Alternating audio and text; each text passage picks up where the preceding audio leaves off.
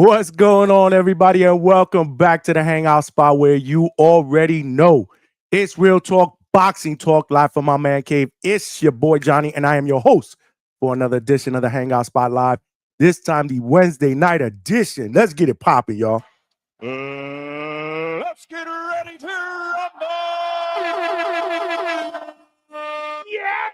And I just want to thank everybody for rocking out on this Wednesday night. And for all of y'all that rocked out on Monday night, shout out to y'all, man. We did about 5 hours.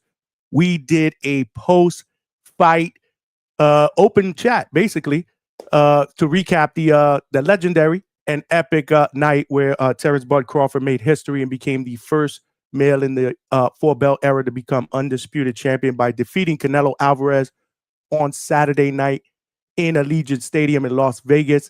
And I want to give all of y'all a shout out that joined me for the live fight chat that went well into Sunday morning, man. We rocked out, man. We got hella views on YouTube. We got hella views on X. And this is only the beginning, man. This is only the beginning. We get bigger and better from here, man. Tonight, we got an epic show, baby, because tonight is Wednesday night. And you know what that means, man. It is ladies' night. Let's get it.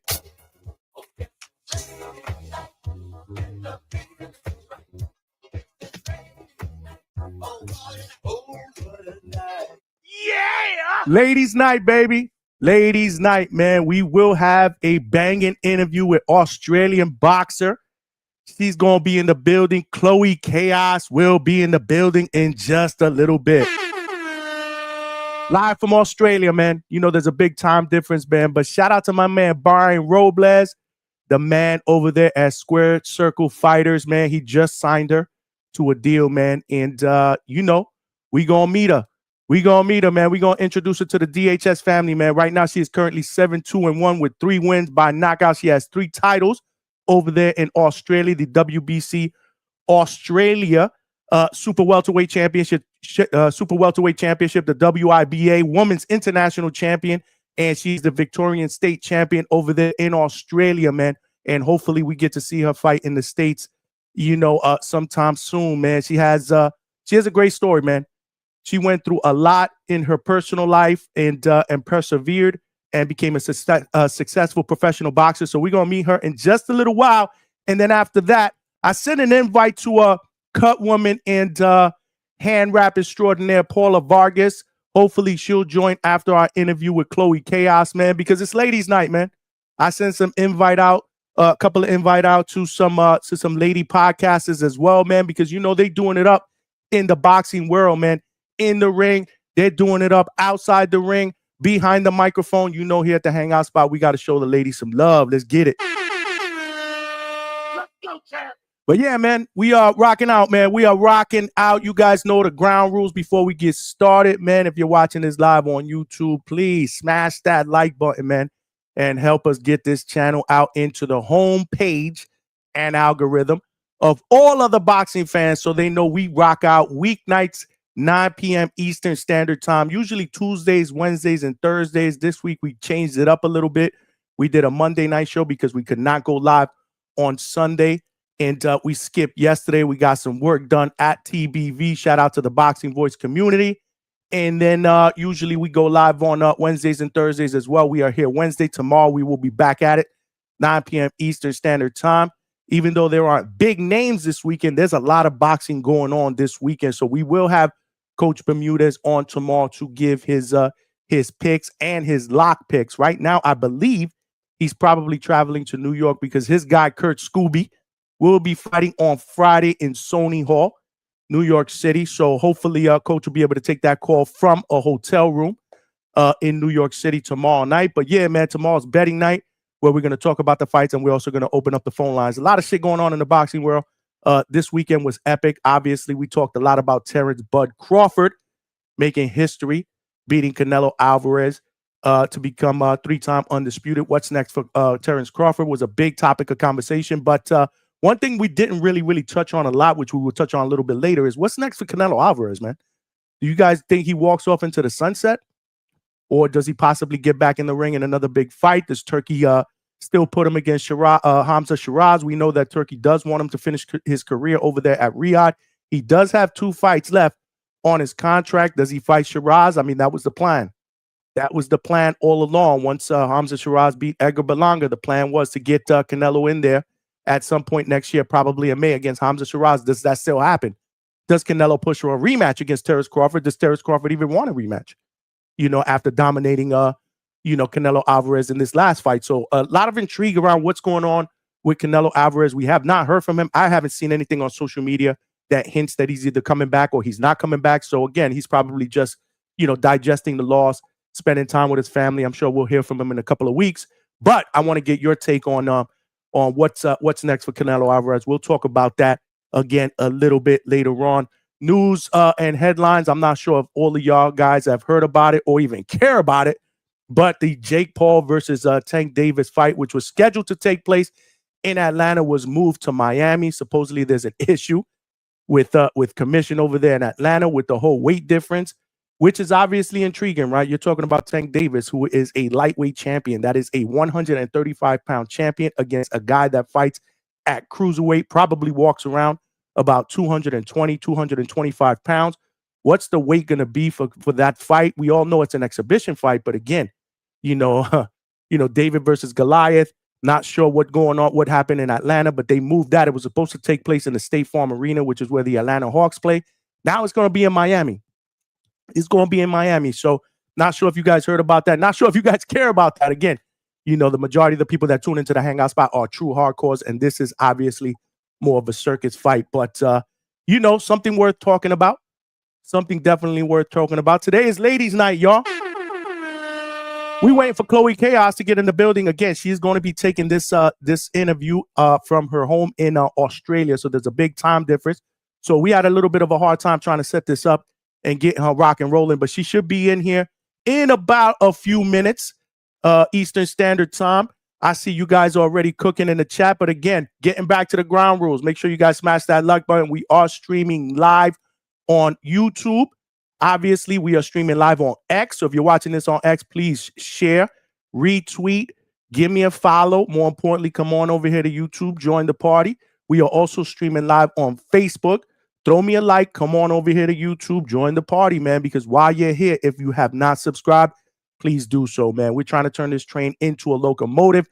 In order for us to do that, we're going to need some more passengers / more family members / more callers and more people in the chat for our evening shows. You know how we do, man. We are the late night spot. The Hangout spot live is where it is at. And if you've already subscribed, please tell a friend to subscribe to the channel, man. There are power in numbers.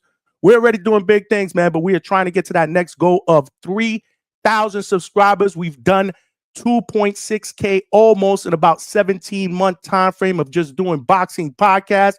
We are growing astronomically. We are growing fast. But again, man, we got to keep our foot on the gas pedal.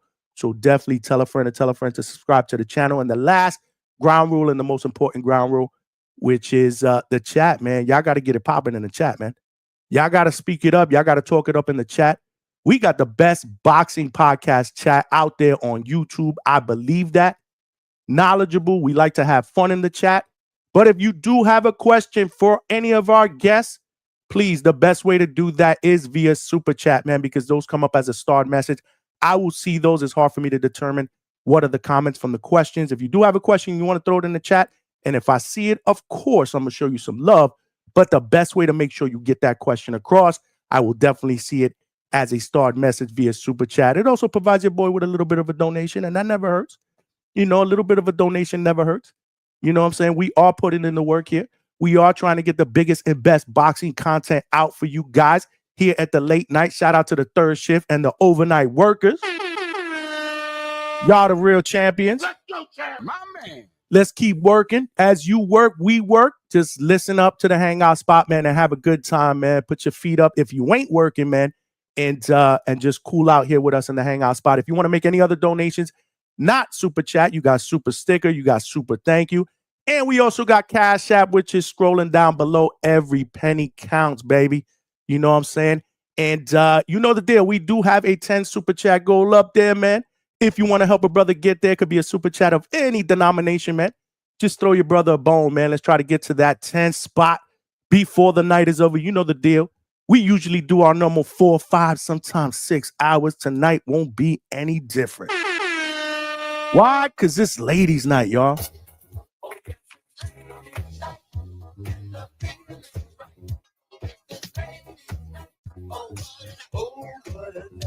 Yes, sir. Yes, sir. I see the chat is already cooking.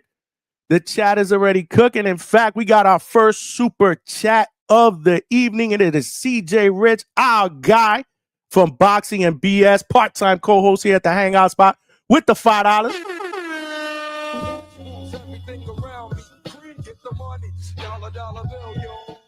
And CJ said another quick, let's go chant for me. Let's go, champ. You got it, man. You're sick, homie. What a weekend. I went a little too hard for my age, laughing out loud. My man. Of course you did, because you won over a stack, bro, on Buzz. Shout out to CJ, man. CJ won over a stack, man. He was looking for, he was looking for mercenaries, man, because, he was betting hardcore on Bud Crawford. Don't know if you made it to the 2K, CJ. If you did, let me know. I know the last time we spoke, the last time you were on the panel, you had about 1,300 out there in bets. And obviously CJ won, man, because Terrence Bud Crawford cooked on Saturday, man. He is the best fighter, bar none, in our generation. And we are cooking in the chat. Alberto is here, front and center. What's going on, Alberto? He is clocking in. Let's go, champ. My man, always the first one in the building. Last one out the door. My man Wax up in the building. Wax is here. I'm sure I'll probably see Wax on Friday. We do have a Box Lab most valuable, or actually a Box Lab promotion card. It's a Night of Champions, another prospect card, great prospect card. I usually work all of those cards, and I will be front and center. The Hangout spot will be putting in that work. Boots to ground on Friday. Zorro de la Vega, Alex Vega, the Norman spot is back. You already know. Square Circle, nice gym. I go to the gym I go to is called Square Circle, but we are called Square Circle Fighters. And the man in charge of Square Circle Fighters is here, Mr. B, my man Brian. What's good, champ? What's going on? What's up, everybody? I was just typing to you. So little miscommunication on my behalf. I thought she was 14 hours away, different. Ooh. So she's gonna be on today still. She's just finishing up some stuff in the gym. So she's looking more like maybe 11 o'clock. So she's definitely still gonna be on. Sorry, 11 o'clock Eastern. Yeah. So in 2 hours, okay. Maybe a little less if she finished, but she'll hop on. So I apologize for any miscommunication on time. Trying to coordinate this with Australia and New York and showing the Hangout spot some love, So no doubt. So what's going on, man? This is my man Brian Robles, y'all, the man in charge of Square Circle Fighters. He is in the building. You just signed Chloe Chaos, so congratulations. And obviously we have interviewed some of his other signees. Most recently, I believe the last one was La Matona, Florencia Pajares. She was in the building. So what's going on, man? Talk to me, man. Give me an update on what's going on with Square Circle Fighters, man. Nothing much, man. We're trying to stay busy, trying to get the fights, the best fights we can for our fighters. Like you said, we have La Matona, Florencia Pajares out of Vegas. We also have Rosalinda Venom Rodriguez out of Florida. And then now we have Chloe Chaos, and we got probably one more coming up soon. And we'll make that announcement as the time comes, which you'll be the first to know, Johnny. That's what's up, man. That's right. We have Venom in the building as well. I forgot we have Venom in the building. Rosalinda Rodriguez, she was in the building. Great interview there as well, man. You know we are. You know what we do, man. We family, man. We family, man. And you are doing it up, obviously, with the women fighters. And right now I just sent a text message. I'm trying to see if I can roll reverse here because I do want to get a cut woman and a expert hand wrapper, female expert hand wrapper who actually wraps the hands of lightweight, undefeated lightweight contender Corey Too Smooth Marksman. We had him in the building just a couple of weeks ago, and I was actually boots to ground in Caribbean Royale, and she was wrapping his hands. And you rarely see a female, hand wrapper. In the professional ranks. It was the first time I actually saw that, and I was intrigued that she did one hell of a job. And I did a little bit of research on her. She's also an RN. She's also a cut woman as well. So I thought it was a good idea to get her on the channel, man, and introduce her to the Hangout Spot audience, because we like to show the female love, and it's not just the fighters, man. The trainers, the coaches, the assistant trainers, obviously now the hand wrappers and the cut woman. I mean, they doing it up in the boxing community. Yeah. The podcasters behind the scenes that are doing what they need to do. Shout out to my homegirl, my sister in the ring with Christine. She's doing it up behind the mic and in the gym. Shout out to Chevy Red. Chevy Red, definitely Chevy Red, my sister thing. doing it up out there in the field. She be boots to ground, and she is an inspiring ring announcer. That's what she's shooting for. And we got my homegirl Kayla Rivera, who's out in the field as well. She's a journalist. She does everything related to combat sports and entertainment. She also does MMA as well. You might see her if you're following her on IG. She's all over the place, man. She's interviewing all kind of big names. I tried to get her on there, but she was a little bit busy. But I say that to say, man, that the females are really cutting it up in the boxing world, man, and it's good to see, man. Definitely are. So real quick, man. So what made you, for my audience, what made you get into boxing management, and then what kind of gravitated you towards managing female fighters? Because right now you just have female fighters, correct? Correct. I am working with 4 females right now, and I do have 1 male that I'm working with, but we're trying to see if we can get him on and then see what we could do with him. But basically, I've always been into boxing as a young kid, but just as a fan, just watching it, whether it be myself or with my pops and stuff like that. And then, lo and behold, my brother got involved in it, opened up a gym in Miami. And then just the pieces started coming together, trying to help them out with either sponsorships or just get the fighters exposed out there. And by being part of the team and going to different fights, you get to meet different people. And, from there, it's just part of networking, and it opens your eyes to certain things that you see that you could probably do better or help the fighters out. And, not everyone looks out to the best interest of fighters. So, but being that I'm behind the scenes and get to see all that, I figured why not give a good chance to fighters to actually get that exposure and get what they deserve. And the whole movement with me following up with the female fighters is basically just seeing the potential. I'm really into basketball, and I've seen how women's basketball has grown and evolved. And with boxing is doing the same thing. With the past few years, it's just nothing going but up. But they do need help, and obviously you have MVP who's come in and played a big part and helped their careers tremendously, and they're given a lot of opportunities. So why not try to expand and reach out to certain female fighters who need assistance and just need that voice to stand up for them and be on their side? Because you have some talented women that are out there that have yet not been seen out there. So by me going to different events, meeting different people, I get the opportunity to make my connections that I've made so far and just be able to at least put them onto that platform or that stage. That's dope, man. That's dope. I commend you for that. Obviously, we've had conversations. I've seen you in Orlando, obviously, trying to get, trying to make some moves, man. Have those conversations and trying to get, some of your fighters, onto that bigger stage, bigger platform, so that they can, they can be seen, on this big platform. Shout out to Jake Paul too. Obviously, what he's done for, for females in the sport of boxing, man. Yeah, it's Jake, very, very commendable. Amanda, Mike, all of them, they all play a big part of it. And it's one thing where fighter growing up, they believe in themselves. They have, let's say, their husband, their boyfriend, whoever's on their team, their coach. But you also need someone to consistently, be a voice for them. They're there in the gym training every day. The coach is training them. You don't have that other person who can keep them relevant or keep them out there. Say, have a meeting with so-and-so. Oh, yeah, that's right. I have this fighter here. Can we put her on a show? It's just someone to consistently keep them in the mix of things. Because if you stay in the gym just working out, no one knows you, no one sees you, you don't get that on your behalf. So that's a part of my job that I like to do. Yeah, no doubt. And obviously it's vital. And I say this to all fighters, especially young fighters. Doesn't matter if they're female or male. You need somebody smart that's going to be able to help you navigate through the business of boxing, because the business of boxing is very, very ugly. Correct. And that's why I ask you and other people, like, why choose this field to get into? Because it's so damn challenging and it can be so damn ugly at times. It can be.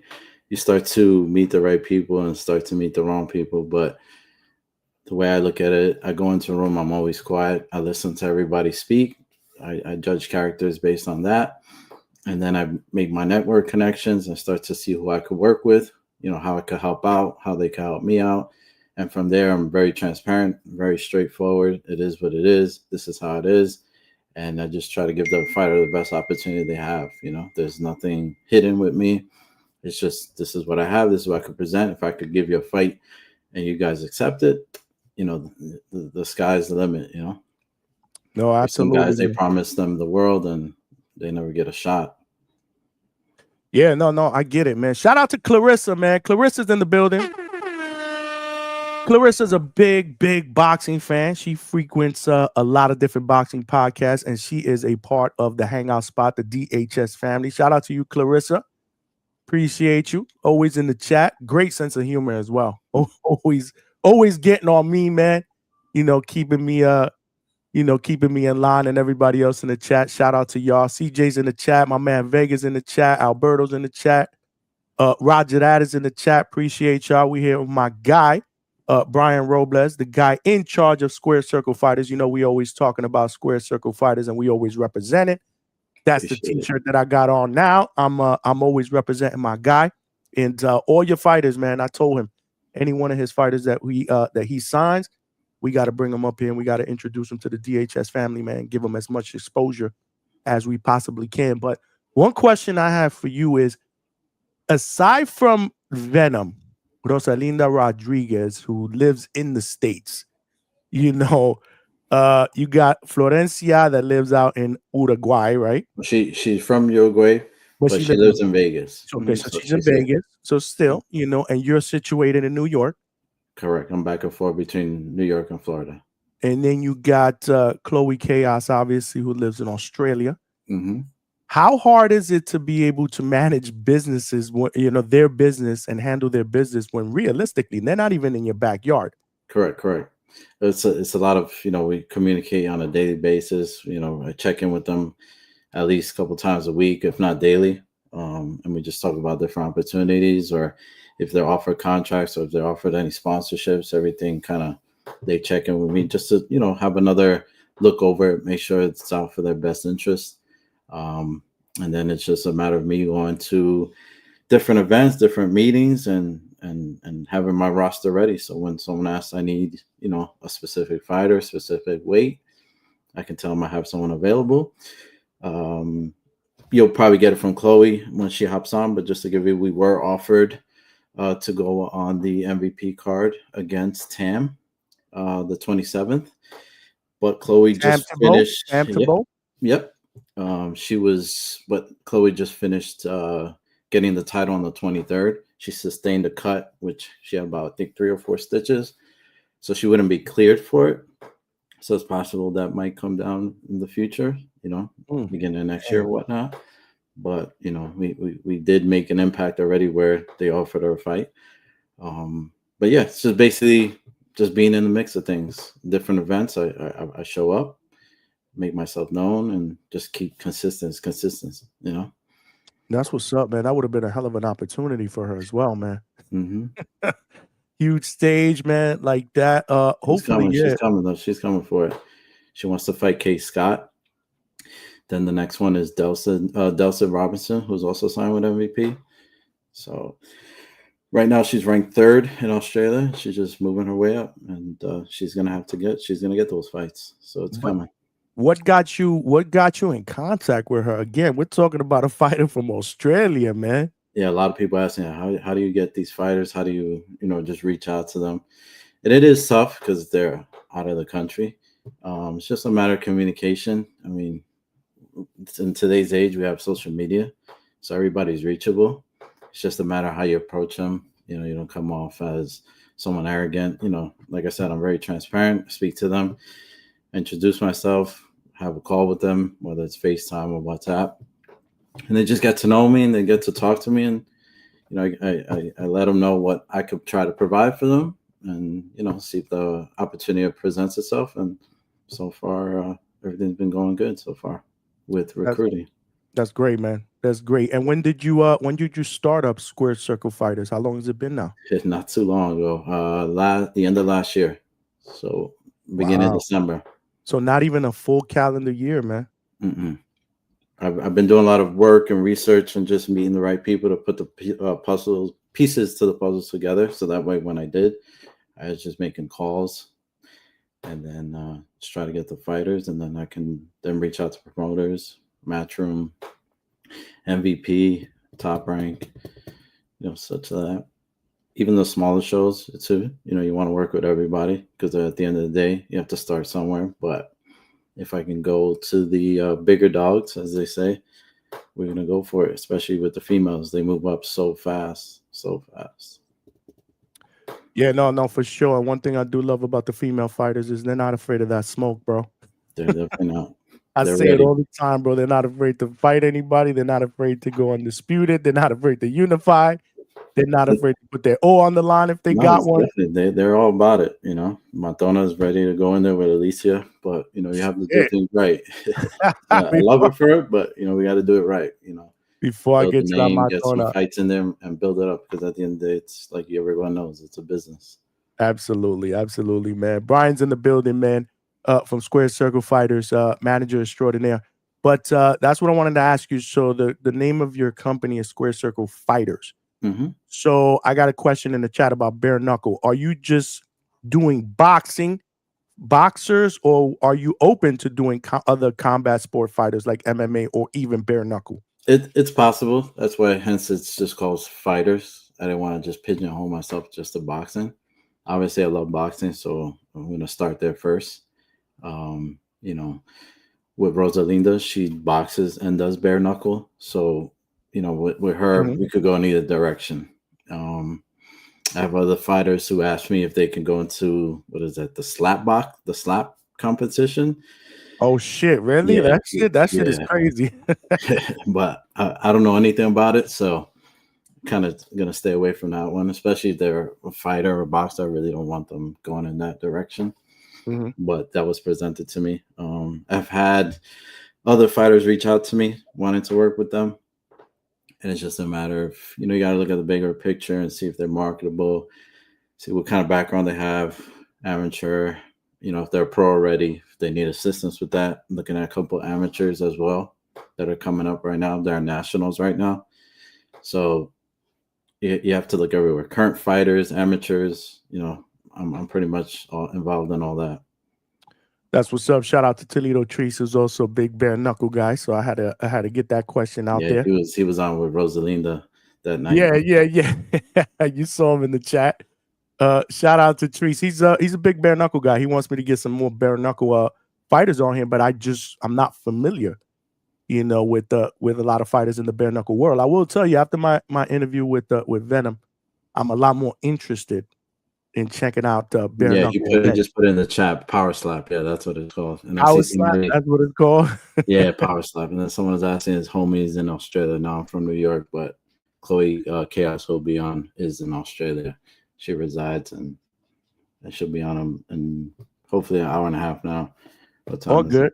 Hey, listen, we make adjustments, baby. We do it. It's all time difference. So if anybody missed it, she's gonna be on.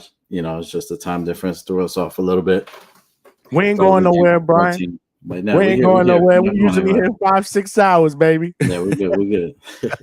CJ Rich is back, boxing and BS. Shout out to my guy CJ Rich with the $10.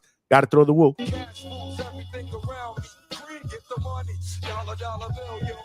I see Toledo also said, are you hiring scouts?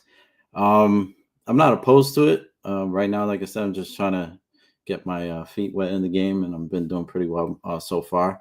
I also have coaches that contact me, and they'll call me up to go to the gym.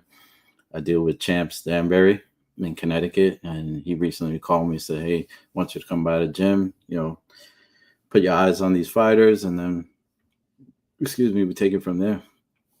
So Treese is that scout type of dude, that slash promoter type of dude, always trying to match make. Shout out to Treese. That's a true passion of his. Let me just read this real quick. Shout out to your guest. This is CJ Rich. He says, shout out to your guest for being transparent with the interview. And one more time for the hairline spot. They be hating on my hairline, bro. They right. be hating I don't on my have one. hairline because my shit is legit. I say it all the time. This is the best hairline and boxing podcast, bar none. Let's go, champ.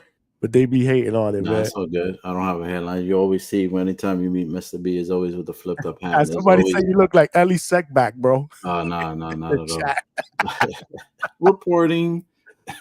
Damn, Alex. This is nasty. Alex say he look like he look like Ellie Seckback. You do a little bit. You like quick. If you go real quick. Yeah, real quick. If you go real quick. Shout out to my man B. But what I was gonna ask you was, so is there any one thing that you like if you're looking to scout a fighter? Is there one thing that kind of turns you off? One thing that would kind of make you turn the other way? I mean, you could tell right away if someone's going to be disciplined, if they're wasting your time. I've had meetings at diners where they say, you know, I'm very dedicated, I'm disciplined. They show up to the meeting late, like super late. That's like a strike one with me. And then you just, like I said, most of the time I just listen. I let them speak because most of the time you'll get a lot from someone talking. You got a lot of information. So it's just a matter of, they seem dedicated. You know, I also do some homework. I find out about, try to find out about their upbringing, whether they had anything happen to them or, what kind of amateur careers they have. But it plays a lot. Look at this situation, if they're married, single, if they have kids, if they're working. Most of the fighters I work with, they're fully dedicated to the sport of boxing.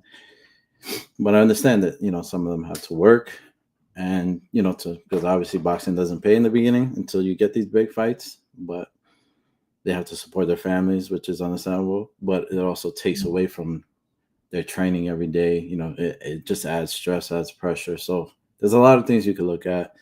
But most of the things just seeing if that person is serious and just talking to them. And if they have a good support system, because sometimes you find these kids, they have a broken home, but they have that dog in them, and that's a kid also you want to work with, as long as everything else is aligned and you can help them. So since you got mostly female fighters, what's the whole deal like with the husbands and stuff like that? Like, are they involved in their business, or how involved are they in their wives' businesses? For the most part, the ones I've been working with, they have been involved, which is good. You want that person to be on their side.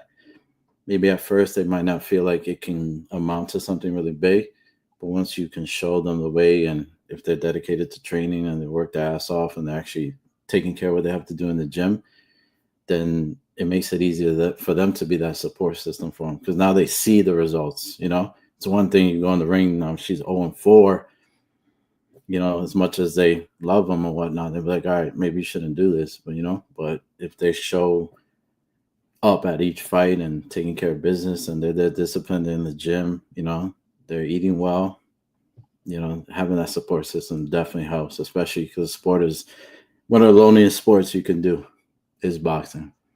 Right. And yeah, no, it's gotta be I mean, you're still getting acclimated to that to what you're doing as well, right? Right, because correct. you've just been doing it for less than a year. So no, shout out to you, man. Shout out to you. I do want to get some more questions in for you. Sure. I do have Paula though backstage. Yeah, you just let me know. I want to get Paula in here. Been trying to get Paula Vargas in here for a minute, but you gonna be in the chat? I will be. Okay, because I want to get as soon as we're done or whatever, I want to kind of get you back in here. There's some other questions that I got for you for your fighters. No problem. You got it. All right, man. Appreciate you, brother. No problem. Anytime. Thanks for having me. And guys, stay on the live. So we'll be on it shortly. Yes, sir. We here. We got my man Brian Robles from Square Circle Fighters in the building. Shout out to y'all. Shout out to y'all. You hear me? Y'all. Make sure y'all continue to cook in the chat, man. We are rocking and rolling here at the Hangout spot. It is ladies' night, baby.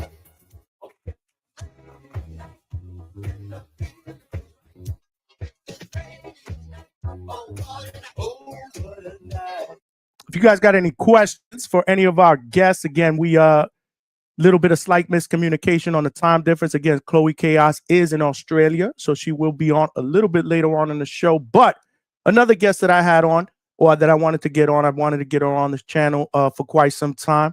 She is a cut woman extraordinaire, and she's also an expert hand wrapper.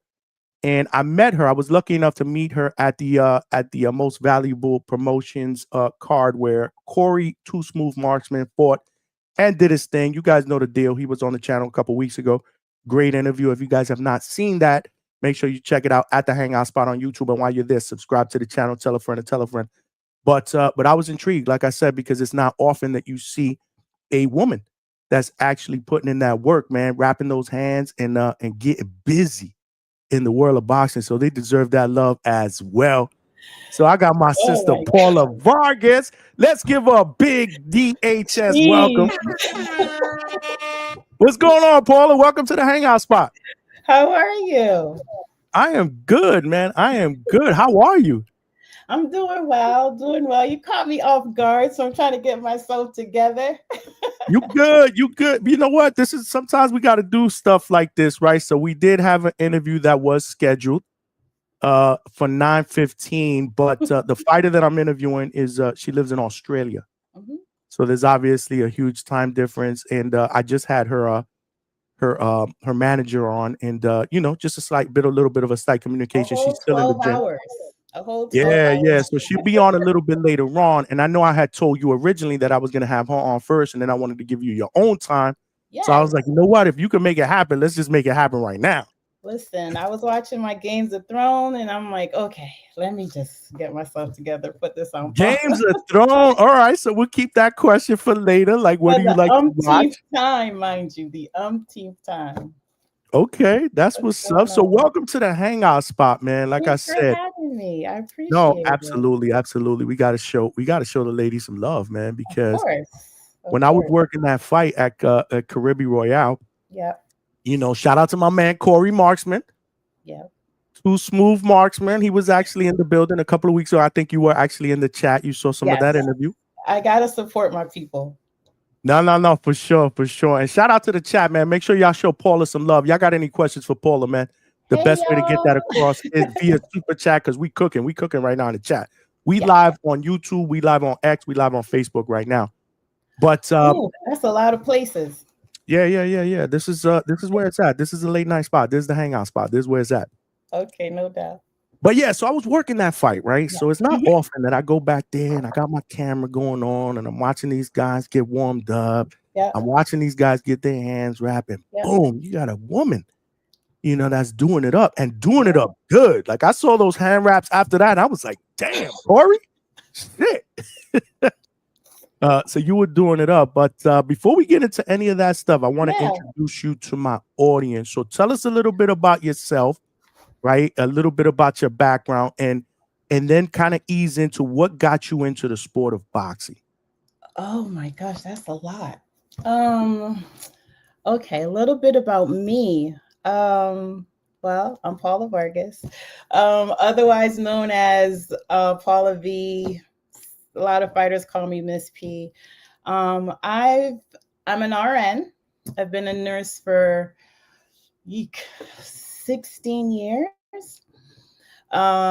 So when I box for fitness. So I when I was in nursing school, I used to run track, and the doctor told me, oh, you have some disc that's degenerating, you can't run anymore. So I had to find something low impact. So I started, I went to a boxing gym, and I have to go to the realness. I don't do the regular commercial fitness places. So went to a boxing gym and started doing some fitness training to relieve some stress from nursing school.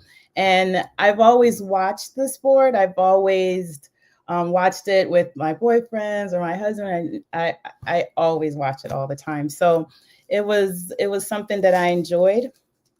And then I sort of moved to, after, long story short, moved to Atlanta, wanted to still train for fitness, went to a boxing gym there, met Coach Mustafa. He eventually opened up his own gym, and I was training with him for a little while, but then I started being in the environment when they were sparring and seeing stuff. And one of the fighters had gotten cut over his eye, and they just asked me to take a look at it.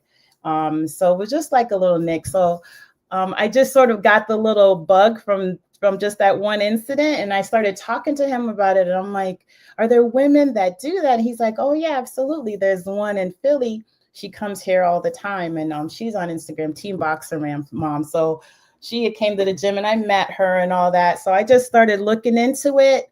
Long story short, I've only been doing it since 2023. So 17 fights later, here I am. Wow, Here I 17 am. fights. So, It's 2023, which is some really, really good work. Where are you from originally? Are you Yeah. from Florida? Yeah, I'm actually from New England. Shout out to all the New Englanders. But I moved to Florida along 2003. So yeah, I guess I'm Floridian now. You're a full-fledged Floridian. I moved to Atlanta just to help my daughter out. She had gotten relocated there from her job, and she didn't know anyone, and I work remotely. So that's how we ended up in Atlanta. But I sort of got stuck there in COVID and didn't really like it. So I moved back to Orlando. So I float between Orlando and Atlanta constantly. So Okay. yeah. So wow, that's pretty fascinating. So you were a fan of boxing. So you just watched boxing.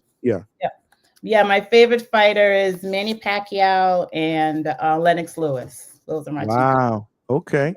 Yeah. Okay. So all right. So 17 fights in, and shout out to Coach Mustafa, man. Oh yeah, that's my homie. That's dope, man. Yeah, I'm trying to get I'm gonna get Coach up in here too, man. Because he's doing it up out there. He's definitely doing it up. We're here with Paula Vargas. Make sure y'all show her some love in the chat, man. Any questions, super chat, because the chat is cooking right now, man. The best way for me to see it is via start messages. Oh, you can see the chat, but I can't see the chat. I can see the chat. I can see the chat. They showing you love. They showing you love. Oh, are they? Oh, thanks, y'all. Thank you. Yeah, no doubt. My chat is no joke, man. You know, we show ladies some love, man. We got to, man. Because y'all doing it up, man. Whether it's fighting, whether it's training, whether it's a cut woman, hand rapper. I mean, this is where it's at. You guys are doing it up. Podcasters. I mean, we got podcasters, females that are out there, journalists in the field. They're doing their thing. Yeah, I actually have a podcast. So do you? Yeah, it's called Women's Impact in Boxing. It's actually on YouTube, and I've interviewed, oh my goodness, a fight doctor, a couple trainers, coaches, fighters. Yeah, I have a Make sure y'all follow Paula on YouTube, man. And subscribe to her channel. That's what's going on, man. I know I follow you on IG. I didn't know about the YouTube page though. Yeah, I did 6 episodes, and I took a break because I wanted to see how it would do and see the sort of feedback I would be getting. So I actually have a few more people lined up. I have a ref, I have an announcer, another trainer, and it's all women's impact in combat sports. Yeah, amazing. No, I'm gonna start checking that out and supporting for sure. Absolutely, I appreciate that. For sure. But let's go back a little bit. So you said you did 17 fights, right? Yeah. So that's how you got into the sport of boxing. But how did you get that first experience, like that first opportunity? And who was that for? Was that for Corey? Was that for another fighter? No. Okay. So, when I went to Atlanta, took a course with Medicine Man, Joe Clifford. So I took a course with him, and it was important. Even though you don't have to take a course to be a cut woman or a cut man, you don't. You literally can be anybody. So you know Stitch Duran, right? Oh, yep, I know Stitch. Legendary I met him. So he's family here at the Hangout spot. We've had him here a couple of times, and he told us that story the Stitch first time. knows me. Okay, good. Next time I have him on, I'm gonna bring you up. But he told me that you don't have to have boxing is only cool. You don't have to have a true medical background or qualification to be a cut woman. Anyone can do it. Yeah, anyone can do it. And I get that asked a lot. Do you have to be because I'm an RN? They think no. It literally, you don't have to be anything. For me as a female in the sport, I felt it was important for me to take a course because one, I'm gonna get scrutinized even more. Mhm. One, I'm a female. Two, I'm an African American female. So in order for me to be taken seriously, if I really wanted to do it, Mustafa was like, if you want to really do it, you have to be about your business. You have to, take no stuff. You have to show people that you deserve to be here. So I made sure he suggested one thing you need to do, because if you know Coach Mustafa, he is Instagram famous. Oh So yeah, he's no, like, no, one he's thing you need to do he is switch legit. your Instagram from personal stuff to straight up business. So once I did that, everything just sort of started to happen. People started seeing me more. I started, making reels and things of that nature. And one thing I did when I first got started, Stitch told me when I met Stitch and Mike Baz at a Top Rank event that I was working. And one thing they said to me is, be prepared, one, to do a lot of things for free when you get started, because that's how you're going to get the practice in and you're going to get yourself out there. So be prepared to spend a lot of money and don't get paid. Don't even think about it for the first year or so. So I went to, it used to be Evolution. So I would just go there and practice and practice and practice. They would have sparring. I would wrap hands and wrap hands and wrap hands and wrap hands. And then Coach Angus, Marksman Boxing. Shout out to Marksman Boxing. He had a lot of fighters in his camp. So they just got used to me being around, got comfortable with me. My raps were improving, improving enough to fight with. So they just started hiring me to work for them. And then it was just one fighter, then it ended up being 4 fighters. And then it just started being people outside of that. And the word just got around. And one thing I had to make myself stand out. You have to do something different so people, one, remember you. And I want to make sure that if anything else, my raps are on point, because that's their weapons. That's their tool. If someone ever hurt their hands after me rapping, I would feel so bad. I would feel so bad. So I wanted to make sure that was the one thing that I'm on that. So that's what I'm talking about, because Yeah. originally, again, you went into being a cut woman. Yeah. How the hand wraps? How did that come about? Just me being OCD. I just, because a part of it, yeah, you can literally have someone that'll wrap your hand and someone that could be and work the corner. But I wanted to do the whole thing. I'm gonna see it through. I'm gonna take care of you from beginning to end. And so just you have to, wrapping is the first part of it. When they're getting ready, the first thing that's getting done is their hands are being wrapped. So I just wanted to make sure that I tell people my raps are elite, because I just put a lot of attention to detail and a lot of work in all of it. Even to this day, I will send pictures to Mike Basil, and I'm like, Baz, I got this little gap, or how do I get rid of it? And he'll send me videos and stuff. So I'm constantly learning, constant student. No matter how many times someone says your raps are great, to me, they're never good enough. I'm always learning, ever the student. So I still send Mike stuff all the time. That's amazing. I saw your raps and they were legit. I was like, damn. I was like, Yeah. okay. Yeah. And I try to obviously, cater them for, it's all about the fighter. It's not even about me. It's whatever they're comfortable with. Some like them loose, some like them tight. Corey is all about the swag, so I make sure his raps matches his outfits. so that's crazy. So tell me a little bit about working with Corey. Yeah. Oh my gosh, this kid. Corey Marksman, I don't even know what to say about him. He is one of a kind for sure. I've worked, I think we counted the other day, I think I've worked 6 of his last 6 fights. I believe I've worked. I think he said he might have said 6 or 7. Yeah, Like something like that. He was on here. Yeah. He is a character. He makes my job very, very easy, because he's very quick in the ring. and he is about his business, and I'm not gonna even put it out there, but he just makes my job easy. So Okay. he did say I was a little heavy-handed when I put like my end swell on, because I'm the nurse, so we want to make sure we're doing preventative stuff. So but yeah, he's a character. He's very, very intelligent when it comes to boxing. His IQ is off the charts, and somebody said he doesn't realize how good he is, but he really, really is a good fighter. He really is, and he's willing to grow, and he'll tell you, I have to work on this, I have to work on that. He may be, people think he's cocky, but he's just very confident about his ability and his skills. And he knows that he needs to, open up and learn new things and experience other fighters in different realms. So, but yeah, he's a good kid. He's one of my favorites, actually. We have a lot of fun when I'm rapping him. Lots of fun all the time. And do you do the training as well, like in the camps and stuff like that?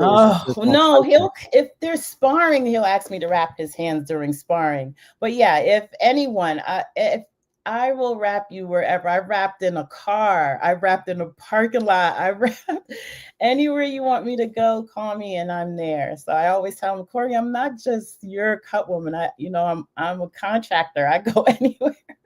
I go anywhere. So yeah. And and obviously they call you for either or.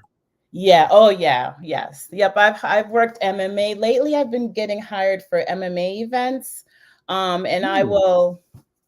Sometimes I get hired for amateur events. They'll set me up with a little table, and whatever coach, fighter, amateur, they come over the table. I wrap them up and they go do their thing. So I will literally, one event I worked, oh my gosh, I think 20 fighters just rapping back to back to back to back for like 3.5 hours. So yeah. I think they also had a woman that was doing hand wraps for an amateur tournament that is put together by the Boxing Voice. Yes. Border Wars. And I believe that there was a woman. Shout out, you guys are in the chat. I believe we got some TBV members in the chat. Mikhail, I'm not sure if Tip is on here, but if I'm not mistaken, they had a female that was doing what you were doing, like wrapping everyone's hands. Yes. Yeah. You've done those type of events. That's what you're talking about. Yes, I've done it. Oh gosh, I've done it at Caribe Royale. I've done it at Orlando Boxing. I've done it in DeLand at DeLand Boxing. Done it in Georgia for Sugarbird twice. I've been doing Lalilo Code MMA in Altamont. So yeah. Did you do the last one at the end of July in Caribbean? I think it was the World of Havoc. Yep, I was there. I kind of figured you would do that. I did not work there was a coach from Boxar in Miami, and he had 3 fighters that were in World of Havoc, and so he asked me, I went over and I wrapped his fighters and stuff. Yeah, they won. They usually do good when I wrap their hands. That's what's going on, man. Shout out to Paula V. She in the building. Yeah, Mikhail said that was Dollar. Somebody's name. Dollar White wrapping hands at Border Wars. Okay. Because I remember hearing about shout out to her. No, I remember hearing about that. I love seeing that. And I remember saying the same thing. I was like, oh, that's dope. A woman that's wrapping hands. That's what's up, man. You want to see some of that? Yeah, we're out there. We're out there. Yeah, no doubt, no doubt. Attorney Bailey said, Sugarbird in Doraville, GA.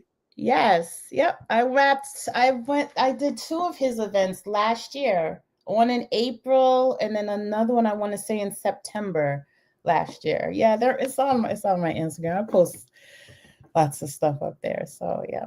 Make sure y'all following up Paula V on IG. I'm gonna have her give her credentials in a second. Obviously in a little while. You can give them now. Give them now and give them later. Where can they find you on IG? Oh my gosh. You can find me on Instagram at PMAT1, PMAT1 on Instagram. And yeah, I think I'm on Facebook. And my YouTube channel is what is it? I don't even remember. It's just Paula V. You can find me there. And my podcast is Women's Impact in Boxing. That's my podcast, all on YouTube. So Well, don't worry. A little bit later on, I will find it. I will put the link in the chat, and we'll get it popping. The chat is cooking. Make sure you guys show Paula V some love. But so you say you do boxing, MMA. Have you done? I got somebody in the chat that's a bare knuckle guy. Do you do bare knuckle? Or oh my gosh, bare knuckle has the most minimal rap. If I don't even think they have any. So no, I don't. I haven't worked any bare knuckle events. And they don't really get their hands wrapped. MMA is like the least amount of gauze and tape possible on their hands. So no, I haven't done. Bare knuckle is brutal. Oh, I've seen it. One of the girls I was actually taking my class with, her husband was bare knuckle. So she was learning to do the cut work because we learned wrapping and cut work. So she was learning to do the corner work so she can be in the corner for her husband. And she showed me some pictures. It's rough in there. So you haven't done any cut work for bare knuckle? Mm-mm. Because that's where you're gonna get work. Because Stitch Duran has done some work for. Oh yeah, for sure. I've done the MMA because I was just sticking into boxing because I wanted to be really good at one thing before I started spreading myself, out. So now that I'm, I got a pretty good situation going on with boxing, I started doing the MMA stuff. Eventually, maybe I'll do a bare knuckle. So call me. I'll make it happen. Call me. I will definitely make it happen. So how does that usually work now with fighters? Because you said obviously when you first started, you know that you would have to do that. So are you, is it more of you contracted out that you're getting paid? Is it more of sponsors? Yeah. So no, now I'm a contractor so anyone can hire me, and depending on, I charge per round for boxing. If I'm just rapping like the amateurs, I charge like their parents are struggling, their coaches are struggling. I think I charge like the most minimal fee. If you want me to rap just for like, I even have training raps versus pro rap. So depending on which type of rap, because one uses more supplies than the other. So everything is a la carte, and yeah, that's how I do it. See that those are things. This is the reason why I like to have people like yourself on the channel, because we watch the fights, but we don't know what goes on. A lot of the people don't know what goes. I work fights, so I know what goes on. Know what's going on behind the scenes, but these are all little nuances that we don't know about that we're getting educated on. Yes. Yeah. I'm still like, sometimes I just call myself the B fight, the B fight cut woman, because I'm not, despite what anyone says, I still think I have a long way to go. There are more well-known people that may charge like way more than what I charge, but I consider the fighters. I don't want to sell myself cheap by no means, but I'm very affordable. So I take a lot of that into account. How many fights I've worked, anyone that has like they're just starting out, they're like 4 rounds. I usually don't charge for that, because you're not making any money in a 4-round fight. I remember Stitch told me something like that too. You are not making any money. So if I charge anything, I'll solely charge just to wrap your hands, just for the supplies, but I'm not going to charge you to work your fight at all. That's not a thing. Not for 4 rounds. Anything above that, yes. Under that, no. Yeah, Stitch said the same thing. Something similar to that. With the younger guys, yeah. But obviously the bigger names, that's obviously a lot. Exactly. So do you have do you have a regular job, or is this your job? Okay. I do. This is my hobby. I don't This is your hobby. Okay. So what do you do? What do you do, if you don't mind me asking? Like I said, I am an RN. Okay. I no longer work the floor, so I'm more administrative now. So I'm actually a nurse manager. I manage a staff of clinical staff and non-clinical staff. So that's what I do.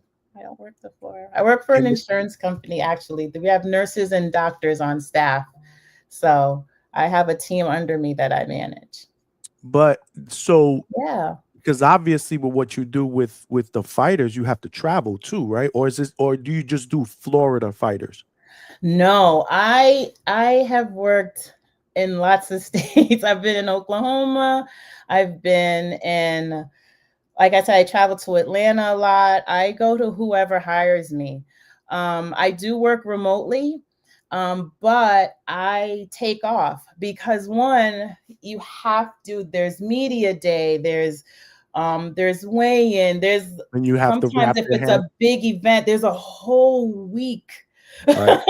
Right. of stuff going on, and you have to be available. You're part of the team. So I literally just take off whatever is going on, or however big the event is. I just take off those days, and then that's what I'm doing for that time period. Wow. Okay, that's what I kind of figured. I'm Yeah. as you speak, I'm jotting down some questions and Of yeah, course. from that. But okay, so that's got to be difficult because again, you're managing a full-time job with Yes. basically a second full-time job, even though you're You not doing think the so? same hours. I don't even think I have I mean, it's so much fun. no, listen. Yeah. So what I'm doing too, I work full-time during the day, and this is basically my second job at nighttime because I'm online, Yeah. 5-6 hours sometimes, and I love it, but Yeah. it's still work, Yeah. and you have to travel. Yeah. So how often do you have like a calendar where you calendarize your schedule for the next 6 months? How do you work that accordingly to your normal life? 'Cause that's got to be difficult. Well, no, it's not really. Okay, so I have my full-time job, right? But boxing events usually occur Thursday, Friday, Saturday. That's 100% of the time. If you have to be there, like when I worked the Jake Paul fight with Corey in Tampa, we had to be there I the was whole. at that fight. I was at that fight. Yeah, that fight was banana. That event was bananas. Let me tell you, I don't care. I know what the population and the masses think about Jake Paul. I get it. That man and his people put on an event. They know how to put on a well put together, Absolutely agree. organized, no detail miss event. They're good to the people that are there. They're good to the fighters. No expense is Paula, spared. they're good to the media. I worked media on my- that, and they gave us food vouchers at Yes. the event, and they did a dinner for us 2 nights Yes. before. A lot of people don't know that. I Yes. work media for a lot of different promotion companies. Yes. Most valuable promotions are the only ones that ever done that for me. Yes. Yes. And I've worked other events, and they're top notch.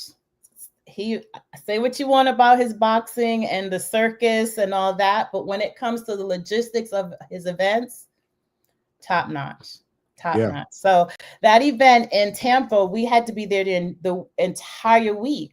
So I got there Tuesday and left like late Saturday. So I literally just have to, take all that time off. And you don't charge for your time for that, because you don't technically have to be there. But media day, the fighters want to be wrapped for media day because they have, that kind of media workout. You have to be present for pictures and all of, everything. So you just make yourself available. But yeah, that event was bananas, sold out arena. It was insane. It was about 20,000 people in there. Yes. It was absolutely nuts. Shout out to Paula Vargas. She's in the building, y'all. Show us some love, man. It's ladies' night, man. Is that the biggest event that you've worked? Yes, that one was the biggest event. Yeah, and Corey and Marksman and Aguilar, that was fight of the night. I believe it ended up being fight of the night. Yeah, it was a good fight. Yeah, it was a really good fight. Awesome. Yeah, for the draw before that, it was a much anticipated rematch.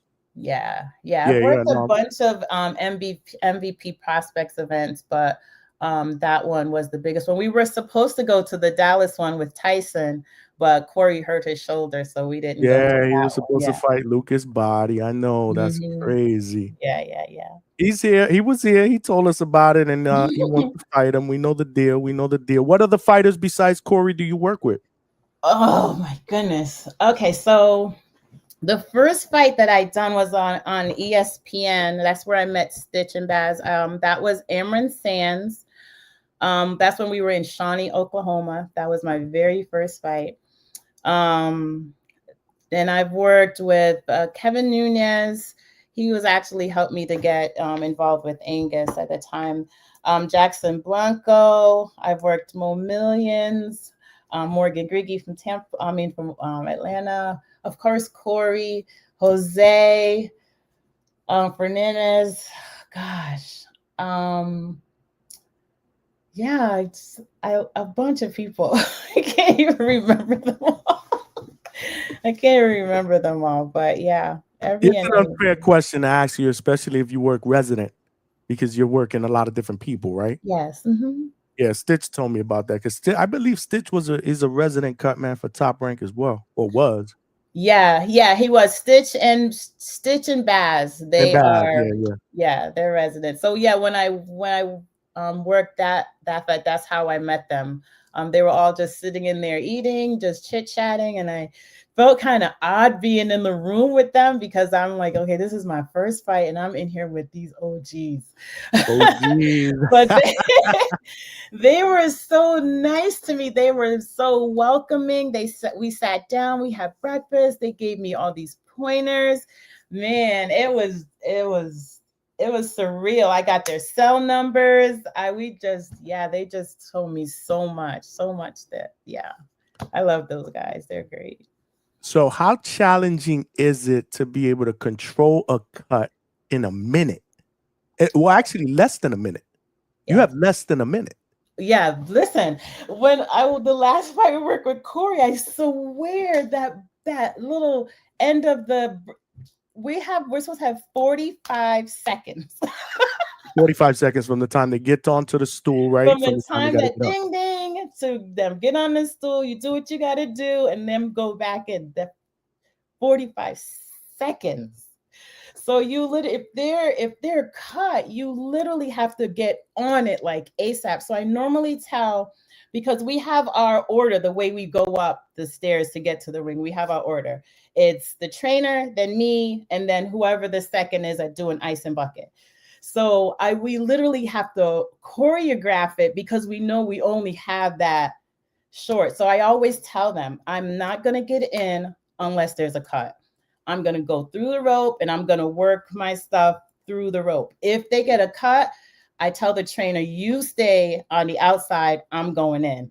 So we pretty much choreograph it before things get started. So we know we don't have time to try and figure it out and bumping into each other and all of like, that's why it's like. This is great stuff right here. This is great stuff right here.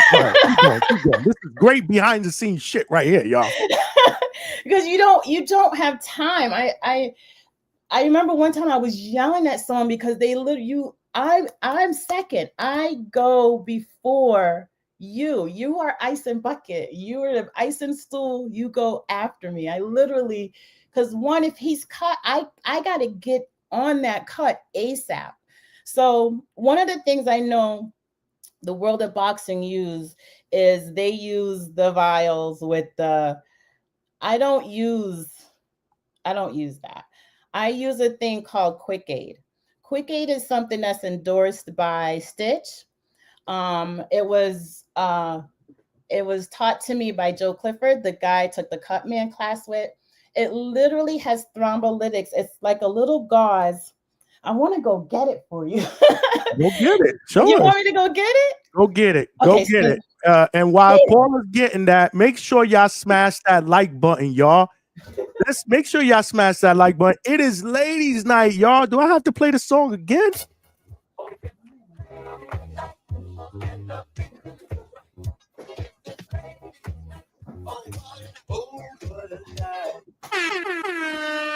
We got Paula Vargas, man, in the building. All right, so this is my bag. She got the kit. She pulled out the kit for y'all, man. Make sure y'all smash that like button, man, and subscribe, man. I haven't got any subscribe. Let's go. Let's get some subscribers, This man. is the oddest podcast you got me working. Okay. That's right. This is how we do it up here at the Hangout spot. All right. So in my bag, it's a thing called Quick Aid, right? It literally is this little packet. Can you see? I can see it. Quick Aid. Okay. And it's just it's sterile, so I don't want to open it. It's literally just the size of this. You cut like a little piece of it. It has a brown side and a white side. So the brown side has medication? The brown side has thrombolytics embedded in the gauze. When I tell you it stops a cut in seconds, no lie. Everyone is like, and if it's approved by the commissioners,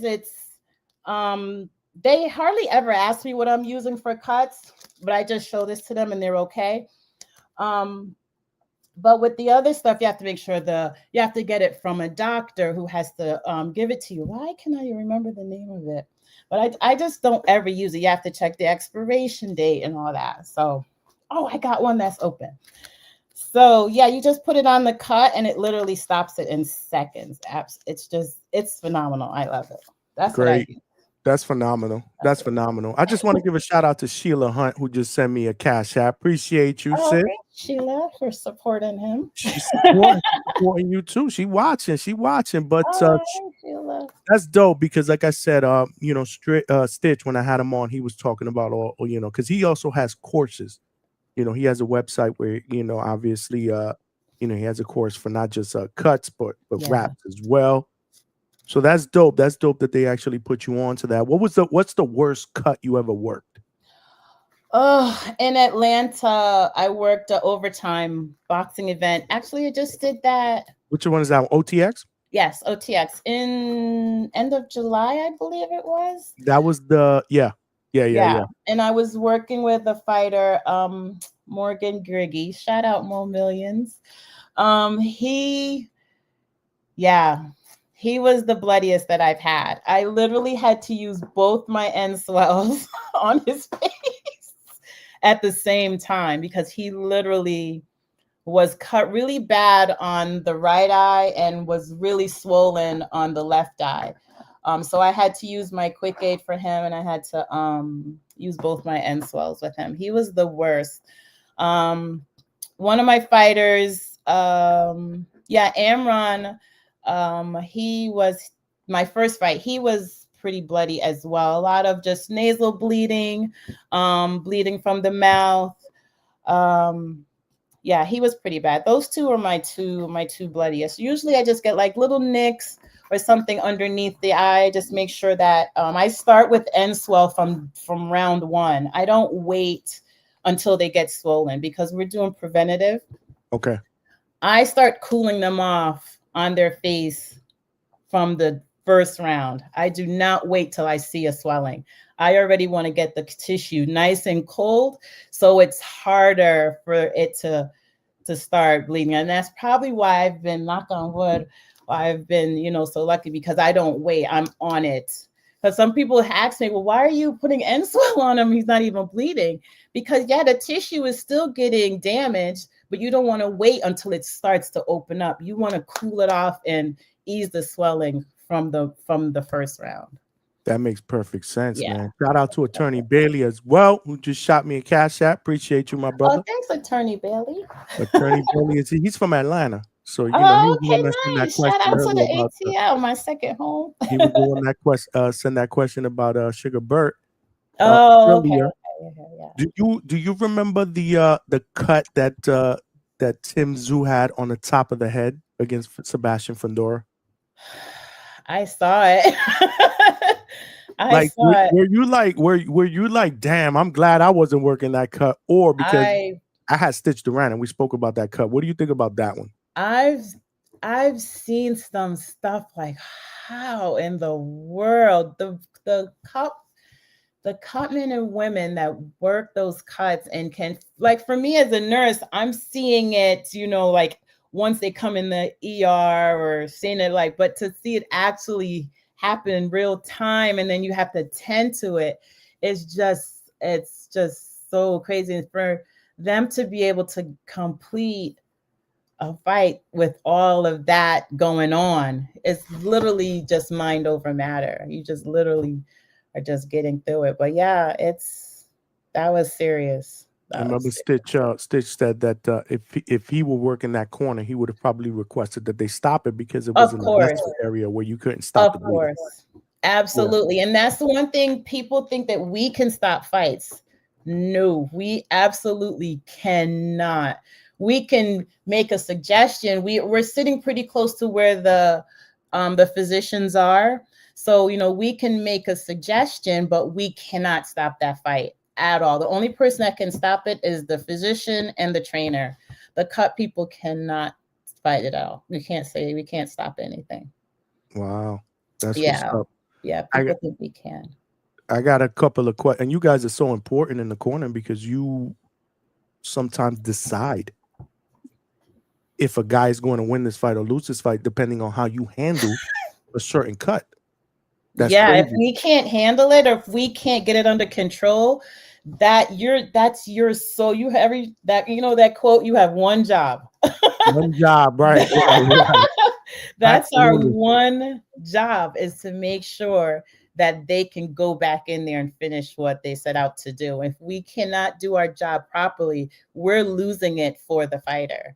So yeah, it's very, very important. Absolutely, man. Yeah. One of the most important jobs in the corner. Shout out to Paula Yes. Vargas in the building. Toledo Tree said, do you teach courses? Oh my goodness. I have been asked that so many times. I do not. I have been telling myself, you really need to do it. I get DMs about that all the time. Can you make us a video of you rapping from beginning to end? Can I FaceTime you so you can walk me through? I've had coaches wanting me to come to their gyms to teach, because a lot of people are surprised. There's a lot of coaches that don't know how to wrap hands. They do not. They either hire people, or when the fighters go to the fight, they already have someone that they've hired onto the team.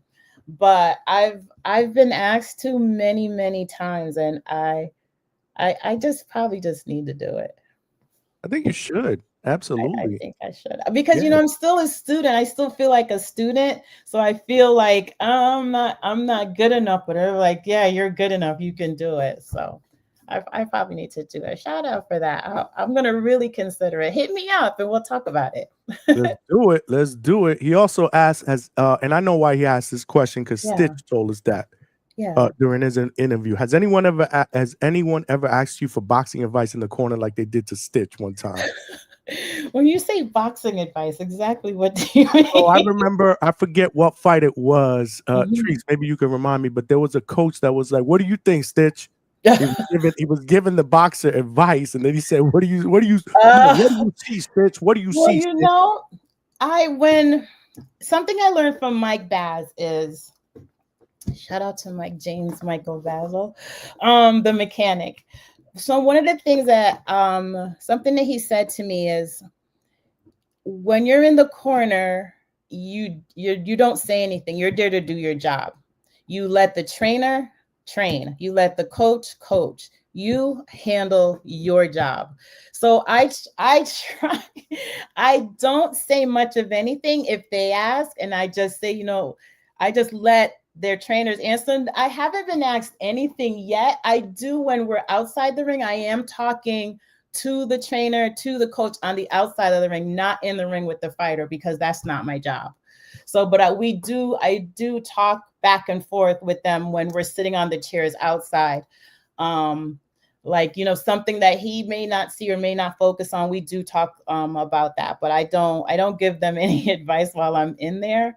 I do, if I see that they're losing some faith. There was one fighter, and he had lost the last 2 rounds, and he was getting a little discouraged. And the only thing I could whisper to him was, your family's watching. You do this for your family. That's the only thing that sometimes I say little words like that. And then he literally ended up winning every round after. And sometimes it's just that's the one little thing they need to hear outside of being berated by their trainer. What the F are you doing? Blah, blah, blah. That's right. Sometimes that one little kind word is, all they need to hear. And so he did great after that. Ended up winning a belt. Shout out to Jackson Blanco. Yeah, that Let's was go, Jackson. awesome. Oh, Jackson, but he fights for I believe he fights for Undisputed Promotions, if I'm not mistaken. Yep, Yes. Okay. Yeah. Yep, Shout out to Anthony Undisputed. He keeps me busy. Anthony Arvello is family here. Shout out to Anthony and Undisputed Promotions. That's Awesome what's up. promoter. Question. Well, Yeah. I got a couple of more questions, but are you going to be at the fights this Friday? Yeah, I might be. What am I doing? Because there's well, if you're saying that you're not working, but are you gonna be at the fight? I'm definitely not working. I would know by now, Okay. but no, I'm not working. But I'm thinking about it. I'm thinking about going. Okay. Shout out to Caribbean Royale. This is another good question by Black Ray Donovan. Appreciate you, my brother. He said, cuts in the mouth. Is there anything that could be done during the fight? Those got to be tough. In the mouth, the same thing. My quick aid. I literally it stops the cut wherever it is because it's gauze. So you're literally just putting it right over on top and you hold it there. And as long as it's on there for the 30-second duration, because we have 45, as long as I have one hand doing that and my other hand is doing whatever, it'll get the full amount, the thrombolytics will get into the system and it'll stop it. So it doesn't matter where it is. You can use that. Okay. Great question, though. Yeah, good questions. I like that. No, my chat be popping. I know, they're on point. My chat be cooking, man. Attorney Bailey said, do you rap different ways like punchers versus boxers? I think you might have alluded to this earlier. Yeah, I did. I do. I literally rap my heavies, my lightweights. I rap differently depending on the fighter. Like I said, some fighters like a looser rap. Some fighters like it tight. My heavyweight, I have like little cardboard. This is what I wrap my knuckle pads with this. So like I had a heavyweight and his hands were ginormous. So his knuckle pad was this wide. So it just depends on. So that's kind of like your measuring tool. Yeah, I literally take it and I just Dope. I didn't know. Oh, yeah. I literally take it, and I'm just making my knuckle pad. I use this to make my knuckle pad. And I also, depending on whether they're heavyweights, I use a different kind of gauzes to make their pads. If they have injuries, I wrap them different. So there's so many different dynamics on hand wrapping. It truly is a science. You just can't wrap everyone the same. It always depends on the fighter. If they've had an injury to that hand, if I sort of wrap their jabbing hand tighter than their other hand. I ask them, which one's your power hand? I wrap that one thicker and tighter.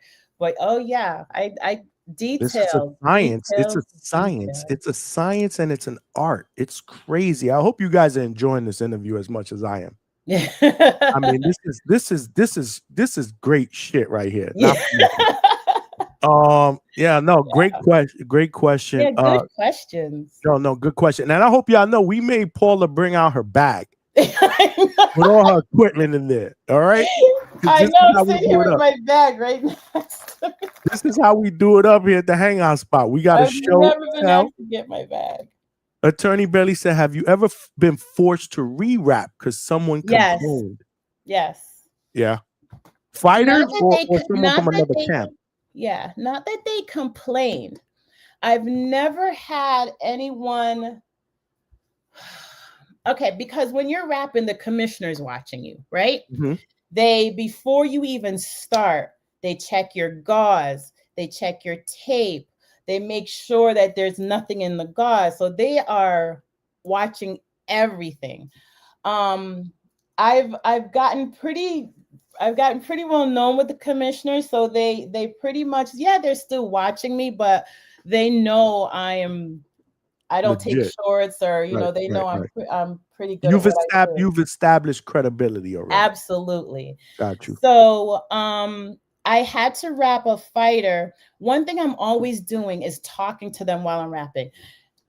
how does your hand feel? Is it too tight? Is it too loose? I make them open fist, close their hands, open fist, because when you make a fist, all your muscles are contracted like this, right? Mm-hmm. So when you open your hand, it sort of relaxes your muscles. So then the gauze relaxes. So you want them most of the time to be like this because you want the wrapping to be form fitted.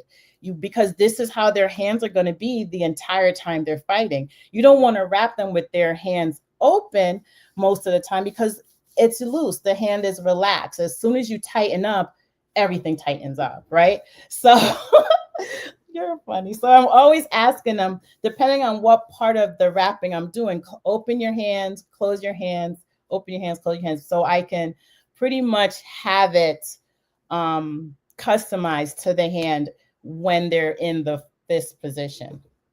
Look, you guys are getting all the little tips.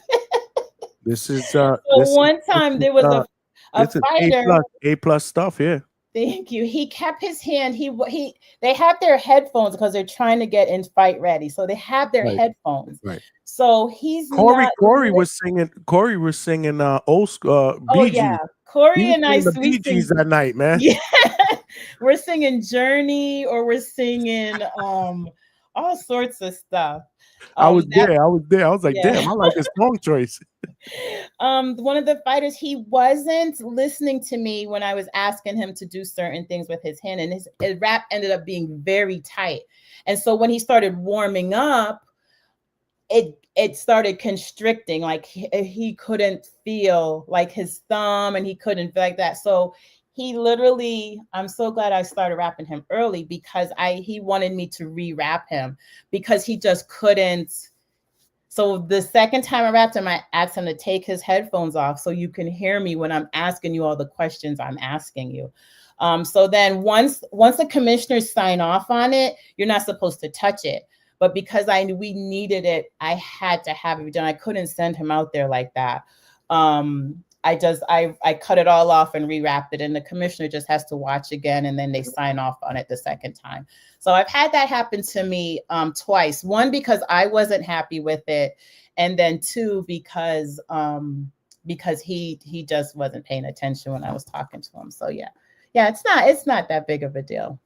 Yeah, and I knew the answer to this one. Why did they sign off? And you just said that because they're not supposed to touch it. It's almost like when you finish a statement. Done. You sign off on it. Boom. Done. Yeah. You're not supposed to touch it again. But it happens. Yep. It happens. Yeah, you have people that unfortunately cheat. So they are literally signing off everywhere. They're signing off on your palm. They're signing off anywhere where they think you might take the tape off and slide something in or make it thicker. Once it's done, it's done. It's a cast. You cannot touch it. It's been signed off by the commissioner as legit. You cannot touch it. If you want to redo it, you cut it off completely and start from scratch, and they sign off on it again. Yep. And for those of you guys, I've worked backstage. If they need to go to the bathroom, they get followed by the commission. I mean, that's the way it goes, you know. Yeah, the commissioner goes with them to the bathroom. Yep. Shout out to Maserati TV. My guy said, "You cooking?" She said, "She's cooking right now. She got an apron on. She cooking." Thank you so much. Cooking. This is Paula Vargas in the building, man. Hand wrapper extraordinaire, cut woman. This was a good question. I was going to ask you that. Do you remember that whole Hamza Shiraz thing when they were saying that his hand wraps were not legit? I asked Stitch Duran this question too because I had him on. I brought him on like 2 days after that fight. Yeah, what did Stitch say? He said he didn't see any foul play or anything on that. I didn't either. I watched it, and I know the other fighter's wife or whatever, there was a big commotion about it. That's one thing I do when I'm watching fights. I'm always watching the corner people, always. And when they're back there rapping and stuff, yeah, I've seen some raps that could have been better. But when I looked at that one, and sometimes I will rewatch it afterwards so I can stop it and take a look at it and stuff like that. It looked pretty normal to me. I didn't see anything I didn't see, but seeing it on TV versus real life is, Right. it's different. But out of what I normally see, it looked perfectly fine to me. Yeah. And No, like I Stitch said, they said have the same thing. commissioners that are standing there watching them. So Right. yeah. It Yeah, looked no, Stitch said the same thing. I guess there was some Mhm. color or something which could have been from the gloves. I don't know. Exactly. Yeah, you're forcing your hand through gloves. So yeah, and then when you are right after they're taking the gloves off, they're hugging other people and other things is going on. So yeah, no, I think it looked fine. Yeah, I guess what it was that one of his wraps was off, the other one wasn't, and he Yeah, told him not to take yes. it off. I mean, But you know what? That has happened to me multiple times because between the time the fight stops and end, they come to the corner, the physician is checking them out, and they still have to go to the ring and get the final decision. So in the meantime, you're rushing, trying to get them ready for all that. And it's seconds again. You're trying to take the glove off and cut the hands wrap. And sometimes you only get one hand done. So right. that happens very easily, that one is off and one, there was not that's happened to me many times where we only got one glove and one hand wrap off. We've gotten to the point where I just let them go out with both wraps. I'll cut it off after because it's just not enough time to get the gloves off and send them back out for decision. So Makes sense. No, makes sense. We yeah. got Coach Marcus Walker in the building, who is the coach and father of a young prospect, Kamari A. King Cam Walker, who's a 140-pound prospect. He said, "Thank you for Okay. all the tips." Oh, absolutely. My He pleasure. family here. We got a lot of different trainers and fighters Shout that are out to family here at Coach the Hangout spot. Marcus Walker. I'm gonna have to look his son up. Oh yeah. No, his son is cooking. His son is he's gonna be legit. Trust me. He's got the star in the making. They family here at the Hangout spot. Shout out to you, Coach Walker. So Wonderful. so you're a fan of boxing, right? I am. So you were watching the fights this weekend. Oh yeah. What do you think of the Crawford and Canelo fight? Man, I was honestly concerned about Crawford putting on the extra weight because most of the time when fighters, and I was only concerned not by his skill and ability at all. I was only concerned because when fighters go up a weight, they slow down, and he's pretty sharp and quick at what he does when at his previous weight. It's just the slowing down part of it that I was concerned about. But he was like butter. I mean, his conditioning during camp had to be supreme. He barely was breathing hard. He didn't even look tired. His conditioning, people shortcut conditioning, and it's underrated. I'm telling you, your conditioning has to be, because he handled that fight so well and handled Canelo like it was nothing. It was nothing. It was awesome to watch. History in the making. He boxed his butt off. He really did. Canelo's used to bullying people, and he was not having it. He was not having it. Yeah, he moved like he was meant to be that weight. Yeah, it was great. It was a phenomenal performance. We did a live fight chat for that, and it was amazing. Great fight. Yeah, Great time Saturday night. So who are some of your favorite fighters that you like? I know you said you love Manny Pacquiao, and then who are some of your favorite fighters to watch now? Now, oh my gosh, I said this to somebody and they were like, "What are you talking about?" I like Pitbull Cruz. You like Pitbull? Okay, he's entertaining. I mean, he's I like he's a Pitbull. Isaac, however they pronounce it. I like him. I do. And David Benavidez. Those two are. Yep. I respect Crawford and Stevenson, but yeah, those two are my fighters. I do not miss a David Benavidez. I do not miss it. I don't care if I have to bring something with me wherever. I don't miss his fights ever. The Mexican monster. Yeah. I've had his father. I have had his father on here a couple of times. Oh, nice. Shout out to the Benavidez family. Of course, we rock out with the Benavidez family. Do you think that so there's a lot of talk that Turkey threw a tweet out there talking about if David can make 168 to That fight man, Crawford? What you think? listen, Turkey's about the money. He does not care. He's gonna do or say whatever he wants to do or say to drum up. Yeah, he's all about the money. I don't think he likes to pull people's strings.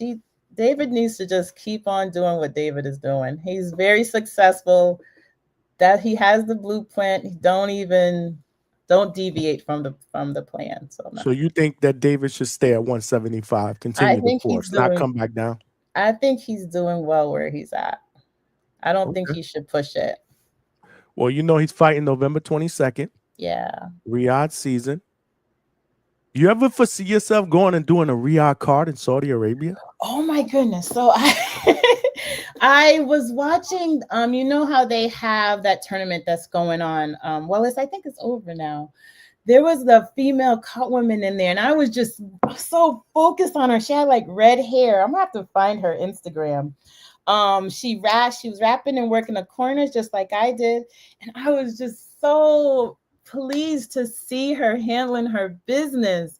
Just like I'm normally doing with multiple people in tournament style. She was awesome. So yeah, it would be nice. It would be nice. So yeah, I thought about it. That's a long trip, boy. That is a long flight. So, No, yeah. it is. But November Someday. 22nd, it is going down. David Benavidez is headlining against Anthony Yarde, Yeah. defending his title at 175. Then we got my guy Brian Norman Jr. against Devin Haney. Yeah. What do you think about that fight? Sheesh. I'm all for Norman. Your team Norman? I am. I just think I don't know. I don't like to call. I'm not calling anyone out. These are simply my opinions. I just think that there's just been too many distractions and things going on the other side. I just think sometimes you just have to focus on what you're doing and not always in the spotlight and saying and doing things. And sometimes you just got to be about your business without the drama and I don't know. I just think people just need to focus on what they're there to do. I think sometimes people get distracted. I hear you. So, we rock with Team Norman over here because, they like family over here. I'm actually going to be in camp, in Norman camp for a couple of days in October. Yeah. So shout out to the Normans, Brian Norman Sr. and my guy, Brian Norman Jr., the WBO welterweight champion. Yes. That's going to be a great fight. It's going to be a great fight. Yeah, that's awesome to see his progression for sure. Yeah. No doubt. Devin Haney's the truth too. So it's going to be a great fight. But if there was three fighters, oh gosh, that you could say, I want to wrap their hands and work their corner one day, what would those three fighters be? Why in the world would you do that to me?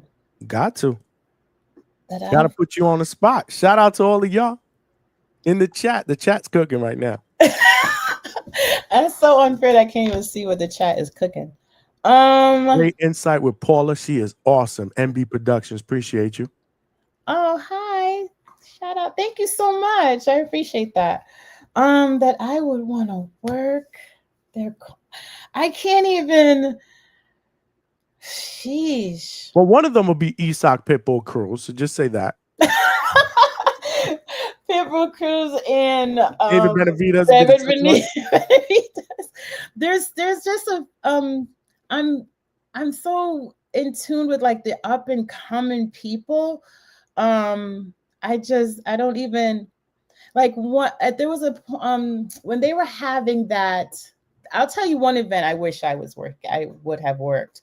Well, when they had the MVP had the all-female card. Oh, the one in Madison Square Garden? Yes. That would have been amazing. Yeah. I actually spoke to their VP of boxing, and I said, I see you all are trying to put women, you're trying to, bring them up. I was like, wouldn't it be great to have an all-female cut team? And the answer was they will always leave it up to the fighters. They're about the boxers, and what the boxers wants to do that's comfortable for them is what they want to do. So I guess it's just a play off of Top Rank, how they have their in-house staff or whatever. So they're saying they probably would never do something like that because it's always up to the boxer who they want to wrap their hands. And I get that. You want to be comfortable with whoever is handling your tools. So I get that, but it still would be nice because there are other countries that have, female cut team or specific cut teams for specific events, but it's not that known over here in the States. So, but yeah, that I would have loved to. There's a few cut women that I'm, good friends with. One is Stacy Ramirez. She's in Canada. Shout out to Stacy. Mm-hmm. Her and I, we're always talking back and forth on how we can get a production company or a promoter to have a all-female, even if it's just for just one event. We've been trying to talk about how we can get that in play. So I'm working on I guess that makes sense. I get what you're saying. That would have been amazing. Yeah. To be able to do that. That was an epic card, all female. It was successful. For sure. There's so many women doing so many good things. Oh yeah, no, the women are popping, man. Like I said, the fighters, the trainers, the cut women, the hand rappers, the podcasters, the content creators. Shout out to the females, man. Yeah. In boxing, man. We always show them love here at the Hangout spot. But my last question is: so, what do you like to do when you're not working, when you're not watching boxing, when you're not wrapping hands, when you're not doing? What do you like to do as your hobbies? Jesus, is there any time left after all of that? Well, that's true. That is true. People ask me what I like to do in my spare time. I'm like, oh, I ain't got a lot of spare time. Spend time with my wife. Oh, what am I doing? Oh my gosh, when I'm not my downtime, I don't know. I'm really just relaxing. Really, I'm watching Game of Thrones, or I'm reading my books, or it's just like I feel like I'm always doing something. Yeah, not much. I have a couple dogs. I hang out with them, just chilling, really, just regrouping. Not really much of anything. I do have things that I'm trying to accomplish, but I just have to put those on the list and get them done. So, well, I gotta be honest. This was absolutely amazing. This was an amazing interview, a great time. I hope you enjoyed it as much as I did. I'll tell you the same thing I tell everybody. You come to the Hangout spot, you family. Thank you You are so officially much. family here. I appreciate that. You are welcome back anytime.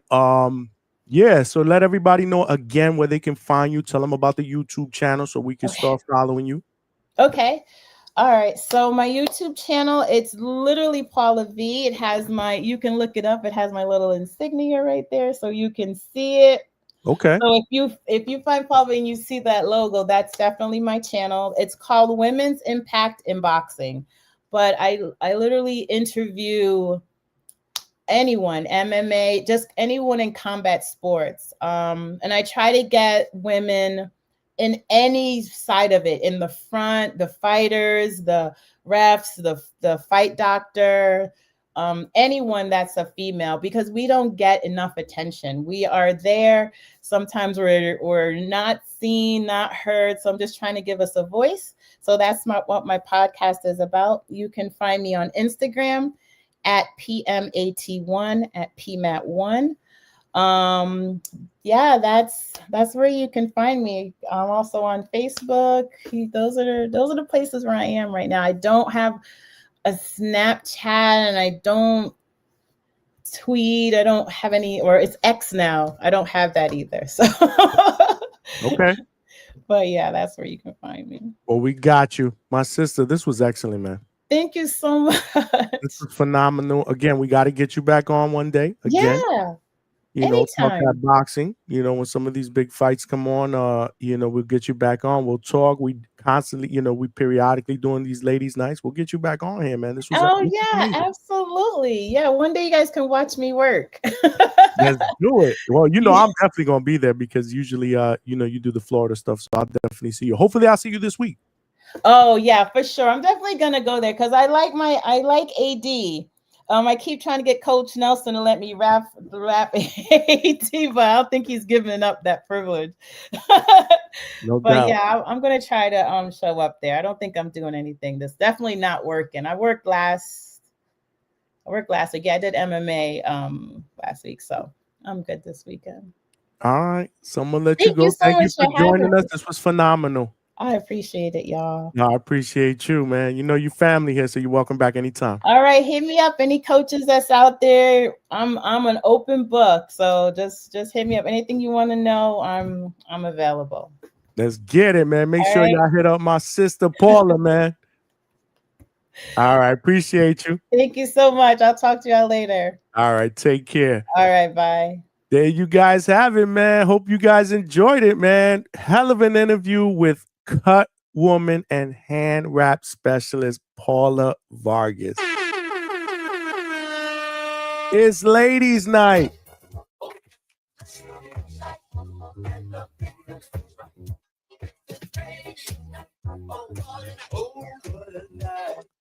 I thought that was a phenomenal interview, man. I'm sorry, man. I'm sorry. Let's go, champ. That was a phenomenal interview, man. I enjoyed it. You know, Paula was absolutely phenomenal. Great personality. Really giving us a true insight, a passionate insight of what she does for a living. And if you could see the interview, man, if you didn't watch the whole interview, make sure you check it out on the playback, man. Just so passionate about what she does. You know, it's just I love it. I love to be around people. This is why I created the Hangout spot, to give that type of vibe. You know, to me, it didn't even feel like an interview. It felt like more of a conversation, which is what I do. These interviews, I hate for people to tell me that I interview somebody. I want it to feel more like a casual, laid back conversation, like we chilling right here at the Hangout spot. That was dope, man. It was informative. It gave us a detailed behind the scenes look at a female doing their thing behind the scenes in the world of boxing. A male dominated sport, man. How many times do you see a female working cuts? How many times do you see a woman wrapping hands? I was there. I saw it and it drew my attention. I was like, oh shit. You know what I'm saying? Corey Marksman, an undefeated professional lightweight. She's wrapping this dude's hands. It was legit. We had him on the show a couple of weeks ago. Nothing but compliments, man. You know, and she just started doing this on a professional level just a couple of years ago, 2023. Yeah, that was amazing, man. Hopefully y'all enjoyed it, man. Tree said that was dope. Appreciate you, Treese. Great questions. AB, appreciate you. Great questions. He said that was good stuff. And I appreciate the cash apps as well. All the donations. Y'all rock, man. The Hangout Spot family is the best boxing podcast by far on YouTube. Appreciate y'all. If y'all watching this live on YouTube, make sure y'all smash that like button. We got to get this channel out into the home page and algorithm of other boxing fans so they know we rock out weeknights, 9 p.m. Eastern Standard Time, Tuesdays through Thursdays. Tomorrow we will be back at 9 p.m. Eastern Standard Time with our live betting show. Coach Bermudez will be on. A lot of boxing fights this weekend. We'll go over that in just a little bit. And we also do our epic show. We didn't do it this Sunday, but we also do our epic shows on Sundays, 8 p.m. Eastern Standard Time. Shout out to all of y'all that did the live fight chat. We actually did a live 7-hour fight chat for the Canelo and Bud Crawford epic fight. It was amazing, bro. Let's go, champ. It was absolutely amazing, man. Great stuff, man. Hopefully you guys enjoyed it. Kyle Pennell was good, brother. That was so dope, bro, with the fire emojis. I enjoyed it, man. I love it, man. Again, it's not just about boxers. It's about boxers, trainers, cut men, cut women. How many times, again, do we see a female, a woman, wrapping hands, bro? Not just in boxing, but she said it in MMA. I mean, unbelievable, bro. She brought out the bag, bro. Like, she did it up, man. That shit was amazing, bro. That shit was amazing, bro. Roger that said, great interview, Johnny. Loved her attitude and passion for boxing. Can I get up? Yeah. Can I get up? Yeah. Oh, yeah. Oh, yeah. Cesar G was good, my brother. He was very knowledgeable and a great personality. Nice one, Johnny. Appreciate you, man. I'm glad you guys enjoyed it. MB Productions, my man B, very informative. Yeah, man. It's ladies' night, man. It is ladies' night. We should have Chloe Chaos in the building in just a little bit. We did have a manager, Brian Robles from MB Productions and Square Circle Fighter, because my brother's doing it up. She should be in the building in just a little while. But man, I love the interaction in the chat, man. Shout out to you, Macau B. I know you were throwing out some love as well. Yeah, man. And shout out to CJ Rich who sent those couple of super chats. We still need 8 more super chats to get to our goal, man. Help a brother get to our super chat goal, man. We putting in that work tonight. We are streaming live on YouTube. As always, that's the main platform. Make sure y'all subscribe. More importantly, if y'all subscribe, please text somebody, tell a friend to subscribe to the Hangout spot. There are power in numbers, man. Have we gotten any subscribers on this show, man? No subscribers. Come on, man. It's free. It's free. Help a brother get to that next small goal of 2.6K subscribers. And then that moves us closer to that ultimate, well, not ultimate, but that next goal of 3K subscribers, which we are trying to do before the November 22nd Epic card, where our guy here at the Norman spot, Brian Norman Jr., will be fighting against Devin Haney for the WBO Welterweight Championship of the World. That is going down in Riyadh season on a Ring Magazine card. Shout out to you, Treese, as well. Great questions. Z Pacino was good. I saw you. Salute, my brother. Salute, Z Pacino. Corey Marksman is his guy. That is Corey Marksman's hand rapper. Extraordinaire. She was in the building. That was dope. By any means, said reposted this stream on X. Let's do it. Let's give him the chant. The champ is here. The champ is here. The champ is here. Now go home and smoke some more crack. Had to throw that in there, man. Just for comedy, man. Just for comedy, man. Tony Ferguson, a bare knuckle, Roger that. Y'all was cooking up in there. Clarissa was in the chat as well. She said hairline conspiracy theories. Clarissa, come on, man. Don't get caught up with the hating, man. Don't get caught up with the hating, man. This is nasty. My hairline is the best in boxing podcast. Bar none. Top 3, if not number 1, pound for pound, bro. Pound for pound. Is there any fighter that you really wanted but couldn't acquire, and why not? I think I asked her if there was any fighters that she'd love to be able to work with. Again, she's a big fan of Isak Pitbull Cruz, who will be fighting Lamont Roach. He will be fighting Lamont Roach. Don't know on what card. Could be the Teofimo versus Shakur card. We talked about that last night on the Boxing Voice. Shout out to Nessa Gibbs and the Boxing Voice. I was on the panel last night. Made my return. Had a great time. Love coming on the panel. Just, it's just been so busy with the day job. Obviously, we're doing all these damn shows. I would love to be able to come on the panel a lot more often because the TBV family be showing me love. Y'all family. But yesterday, we were on there for about 3 hours and change. We talked about Teofimo and Shakur. Hopefully, that's going to be a done deal. Shakur said that is the fight that needs to be made, the most anticipated fight. We talked about if it was, if it wasn't, and people were calling in to give their predictions on who will win if it gets made. My thing is, again, if it gets made, I would love to see that fight, Teofimo and Shakur. I'm not going to lie. There are a lot of people that are crapping on it, saying that it will not be an entertaining fight. I think it will be an entertaining fight. I really do. I mean, Shakur is obviously a master boxer, one of the best defensive fighters in boxing today, if not the best. Fighting Teofimo, who will be his best fight to date, the most athletic fighter he's fought. And let's not forget, Teofimo can box his ass off too, even though you don't like him. There are a lot of people that don't fuck with Teofimo because of the dumb shit that he says, but you can't deny the talent that he is.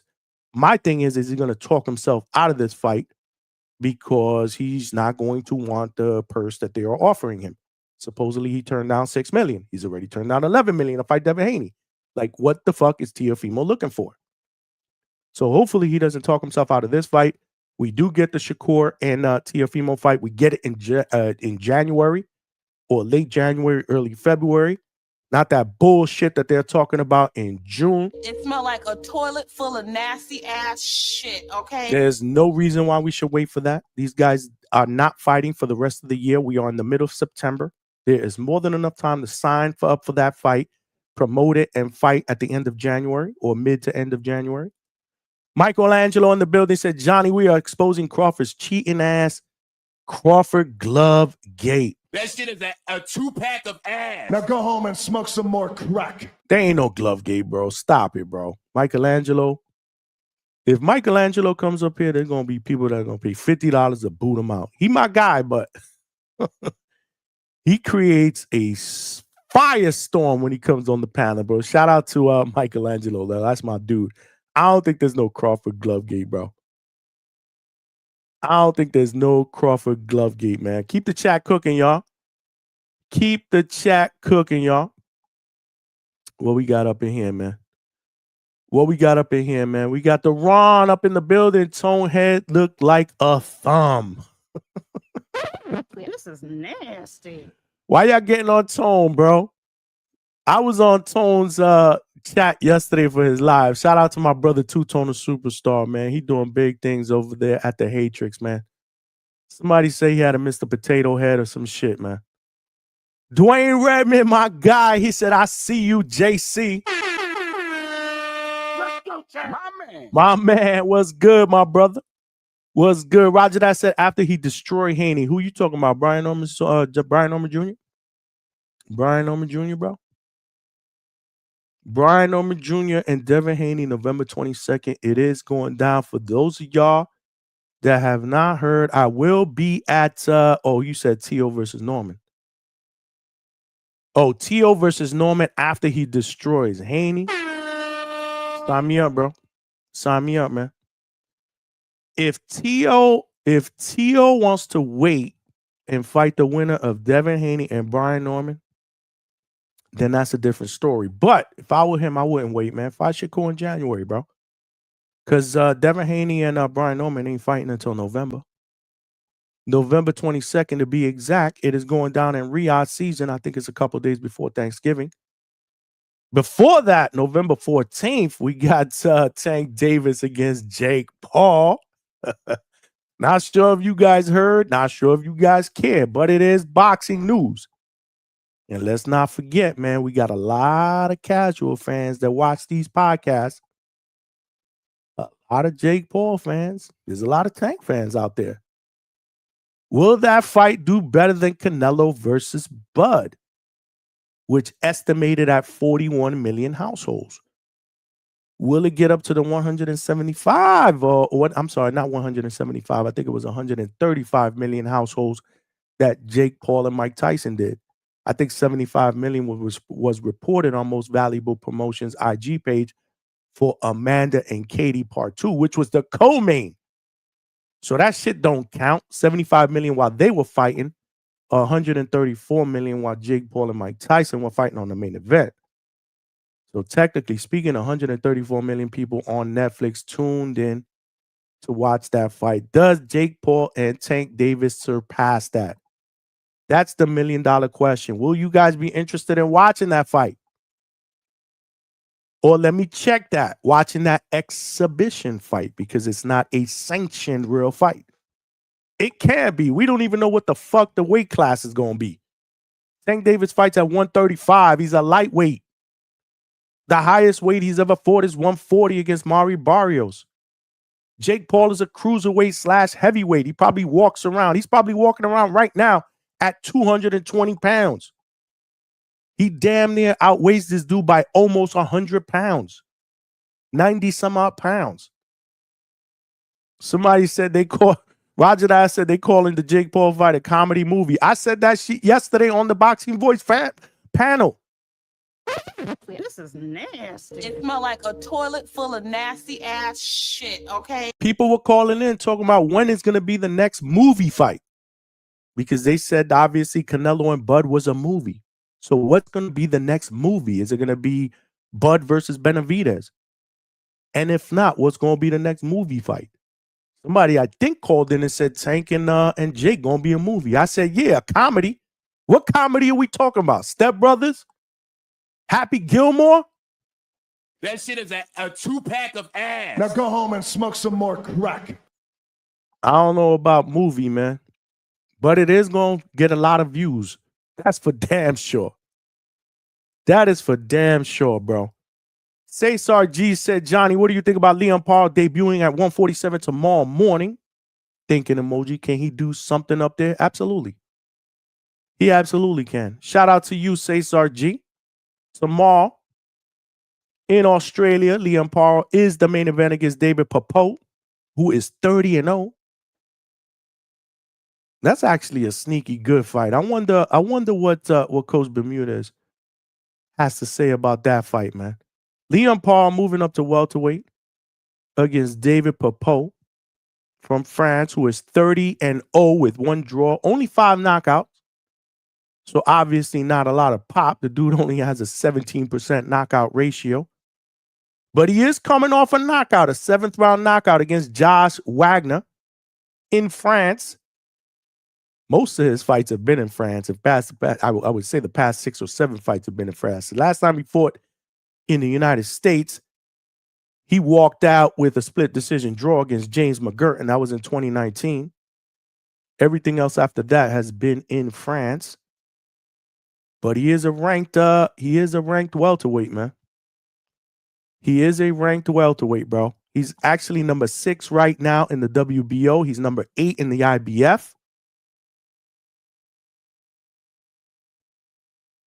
Is he ranked in the lineal rankings, in the ring magazine rankings? I don't see him in the WBC. I don't see him in the WBA.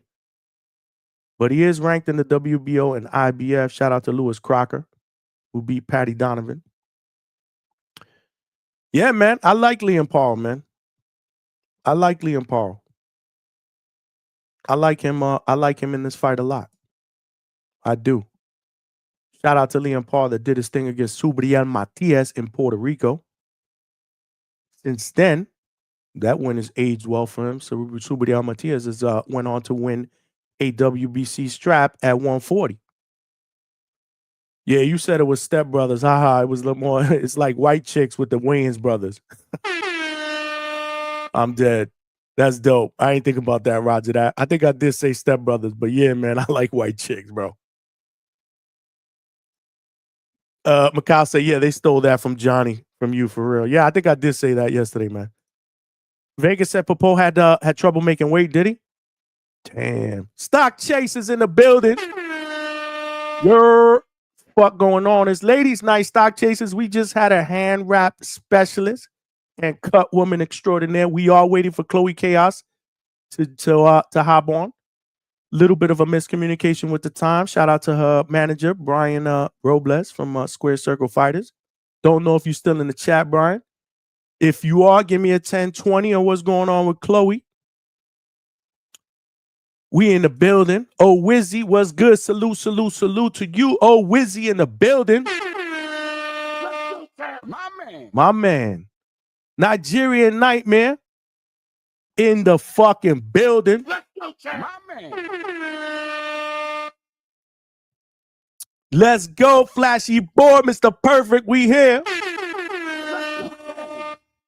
Let's go, my man. My man. Yeah. Ladies' night, baby. We waiting on another female fighter to join us, man. It's ladies' night, y'all.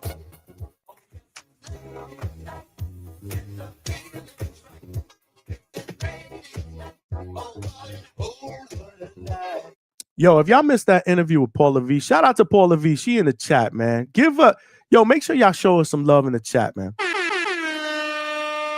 Thank you for having me on, Johnny. No, Paula V, thank you for coming on. That was an amazing interview. Very, very informative. We love your passion. We love the fact that you gave us all the nuances and details behind the scene and what it takes to become not just a cut woman, but a hand wrap extraordinaire. We wish you nothing but the best. You are family here at the Hangout Spot. You are welcome back anytime, and I will see you at the fights.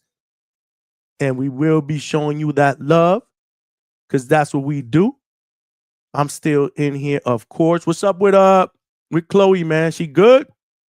We trying to get Chloe up in here, man. No knee to knee at the Hangout Spot, man. I'm dead. This is nasty. Nah, we don't do knee to knee here, bro. We don't do knee to knee here, stock chasers, bro.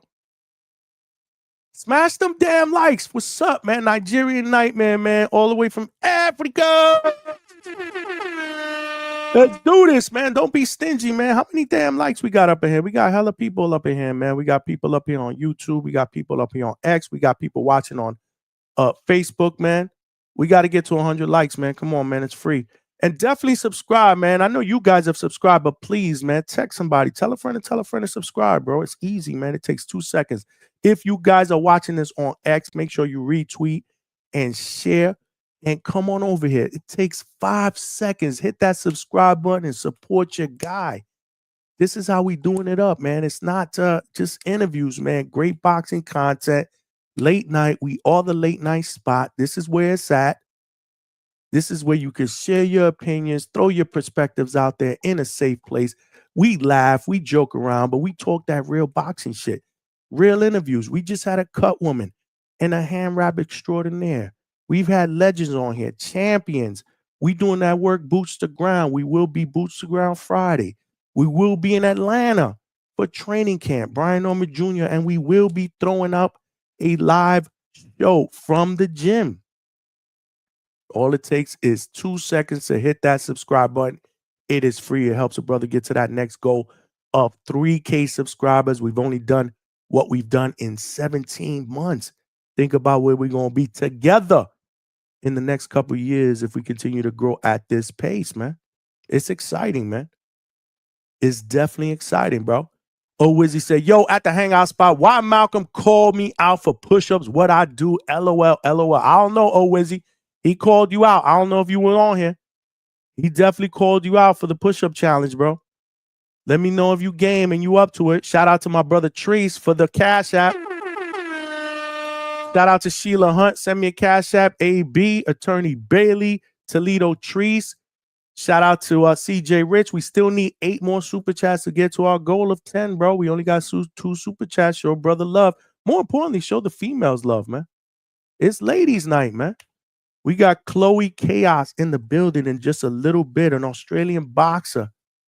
She's 7-2. She's doing good things, great things in the world of boxing. She just signed to my brother, Square Circle Fighters, my brother Brian.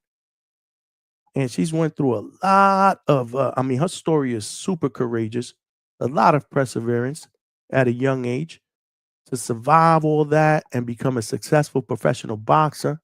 We got to show her some love, y'all. We got to show her some love, y'all. MB says she is finishing up and is going to hop on shortly within 15 minutes. Okay, that's what's up.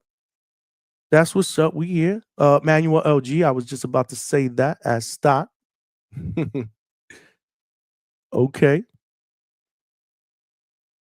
This is a call-in show. Yeah. We're going to call in. We're going to definitely call in, but I am waiting on an interview as we speak, but I will throw the link in the chat if you guys want to talk some boxing before we get our guest in. Yeah, Stock Chaser said call-in show later after the guest. Stock Chaser said I do push-ups at the Hangout Spot live. He did, bro. He did. He did some push-ups one night, man. I forget what night it was. What night was it, man, that you jumped on? It was the night of the Crawford and it wasn't the Crawford Canelo fight because you jumped on late at night. It was another night, man. Were you talking about training? Shout out to Stock Chasers, man. Shout out to my cousin Voodoo in the building, who was helping me call the fights with Malcolm on Saturday night. He said only crash out calls in allowed. I'm dead, yo. This is nasty. I can't be heard in peace. Yeah, man. Wizzy, Malcolm Flex called you out, man. He definitely called you out. He definitely called you out, man.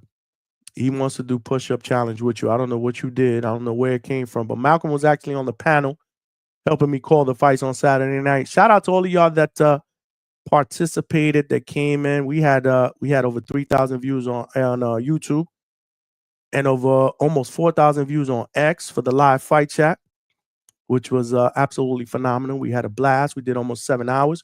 It was an epic night. We all saw history. Terrence Bud Crawford did his thing and became the first male in the 4-belt era to become undisputed in 3 separate weight classes. Our question Monday night when we did our show was, what happens next with Bud Crawford? Does David Benavidez come down to 168 to fight him? Does Bud Crawford retire? Does he go down and capture another title in a 6th weight class at 160? The weight class he skipped over after becoming champion at 154 to fight Canelo at 168? Or does he rematch Canelo? There hasn't been a lot of talk about that. There hasn't been a lot of talk about Canelo, period, man. A lot of talk about Canelo, period. What y'all think is next for Canelo, man? Canelo's been getting a lot of shade, man, since that loss, man, which is kind of unfair, bro, because he didn't lose to just anybody, bro. He lost to Superbud. He lost to what people were calling Superbud, the best fighter in our generation. People were saying potentially after that win that he might have surpassed Floyd Mayweather as the best fighter in our generation in the 2000s. Whether you believe that or not, I'm just the messenger, man. There are people on social media that are putting him ahead of Floyd. Shit, fucking Canelo put him ahead of Floyd when they talked to Canelo after the fight, and they asked him about the Floyd fight in comparison to Bud Crawford. He didn't hesitate. He said Bud Crawford is a much better fighter is the better fighter than Floyd. I don't know if he said much better, but he said Terrence Bud Crawford is better than Floyd Mayweather. Go back and check out the playback in the interview, in the post-fight press conference. He's undefeated. Floyd got more victories. Floyd is obviously has the better resume and Floyd more world champions. So I'm not going to sit there and debate who's better, who's not. But I'm just telling you what's being said in the social media airwaves, bro. So what's next for Canelo? He's getting a lot of shade, bro. But he didn't lose to just anybody. So what? Bud Crawford moved up 2 weight classes, bro. Bud Crawford is special, bro. And at the weigh-in, they were pretty much even. They weighed in at the same weight. Bud Crawford actually looked like the bigger bigger fighter in the ring that night. So what's going on with Canelo? What's next for Canelo? Y'all throwing him in the curb? That's what we do now? Now he's no longer considered the best Mexican fighter of all time? I never considered him the best Mexican fighter of all time, but there were people that would argue that he was based on his accomplishments. But now people are not even saying he's top 3. This is what we do. We can't just dismiss Canelo because he lost to Terrence Bud Crawford, bro. He lost to the better fighter. It happens. We can't be throwing fighters away because they lost to another great fighter. This is the problem with boxing today. This is why a lot of fighters don't want to take chances and fight other fighters in their prime that are great. Because if they lose, God forbid, we're ready to throw them in the trash. We can't be doing that shit, bro. We can't be doing that shit at the Hangout spot. Shout out to Coach Hector Bermudez with the $2. Coach, I'm going to give you the woo.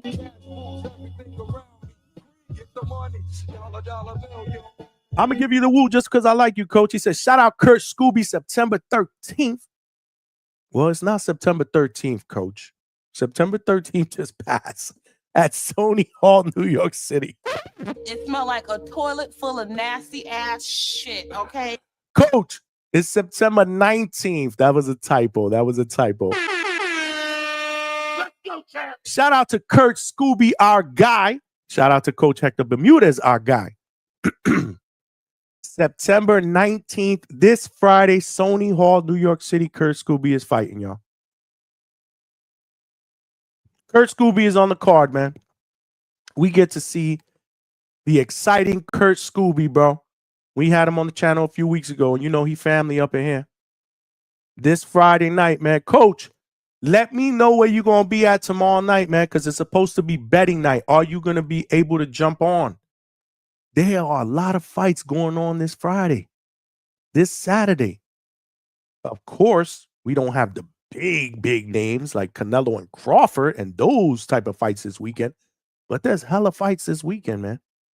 It starts tomorrow night. Liam Parr against David Papo in Australia. Shout out to Coach Bermudez, man. We need 7 more super chats to get to our goal, y'all. 7 more super chats to get to our goal, y'all. Word. Who's fighting Johnny? There's a hella fights on, man. Hella fights, man. Tomorrow we got a card that's in Australia. Liam Parr is headlining, making his debut at 147 at welterweight against welterweight contender who is ranked in 2 sanctioning bodies, David Papo from France, 30-0, 1 draw, only 5 knockouts, not a lot of pop. Good first fight for Liam Parr at welterweight. We got the card on Friday, Caribbean Royale. Shout out to Box Lab Promotions, putting together a Night of Champions prospect card that is headlined by my guy from Cuba, Kevin Brown. Caipo Gallegos, undefeated lightweight prospect. Luis King Kong Ortiz, heavyweight, will be on the card as well. My guy Yams, super welterweight prospect, 11-0. Shout out to Undisputed Promotions and Travius Ingram. He'll be on the card. We got boxing this weekend. We got my man Oscar Collazo, unified champion at minimum weight from Puerto Rico. Probably one of the best fighters from Puerto Rico right now that nobody knows because he fights at a lower weight class. Shame on you guys that don't pay attention to the lower weight classes. He's fighting on Saturday on a DAZN card. My man Brandon Moore, heavyweight, is fighting on a DAZN card on Friday from Detroit against DeAndre Savage, undefeated heavyweight. Clash, main event. There's a lot of boxing going on. Malcolm, tell him. There's a lot of boxing going on this weekend, Malcolm. Tell him. There's a lot of boxing going on this weekend. Just like you wanted me to say. Nah, it was good. Right Johnny. on cue, my brother. What is good? What is good? Oh man, shout out to the Hangout spot. Yeah, you already know, bro. I just hopped on, so I kind of missed the interview. I'm gonna catch it a little bit later. Great interview, bro. Make sure you check it out, man. She was dope. Yeah, man. I try to get up a little earlier, bro. I'm trying to switch my sleep schedule up and all that shit. No doubt. So, yeah, man. So yeah, what's new? I see we got the all these fights this weekend. Is the Pro Box card the week after? Because don't they got a card in September? Card is the 27th. That is next Saturday at Kissimmee. That's being headlined by Najee Lopez. Yes. Oh, okay. Yeah, that's the one that I'm pretty excited for. I didn't even know that Liam Parr was fighting this weekend. I kind of just been lost in the mix ever since the whole Bud situation, and then we got all that stuff going on in November. So I kind of forgot about Liam Parr. I'm glad. It's kind of crazy. Isn't he coming off a loss?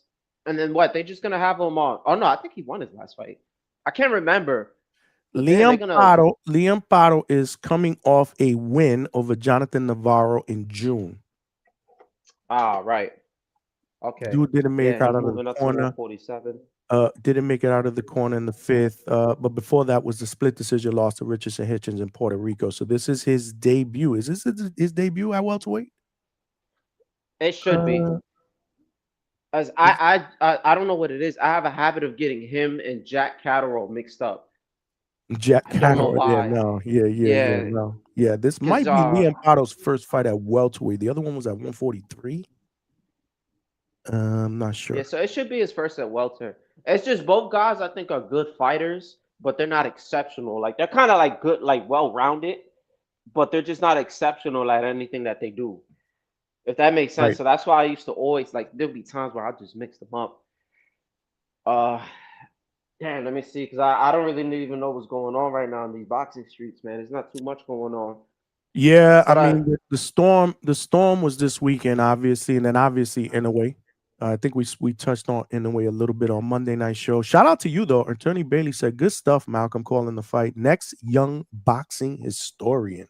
That's what's up. No, I'm trying. Hey, if y'all know anybody, like, and then this is to anybody in the community, or if y'all know any other people, anyone who's good with the lower weight classes, I need a channel or some kind of So what's source to go good? to. Malcolm always motherfucking talking. Malcolm, relax, man. You ain't that really talking. Yo, What's yo, good? who always talking? What's good? September 13th, Kurt Scooby. What's going on, Yeah, coach? I'm like September What's 13th. good? Like, what the fuck's going on here? Yo, I was You see bugging my out. boy? I'm like, You yo, see my boy? Oh yeah. Oh, he my in man shape. Scooby, what's Oh, good? he in shape. Damn, bro, he looking cut the fuck up. Damn. All money in, as always. When so Damn, when did he you on weigh in weight. tomorrow? Can you guys hear me? Hello, Coach. Yeah, can you hear us? Yeah, you broke You can up, hear us? man. Yeah. So last minute weight cuts, bro. He on point?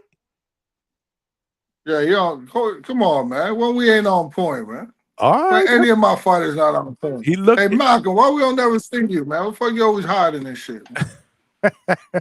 Hey, listen, man. I'm always got my shirt off, man. Oh, I was on here on the panel the other day. He was Oh, on you the looking panel. like camera Scooby on right and now? He was helping me call the fights on Saturday, Coach. He was on the Looking panel. like Yeah. Scooby right now? Look at Scooby. Nah, I Yo, ain't cut up Scooby, like give that. us I'm the fucking cut. You know what I'm pose, saying? baby. I'm cut. You know what I'm saying? Sir. That shit. Looking Nah, he cut in the shape. fuck He up. in shape. I give him props. Yeah, he looking good, man. Shout out to Scooby, man. Friday is the date, baby. Indeed. That's what's up, Yo, Coach. yeah, we definitely doing something tomorrow. All right, that's what's up. Because tomorrow there's a lot of fights going on this weekend, Coach. Yeah, that's when we make money, man. We make money on these little fights. We don't make money on them big fights.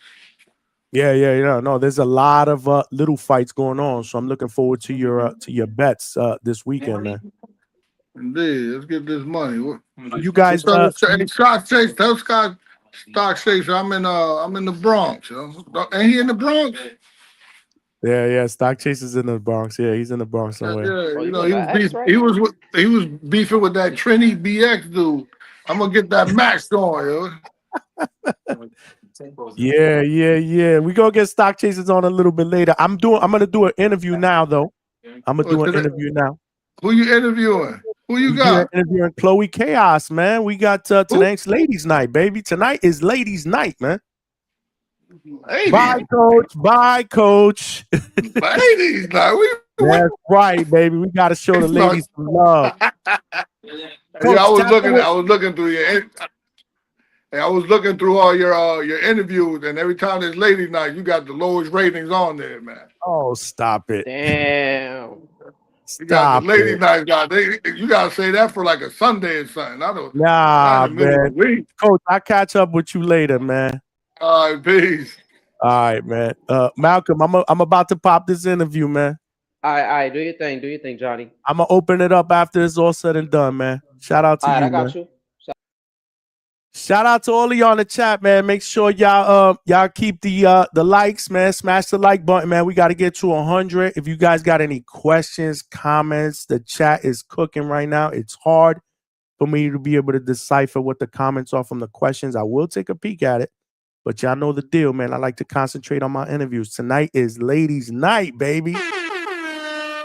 And we did one great interview with Paula Vargas, who is a hand rapper extraordinaire and cut woman. And now we got a professional fighter from Australia. She's doing big things. Okay, she is the WBC super welterweight champion, the Australia's WBC super welterweight champion. She is a WIBA women's international champion and the Victorian state champion. She has a record of 7-2. with 3 wins via knockout. And she's coming off a big win recently in August, a unanimous decision victory.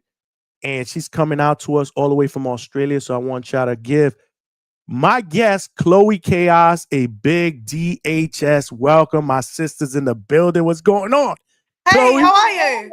I am good. How are you? Welcome to the Hangout spot. I'm good. I was just listening to Coach's last thing about the females ain't as popular. I think I'll give him a run for his money. Tell him stop hating, man. Tell him stop hating, man. The females are doing it up. The females run this. That's right, man. Welcome to the Hangout spot. We it's dope, man. It's dope, man. Thanks for having me.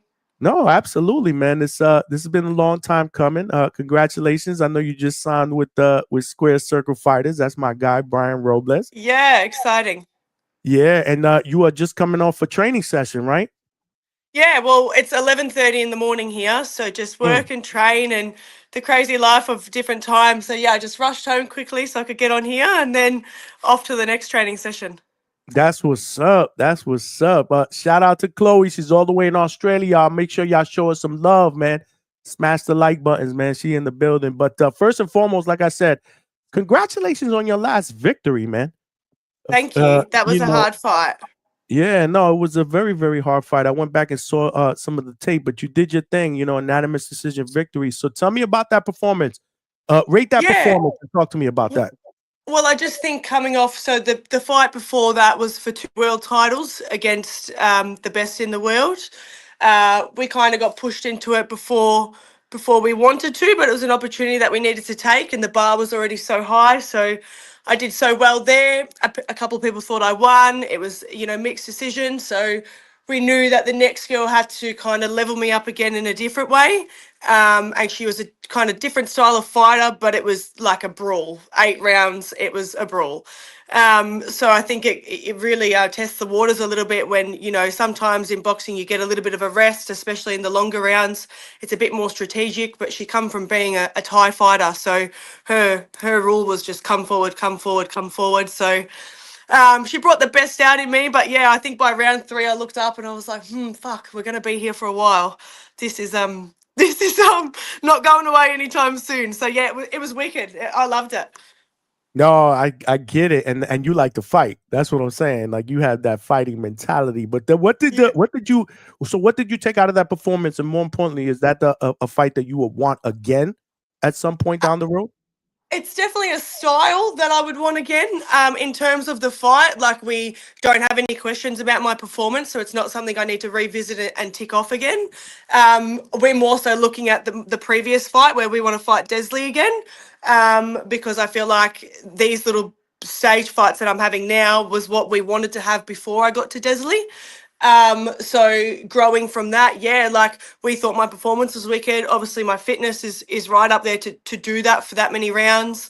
And going down a weight division, I normally fight at middleweight, so 72.5. We went down to 69 for the first time.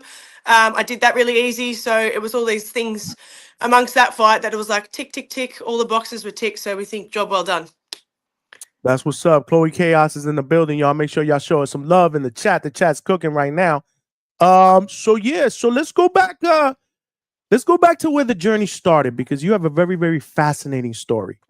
Yeah, a little Very bit colorful. fascinating story that I want you to be able to share with the Hangout Spot family. Shout out to you. But take us back to where the journey started, right? I know you had some you had a rough upbringing, obviously as a teenager and stuff like that. But when did you start boxing, and more importantly, what inspired you to become a professional fighter? Well, I did Taekwondo from the age of probably 5 to 12, and that's where we kind of knew that I was really good. I was Victorian champ 9 times over, but I think once I got to like the high school age, because I trained so much, I kind of give it a rest. And then yeah, I grew up pretty rough. I grew up in a rough area of Australia, and my best mate got murdered when we were 12 years old by her father. So that was really rough for me, and I went through like a stage where I didn't really know myself for a while, and all I knew was violence, and I was a bigger girl. I was a bit scary, so I would act on it. And then about 18 years old, I walked into a boxing gym. I was just going through a lot of stuff with my family as well, and my dad was mentally sick, but he used to be a fighter, so I always learned off him. And yeah, it just saved my life, really. I started boxing at 18, and the boys pulled me in and just said, look, you have to just stop drinking and doing drugs and whatever. And I only had 4 amateur fights, but I had my first amateur fight when I was about 19. And yeah, I had 4 amateur fights, and then I was like, oh, I don't like the amateurs. Like, I need to go to the pros. I want to be on stage. I want to wear an outfit. I want to be cool. I want to be, I want to wear designer stuff. I want to put on my show kind of thing. And yeah, we had my first fight, I think 2 years ago in the pros, and now I'm ranked number 3 in Australia. I hold 3 titles, and yeah, just signed to look at obviously getting me over to America to get in a big fight. No, let me tell you something. Your story is extremely courageous, and just the poster child for perseverance as well. Like I said, you went through a lot, as a teenager, and boxing in a sense, and I'm sure you would agree, kind of saved your life, right? 100%, 100%. I say that to everyone. Like, everyone has a vice and their choice, and you might not agree of getting punched in the head or it doesn't work for you. But the discipline that it gave me and the work mentality it gave me in all of my life, like, I used to be really uncontrollable and off the rails, and now I have so much control of myself and my discipline, and that training brings it out in everything in my life. The way I do my work, the way I show up for people, the way I show up for myself. I think, that's just something that you can't just be born with. You have to kind of mold it in some way, especially if you've had a bit of a rough life. You can either go one way or the other. And don't get me wrong, I have some hard times, and sometimes, and I'm still a rat bag. I'm just a kid from the hood that doesn't really know any better. But we've got this amazing platform now, and we're doing amazing things. I'm 27 years old, so I mean, we've got a long way to go, and I'm really excited about what's to come next. That's amazing, man. I'm telling you, man. I mean, you are. I mean, I love it. I mean, I cheer for you. You know what I'm saying? Like, you are Thank you you. are the poster child for perseverance, hard work. Overcoming, obstacles, growing up in a tough area, going through the stuff that you went through. So I just want to give you a shout out for that. So you've Thank you. have you ever been outside of Australia? I know you haven't fought outside of Australia. I haven't fought outside of Australia, but no, I go to London quite a little bit. We travel around Europe. Me and my partner like to go there nearly once a year, but I've never ever been to the States. I've never been to America. Mm. My idea was always to go to London. I felt like we really resonate with English people. Like, Aussies and English really, they have the same kind of personality. But once I got a call, that the guys are looking at me in the States, that was just like, whoa, that's the kind of stuff that we watch on the TV, or we see these $1 million fights with these like Floyd Mayweathers and these shows that we can only dream of. Australia doesn't have things like that. So to even have people looking at me or wanting to interview and know more, that gives me heaps of gratitude. Like, that really excites me that people are just interested in this little girl from Australia. No, little now, but ain't gonna be little in the future. I tell you that much. Chloe Chaos is in the building, y'all. She in the building, all the way from Australia. It's 11:30 in the morning out there, which is crazy. It's 11:30. It's almost midnight out here where we're at Eastern Standard Yeah, I Time. thought so. Yeah. So I do the late night show here. So I'm glad we were able to make this happen. Shout out to my man Brian from Square Circle Fighters for making this happen.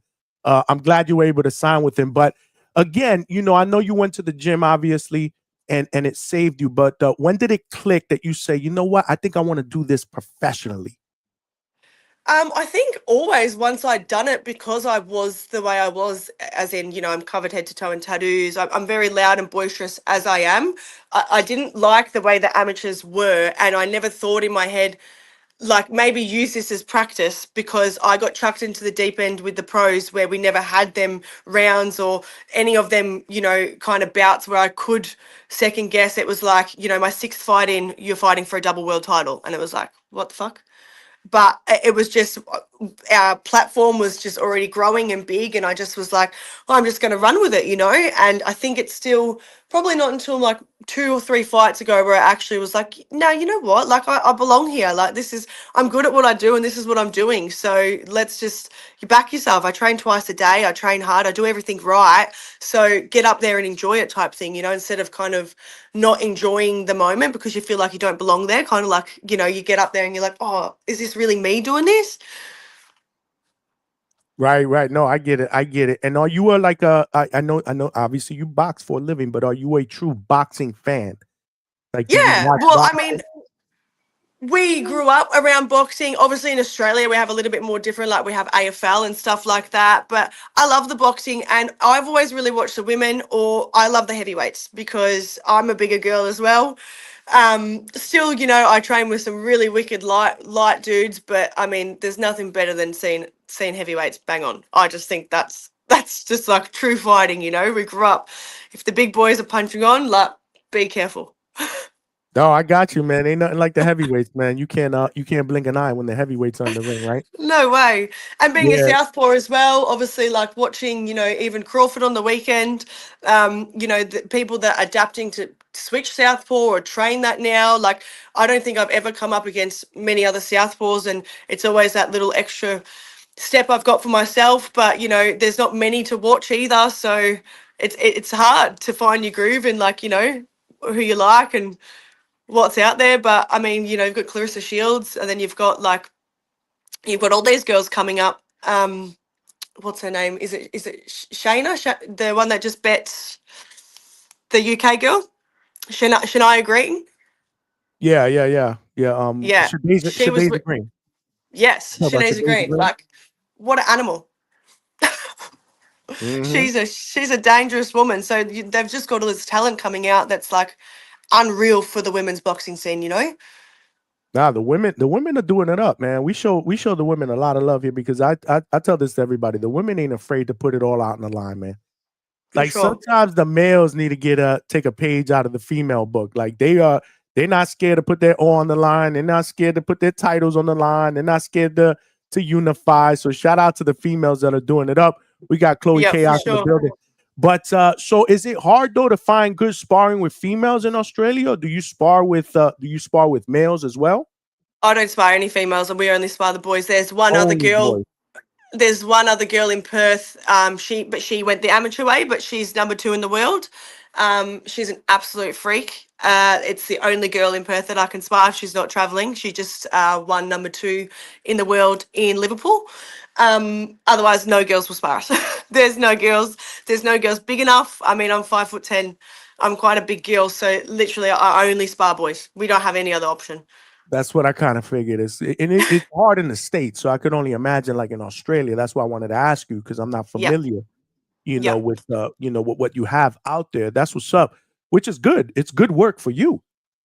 Well, it's just, if you can kind of cop them hits, I don't really care what anyone says. An 80-kilo bloke hitting you, it does hurt. It's, we can be as tough as we want, but, there's some boys that I bash and I know that I can bash them, but there's some boys I know I don't really want to get hit by you. I'm not too keen on getting hit by you. So, but it's amazing learning. Like you said, you condition to, kind of cop it or go in the hard yards, in sparring, which is what you should do. And then when something comes up in the fight, you're like, oh, okay. I've been here before. No doubt, no doubt. So, for the people that have never seen you fight before, stylistically, what would you say what style you resemble? Are you more of a boxer? Are you more of a puncher? Are you more of a boxing puncher? More of a probably puncher and counter puncher, and I like heavy punches. You won't really see me playing around with heaps of combos and stuff. I like heavy punching. If I had it my way, I'd sit in the middle all day and go tit for tat. But I mean, you don't get points for getting punched in the head. So we've kind of changed my style a little bit as we've gone on. I have really good fitness, but I also have really good strength. So yeah, I'm there for the punch on. If you want to bang on, we can bang on. Okay, that's what's up. That's what's up. We got ourselves a fighter in the building, all the way from Australia. Chloe Chaos, man. We can't wait to see you in the States. I'm excited. In the States. Shout out to Brian. So, what brought you? So, talk to me about working with fighters, Square Circle Fighters, and Brian. So after my last fight, obviously exciting things are happening for women's boxing in Australia. Like Desley just got signed to MVP as well, which that's just so amazing for women's boxing. Right. We've got Kay Scott fighting this weekend for the other 2 vacant middleweight world titles against Olivia. So that's amazing for women's boxing Australia, of course. And then, after my last fight, everyone was kind of reaching out at once, like, oh, and just obviously highlighting what I'd done. And Brian reached out, and we just kind of wanted someone behind us that has my best interest as well, because I think that once these big things pop up and you get these massive opportunities, sometimes it's hard not to just grab everyone without thinking about what you're doing. And obviously I've got to think about my career and where I'm going and where we want it to go, instead of just, taking the first hit and running with it, which I think Brian had my best interest in that. So I was like, yep, cool. Like let's do that, because it's hard for anyone to get these amazing opportunities. And, I got an opportunity to fight on MVP on September 27th. And I had my head cut in that last fight. So I just got my stitches out. I still haven't sparred yet. And it was like, oh my God, I really want to say yes, but how can I say yes and potentially not perform the way I should, because I might have 2 weeks where I can train, just because I've had stitches in my head. But you don't want to miss out on these opportunities, because in Australia we don't get them like that. So right. I just think that patience is key, and I'm looking to have another fight in December in Australia, and then hopefully 2026 is gonna be huge. So we'll get over there. Can't wait. Can't wait. Chloe Chaos is in the building. I do have a question from one of our DHS family members, Malcolm Fleck, with the $2. He said, have you had any incidents with venomous animals? People always think Australia is just like full of all these crazy things. I mean, we have spiders and stuff everywhere. We have things everywhere. The closest I've probably had an encounter with a venomous animal, which would have been a brown king snake, which was the most deadliest. I was sitting at a park one day and literally like we turned around and it was like next to me on the floor. And we were like, oh, and you have to call the ranger and stuff to come and get them. But in terms of spiders and stuff, like that's just normal for us. There's probably millions in our house. Like that's just... It's like the lizards over here in Florida. Yeah, there's nothing like major about it. But yeah, I mean, in Perth, I come from Melbourne originally. So when I got to Perth, this place definitely has a few more animals. Obviously, we get a few shark warnings at our beaches and stuff like that as well. But yeah, I mean, you don't really see many. You see kangaroos everywhere, but they're pretty friendly unless you get close. I was about to ask about the kangaroos. How are they really friendly, or they Until you get close, they're pretty cool. Like they're pretty chilled. But if you step to them, they're not that chilled, and they're as tall as a normal person, if not bigger. Gotcha. They're big. Wow, that's dope. That's dope. Alberto said Australia got some big spiders, which is what We you do. said. Keep the questions coming, y'all. Super chat's the best way to do it because the chat's cooking. Oh, Wizard with the $2 said, "What's her favorite part of camp/training?" Good question. My favorite part, which is probably not even like it's not my favorite at the time, but it's just the things that we go through, like the hard training. I hate every training session. I hate it. I absolutely fucking hate it because the shit that we do is just mental. But the way you feel afterwards and then like going into fight knowing you've done all this is like unreal. But I can't tell you the one thing I like about training is obviously punching pads. Everyone likes hitting pads. You know, they don't hit back. You're cool, you can do whatever, you Right. can groove. But I mean, you know, running up a hill with a tire tied around your back is obviously not something I love, but I love it afterwards. So I think yeah, the mental capacity that you get from training after your 8-week, 12-week camp is the best thing you can have. Amazing. Good question. Appreciate you. If you guys got any questions, please send them in super chat because the chat is cooking right now. I can't decipher the chats, the questions between the comments. But so tell me, what are some of the fighters that have inspired you? Some of your favorite fighters, past, present, male, female. I think like when I was younger, it was always Manny Pacquiao because Okay. how calm he was. I think like always seeing him, you see a lot of fighters that some of them come in with a lot of emotion or they're amped up. And I always remember watching him thinking like how chilled he was. I really, really loved that about him. Like he really, really enjoyed what he done, which as he deserves to. Yeah, I've always kind of just I loved watching him and then going into obviously everyone wants to be like Mike Tyson. Everyone wants to be like Mike Tyson. Like, do you not? You always watch Mike and you just like, you know, I want to be like him. And then, you know, you've got women like Katie Taylor. And it's just like, how are you even a chick? It's just like she is unreal, you know, just watching that and the same thing, the most cool, calm, composed and humble human, you know. So I mean, we had amazing boxers when I first started out. I lived with Sugar Neeks for a little while and she got me into boxing as well, and to watch her grow and develop, you know, I was at a few of her world titles in her corner and now she's just become the undisputed. Like that's bloody amazing. Like that's so amazing. So I'm really proud to be Australian at the moment. We have some really exciting people coming out of here and getting recognised. Amazing. How did you watch that that whole women's card? Yeah. That was headlined by Katie and Amanda, the all women's card in New York City. Did you, man, it would have been dope for you to come down for that though. I know. You're just so far away, you know, like it's literally, I think it's like a 25 hours, maybe 25-hour flight. Wow. Yeah, Yeah. Well, you it's better get used to it because you're coming to the States sooner or later. So they have to get me in business class. I could just lay there and just come through. that's for sure. That's too long of a flight for me. I get restless, but it's really bad. It's you have to kind of, I don't mind one stopover, but then you kind of just want to get there as well. So it's just like you don't want to stop over for too long.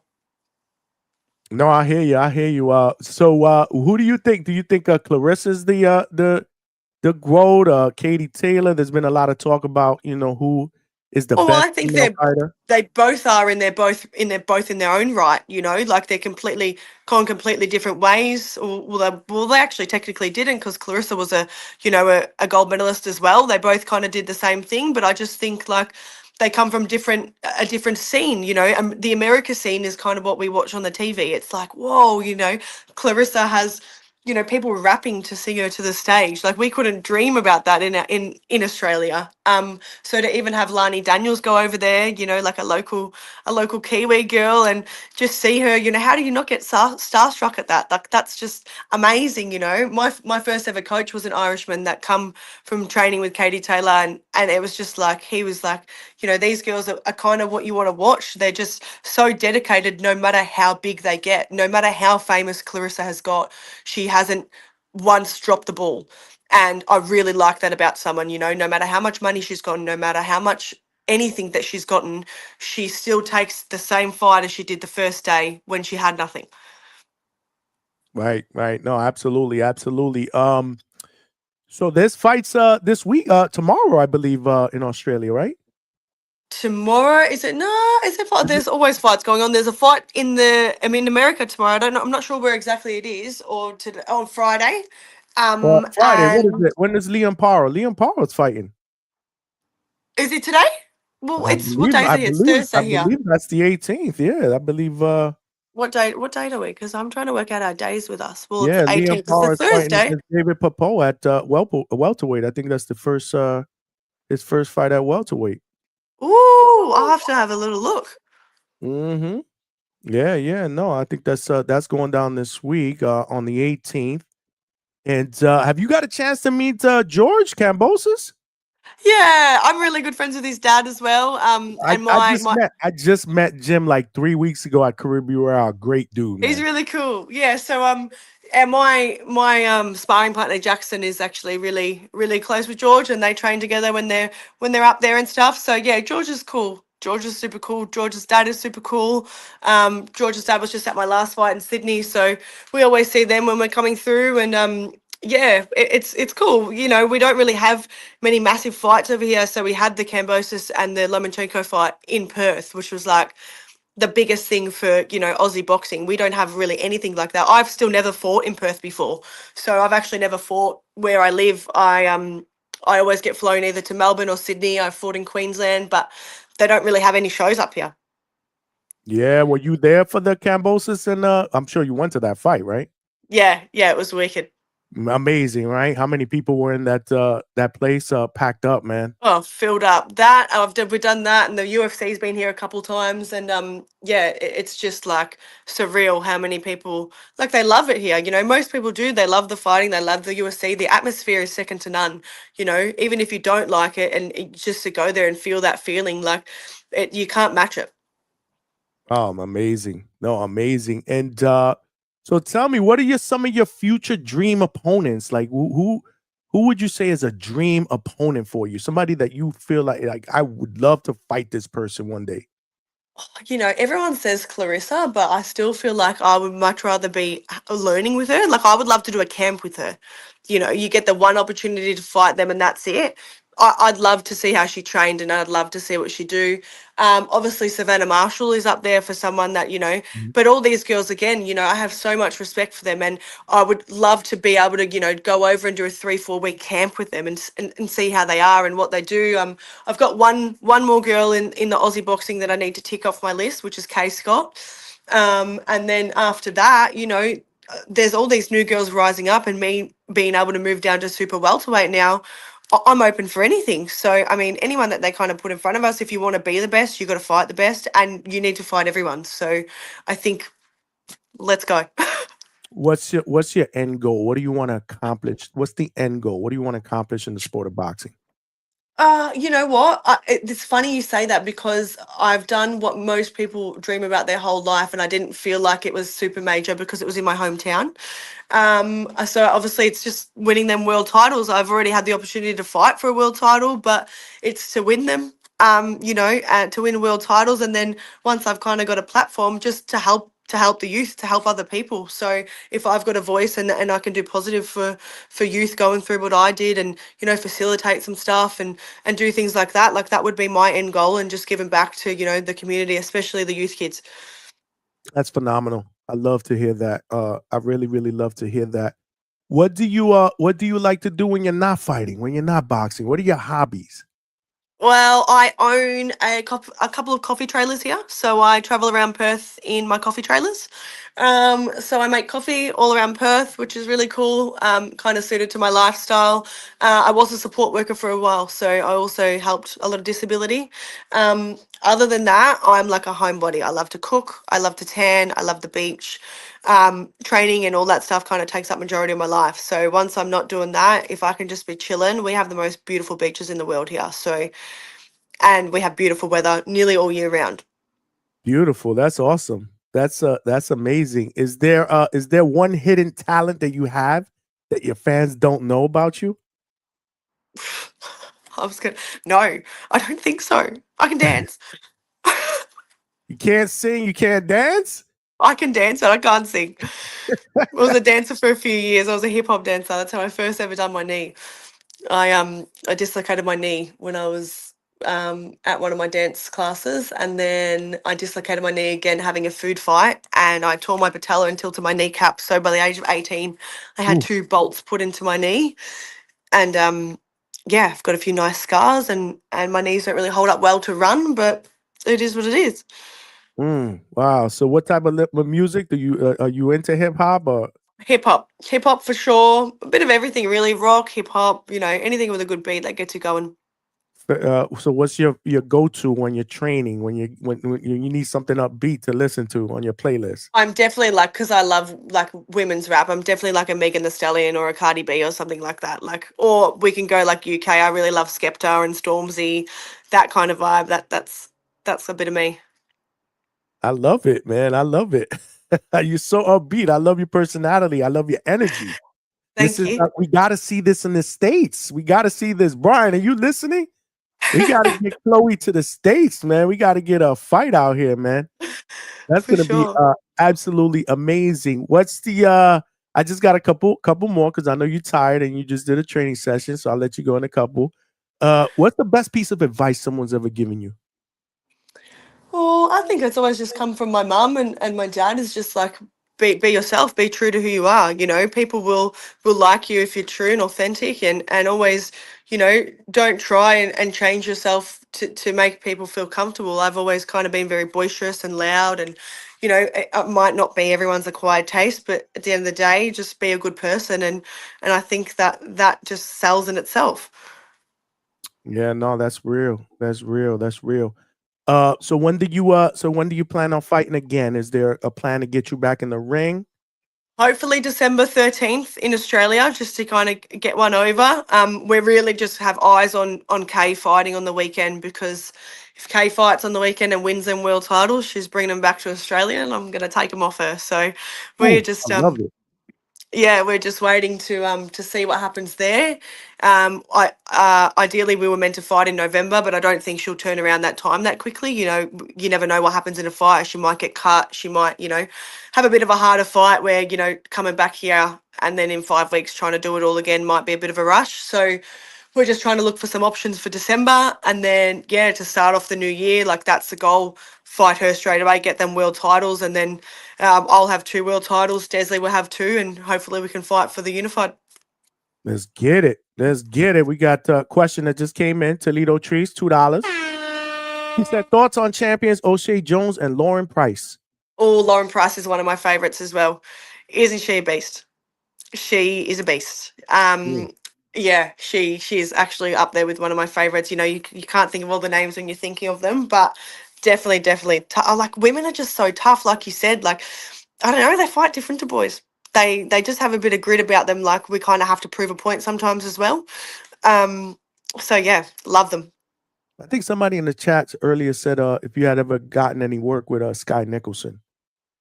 No, so she's up in Queensland, Okay. and we were a little bit of a different time, like when she was starting and I was starting, and also she's on the Olympic team. So with so the girl Keish that I was talking about, that's the team that kind of works with them. I never really went the amateur kind of way, so I never got to have any work with her. We never really crossed paths. And Sky's a little bit lighter, so not really ideal for us to kind of spar or anything. She's about 15 kilos lighter than me. Got you. And will we see you in the United States in 2026? Yes, we will. Let's put it out there to the universe. Let's get it. Chloe, what do you want to say to your fans? Just thanks so much. Thanks for having me. It's so surreal to be on a channel over in the States and people are watching and wanting to know questions. But give me a follow and watch my journey, and I hope that everyone comes along when I'm there to fight. Well, let me tell you something. Everybody that comes to the Hangout spot, they family. So you are family now. Perfect. Thank you so much. So you are welcome back anytime. I'm definitely gonna have you back. Thank you. You know, at some point down the road, so we could talk about you know, after this fight or whatnot, and what's in store for the future. We will be following you. Let everybody know where they can find you and follow you on social media. The family here. So my name, Chloe Chaos. Chloe __ Chaos. Can't miss me. On IG. On IG. Let's get it. Everybody, make sure y'all follow my sister here. She's doing it up. We're going to see her in the States soon, man. Chloe, this was absolutely amazing. I appreciate you taking out the time this morning. Thanks for Again, having me. we got to have you back on. For sure. We'll touch base and I'll be back on soon. All right. Take care. See you later. Bye-bye. All right. There you guys have it, man. Phenomenal interview with Chloe Chaos. Amazing, man. Absolutely amazing, man. Shout out to all of y'all in the chat. I seen y'all cooking in the chat, man. Y'all crazy, man. My sister Chevy Red is in the chat. What's good, Chevy Red? She said I was summoned by the boxing gods because I heard a hater was on here talking crazy about ladies' night.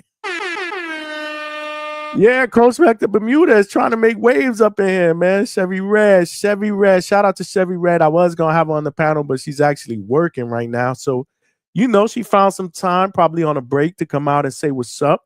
So make sure y'all show my sister Chevy Red, who's putting in that work in the field, man. Shout out to the ladies, man. It's ladies' night, y'all.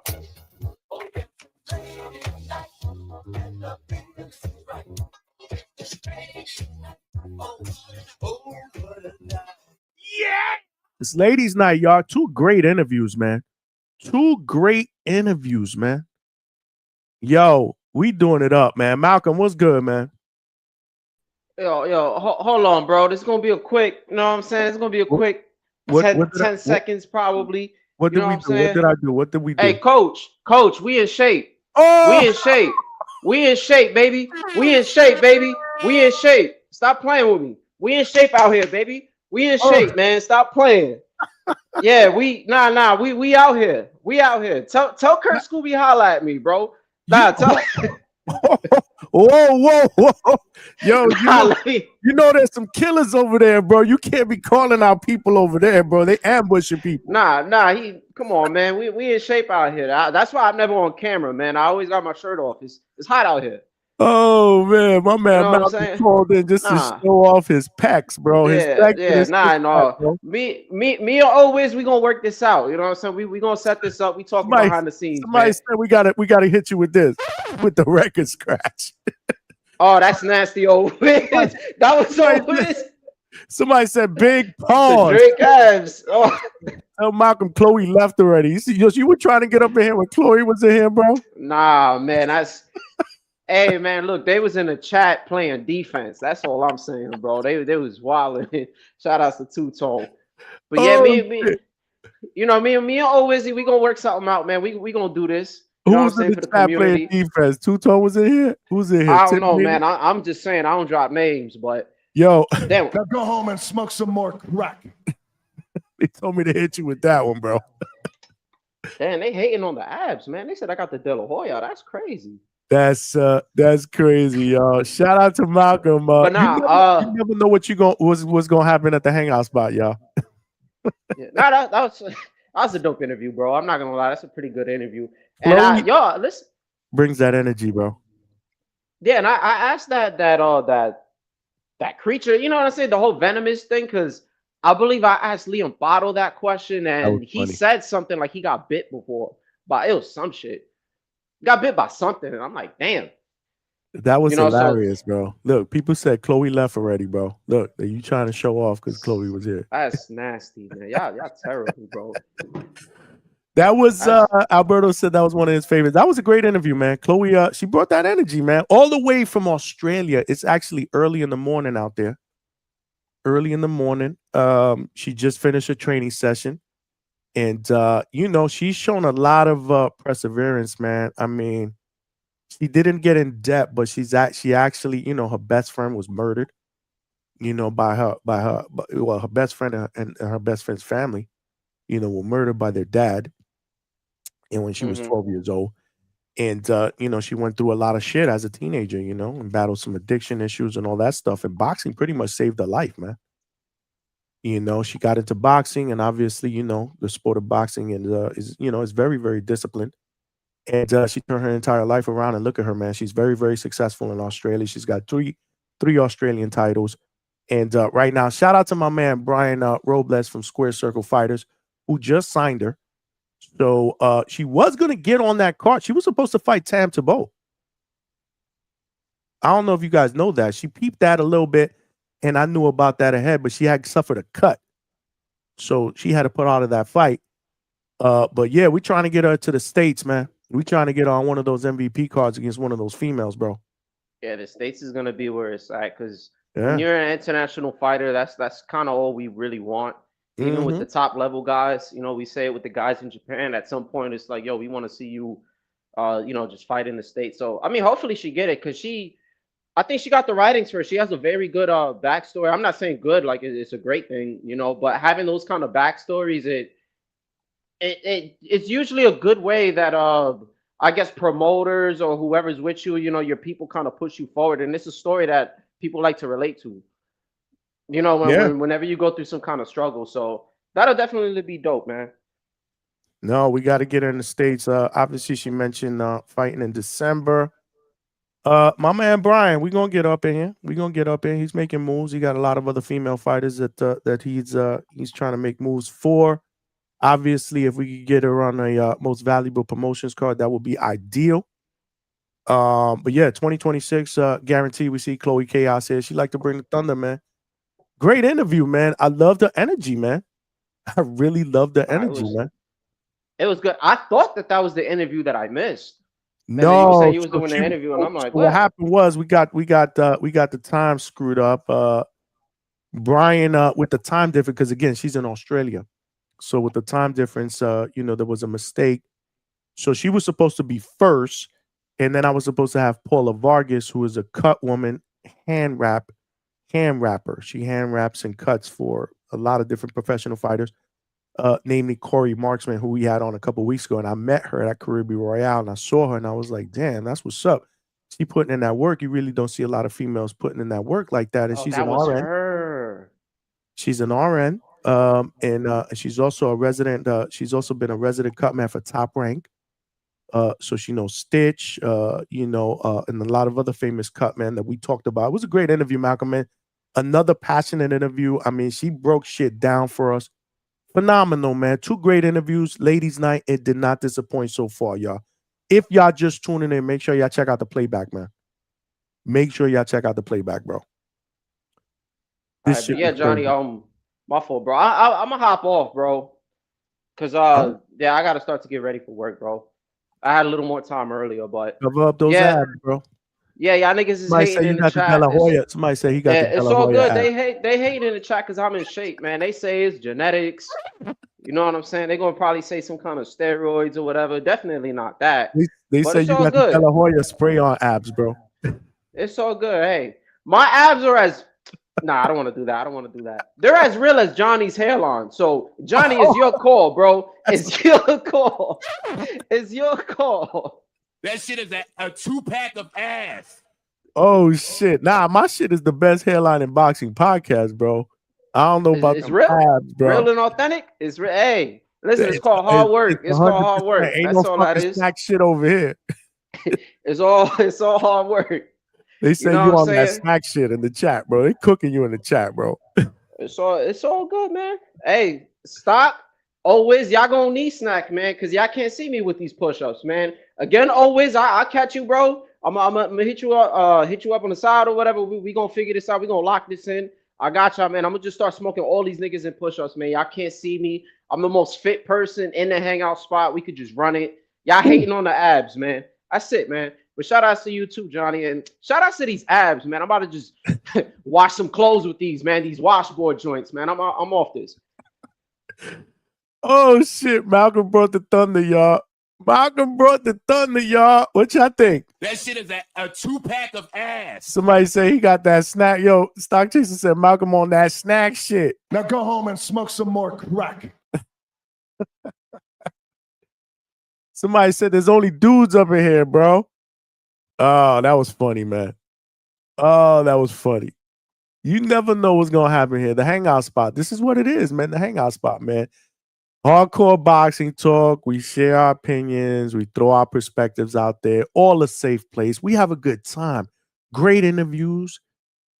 Great chat members, man. Shout out to all of y'all that sent super chats. We still need 4 more to get to our goal, man. Help a brother get there, man. We working overtime. Do it for the ladies, man. It's ladies' night, man. Yeah, man. Yo, you even have my sister Chevy Red dying, Malcolm. Chevy, this is how these dudes do, man. This is the hangout spot, man. You never know who's gonna pop up. You never know who's gonna say something. You never know who's gonna do something. That's what's up. Malcolm want that smoke with people in the chat. He want a push-up challenge. He want an ab challenge. Let's get it. Let's get it. Chevy, that was Coach Hector Bermudez, man. He was trying to hate on the females, man. But Chloe Chaos heard it and she was like, yo, tell the coach we coming, bro. Tell the coach the females is doing it up. The females are doing it up. Shout out to the females, man. The female fighters that ain't afraid to get in there and put it out all out on the line. Ain't afraid to put that all out on the line. Ain't afraid to go undisputed. Ain't afraid to unify. All the coaches, the cut women. Shout out to Paula V. If y'all didn't see that interview, y'all crazy. Go back and check it out. Shit was epic. Hand rap females, podcasters, Chevy Red, announcers. Chevy Red is trying to become is an aspiring. She's not trying to become. She is an aspiring ring announcer. She's doing her thing. She's already been doing cards, man. Shout out to my sister Chevy Red. When she ain't working, we gonna get up on the panel so she could talk that boxing shit. That's how we do it up. That's how we do it up, man. Oh, Wizzy with the $2. Oh, Wizzy with the $2. Let me hit you with the woo. I gotta hit you with the woo.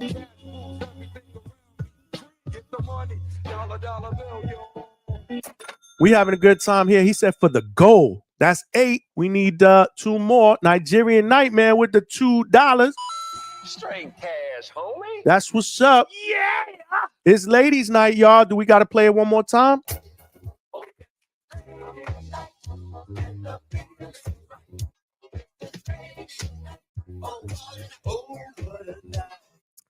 Stock Chaser says Chevy Red hop on the panel with the fire emoji. She's working, man. She's probably on a break right now, but if she wasn't working, she'd be here. She'd be here cooking with us. She'd be here cooking. Listen, I'm pulling up to New York Friday. Ha ha ha. He big. Hold on, we gotta play this for Malcolm, bro. The champ is here. The champ is here. The champ is here. Or should we just play this one? Should we play this one for Malcolm? The Stock Chasers button? I don't know, man. Yeah. Shout out to all of y'all cooking in the chat, man. Nah, man. 2 great interviews, man. If you guys want to call in, man, let's call in. Let's talk some fucking boxing, man. What do we need? We need 2 more super chats to hit our goal, man. That's 8, man. Help a brother get there. Help a brother get there. Also, we only got 50 likes, man. What's going on, y'all? What is going on, man? We got people watching on YouTube. We got people watching on X. We got people watching on Facebook. Come on, y'all. It's free, man, to hit that like button, man. Let's get to 100 likes, man. It's also free to subscribe to the channel, man. If you're watching this live on YouTube, please hit that retweet, share. We are trying to grow that DHS family over there on X. We're going to figure out how to do X Spaces so you guys can call in as well, because it was almost, we had almost 4,000 viewers on X for the live fight chat. So we got to figure out a way to do that X Spaces. It's not a figure out a way. I just got to learn how to do it so that we can get some X callers in to call in and talk that boxing shit. We also got to do a Discord as well. I definitely want to do a Discord. Chevy said, I'll hop on if your favorite coach want to battle. Oh, shit. Coach Bermudez, where you at? I'm going to send Coach Bermudez a text, bro. I'm going to send him a text and let him know that the females, you know, they want that smoke, bro. Because he was talking that shit. He was talking that spicy shit, bro. Coach Bermuda is my guy, but he was hating, bro. He was hating, bro. He was hating, bro. So we got to get him here.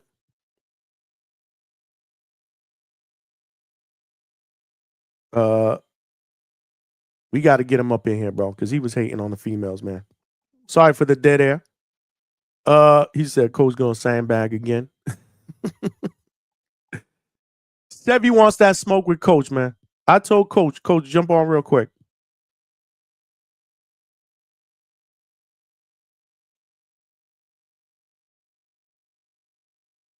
We want that smoke, man.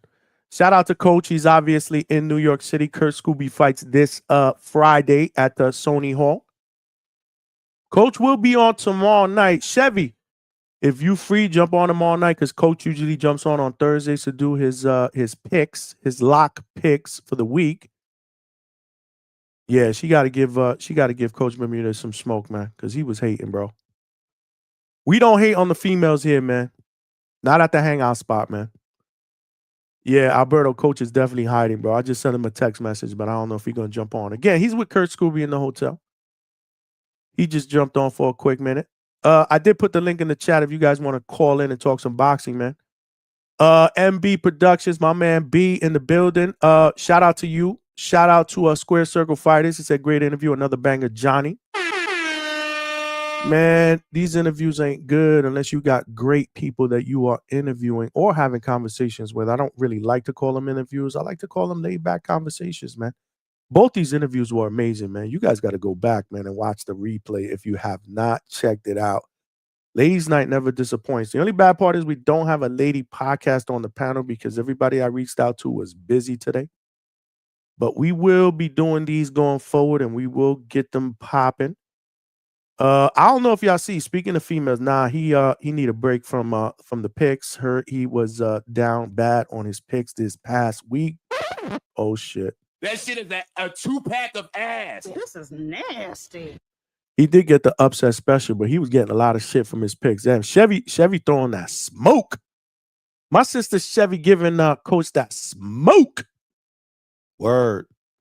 That's what I'm saying. You can't be messing with the females, bro. The females do it up, bro. They ain't afraid, bro. They ain't afraid, man. The women, I'm sorry.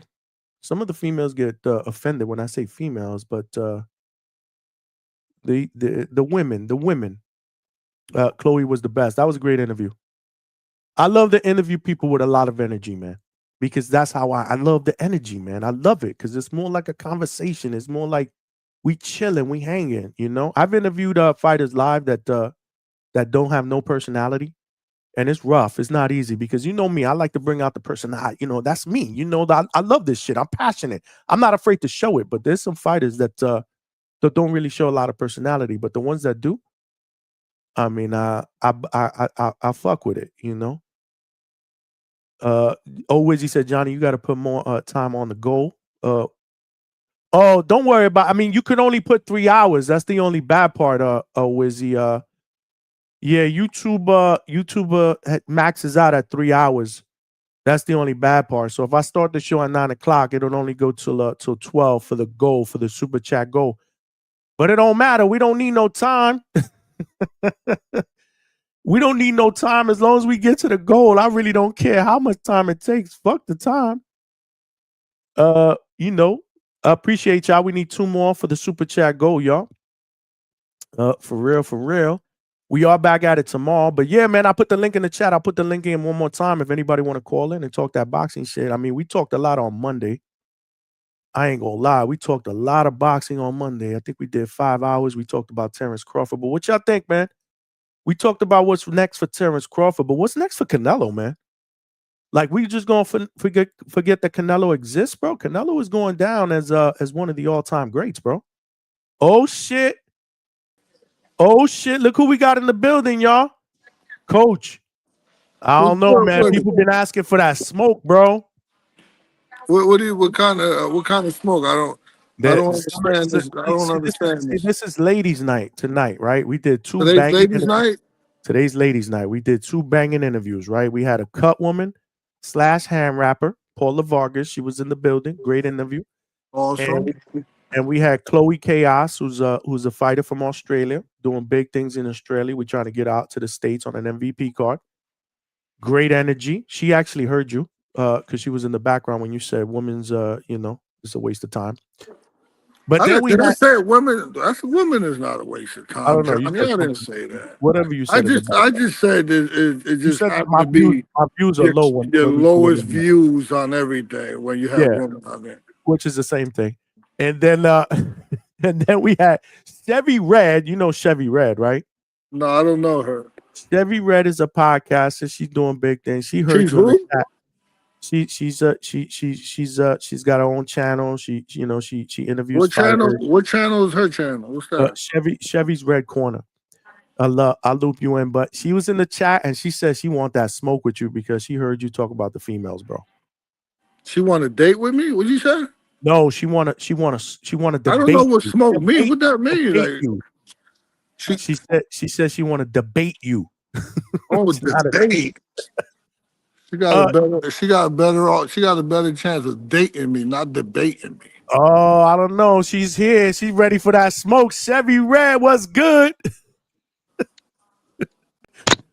Listen, you got me taking a lunch break. We can barely hear you though. The sound is bad. The sound is bad, like the woman night is bad. Oh, he said woman's night is bad. He doubled down. Chevy. What you think about that, Chevy? Look, her audio don't work. Can you hear me now? Oh, it's bad. You need like headsets or something because we coming in very, very sketchy. I don't know. What about now? A little bit better. Listen, shut that hole in your face, Hector Bermudez. You heard that, Coach? He told you be quiet, bro. I'll be quiet. Yo, Coach Chevy, what's good? Where you at? You on a lunch break right now? Listen, I had to step out the office. He trying to play crazy. We had to come on, Johnny. Tell him why he's crazy, bro. He ain't showing the females no love. Because listen. Oh my goodness! Wait, the audio is bad. Let me go off and come back in. All right, I think these females out here have really good place in the world. They're very necessary. Oh boy. And I can see where this is going. What? Where'd she go?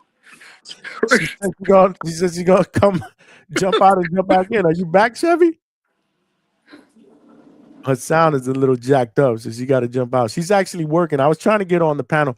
So Chevy Red, she gets credentials to fights, and if you check out her YouTube page, she does interviews with some fighters, and she's also an aspiring ring announcer. So she does she ring announces for cards as well.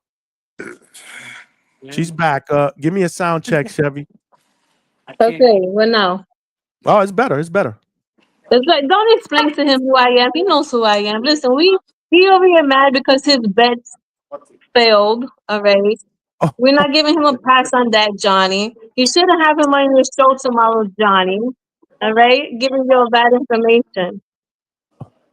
You heard that, Coach? she talk about your picks, Coach.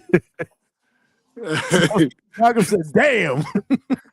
This is life, man. Nobody's perfect, man.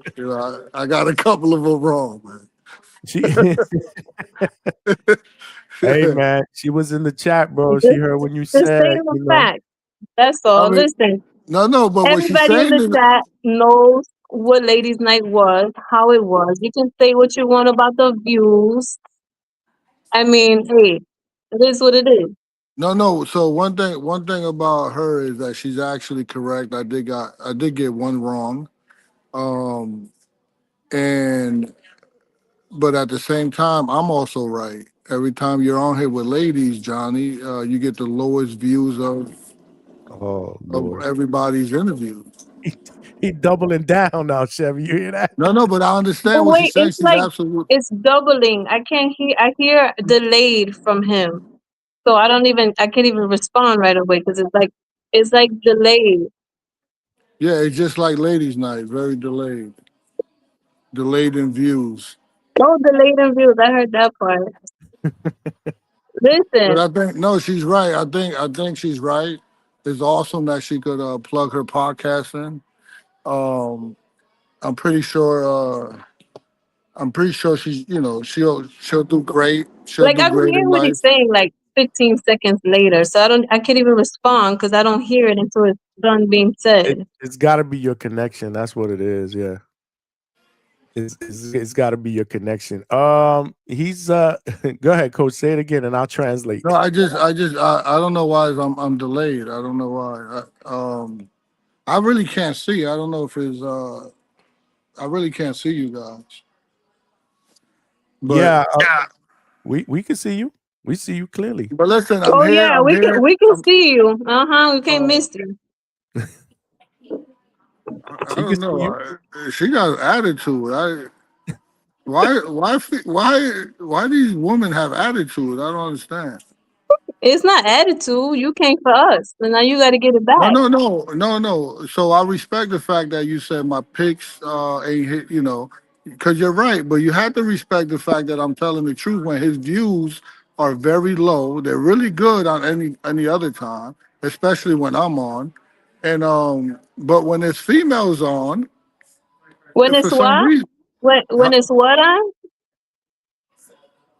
when there's young ladies on, Oh, okay. We don't like that term females. Johnny, we got on your ass too on the episode, and I hear you still dropping it. Yeah, I'm they coming get for on my ass. everybody. But why? Well, let me ask you a question. Why is it that you guys don't like females? Like, what's wrong with that? Like, I don't see anything wrong with it. Because usually it's a substitution for calling a woman the B word. Really? Like, honestly, I did not know. Well, but because because that's you're not not a woman, you don't have to Johnny. hear it. Like, Johnny, you you don't know know what I mean? that because that's not true. It is true. Like the Bermudas. Yeah, nah, I did not I know don't that. know. Did I y'all know kind that of in the I kind of like the way she says my name. chat? I don't know. She says the whole thing like it's supposed to be right. It's supposed to be Coach Bermudez. Right? Coach Bermudez. Okay. Yeah, Yeah, but she yeah. says Hector Bermudez. She's like it's like when I address Brian Norman, I address him Mr. Norman because he's the biggest cheerleader in the world. But Oh Lord, you know he he, But see, watched. listen, I won't come in and attack you like that. You know what I mean? I'm not yeah. gonna attack you in in in your career. I'm not gonna do that, all right? Well, it's almost like the way I look at it is, how a mother, they address their kid when they did something wrong, they call them by their full name. It's You know, usually the middle name. Hey Johnny, yeah. who side you on over here? I'm just playing the moderator right here. That's all. I'm just trying to You play always, the hey moderator. Johnny. One thing about you, man, every time it's something against me, you play the moderator, but you never on my side. I'm always on your side, coach. But this is ladies' night, bro. This is ladies' night, man. And You know. it's gonna be the lowest rating I show think I you have. figured it out. You can hear me? Okay, I figured it out. Yeah. I had them live playing in the background and on the stream just now. So it was No, double. I we can hear you actually now. we actually hear you clear. Oh, now we good. All right, come on, Coach Bermudez. Now I can respond on time. It only took you a while. It's okay. Listen, I didn't know what the hell was going on. Shout out to the chat. I love the chat. And you The can tell chat. by the chat that your girl was on here doing her thing when we were on Ladies' Night. We had a great episode. All right, it don't matter about the views and the likes because from the looks of your Instagram, you don't get those either. Just saying. Whoa. Oh Lord. They throwing smoke out here. Look, Oh, he look, shut his bye. camera off. Well, He coach, got where up you out at? of here. Get up out of here. Coach, you there? I hate that I can't see the chat. Why I can't see the chat, Johnny? Somebody said shots fired. Polo Buck said, damn, shots. Stock Chaser said the chat love you back, Chevy. Appreciate y'all. They just dying right now. Coach, are you back?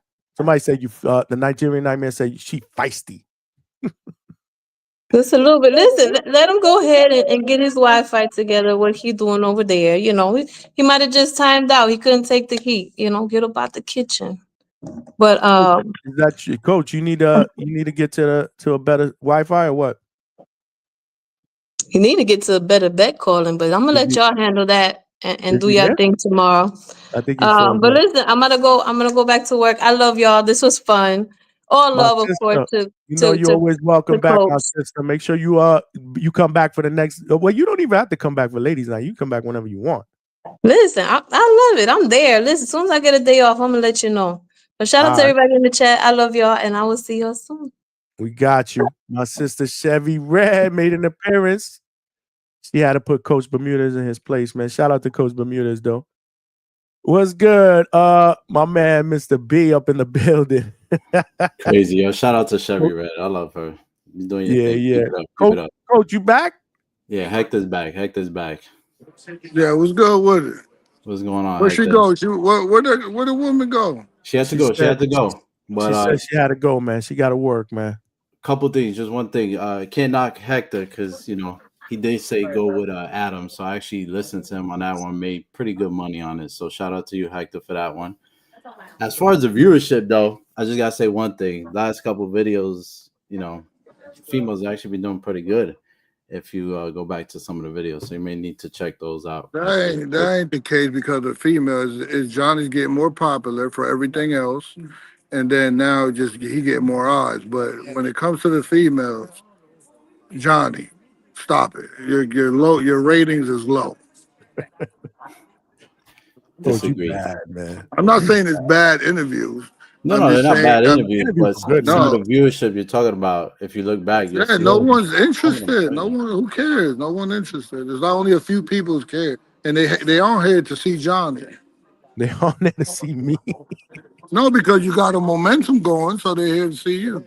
And they're here to see Hector. Oh man, and see you, man. You're here. You made an appearance, man. What's going on? Where you at? In New York?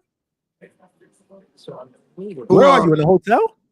Yeah. This was an awesome hotel. It's pretty awesome. Where are you, in Manhattan? Yeah, I'm right down the street from Times Square. Like a that's block. dope. That's dope. And tomorrow, what's tomorrow? So tomorrow's the weigh-in, and then the Friday's the fight. Yeah. Then we get up out of here. Oh, okay. That's what's up. Kurt Scooby is the main event, right? I don't even know. I think so.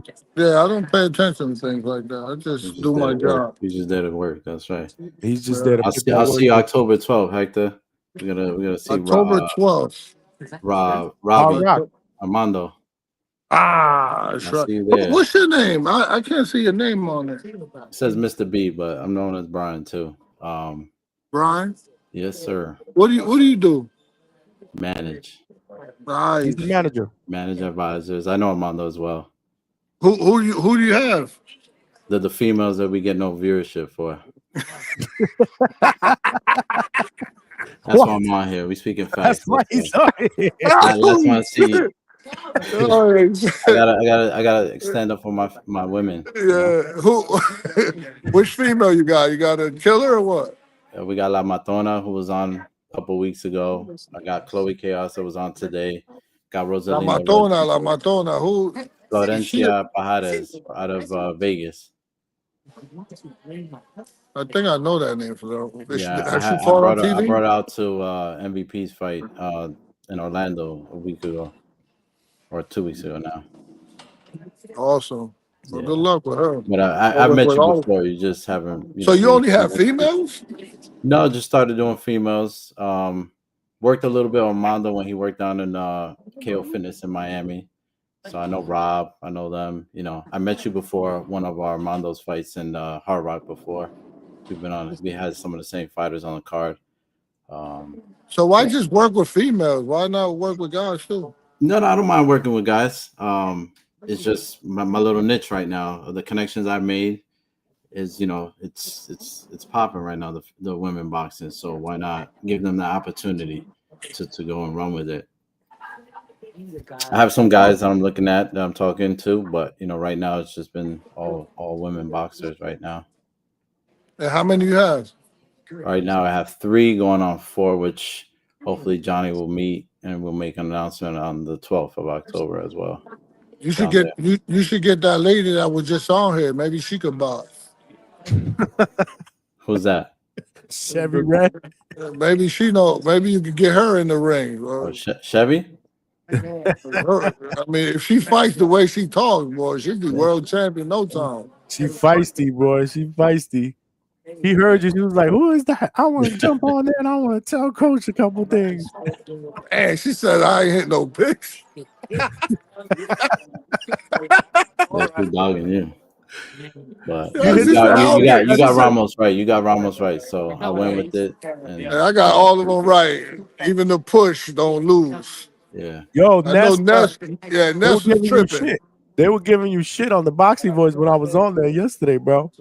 But you know, the manager Brian here knows that one thing about good or bad, there's no such thing as good or bad publicity. As long as there's people At least they're talk talking about about you. Exactly. Right.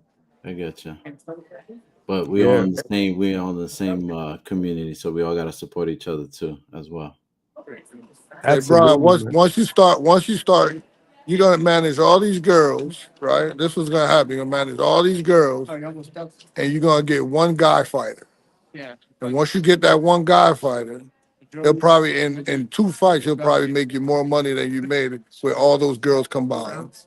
So they absolutely make no money, and you'll start leaving these girls alone. Nah, I show love to everybody. They're not only doing it for the money, brother. Good. So that's I know you. I know you're a good guy, very charitable, because that's exactly what you're doing with these females. So that's all you can do is just be charitable. And how you deal? Do you deal with all the personalities? Like when they're on their period and do they act funny? That would be more of what you would have to do if you were the trainer. So that has been more like questions that have been brought up, whether some of them will be trained by my brother or KO Fitness or anybody else. Let's say if you had a female.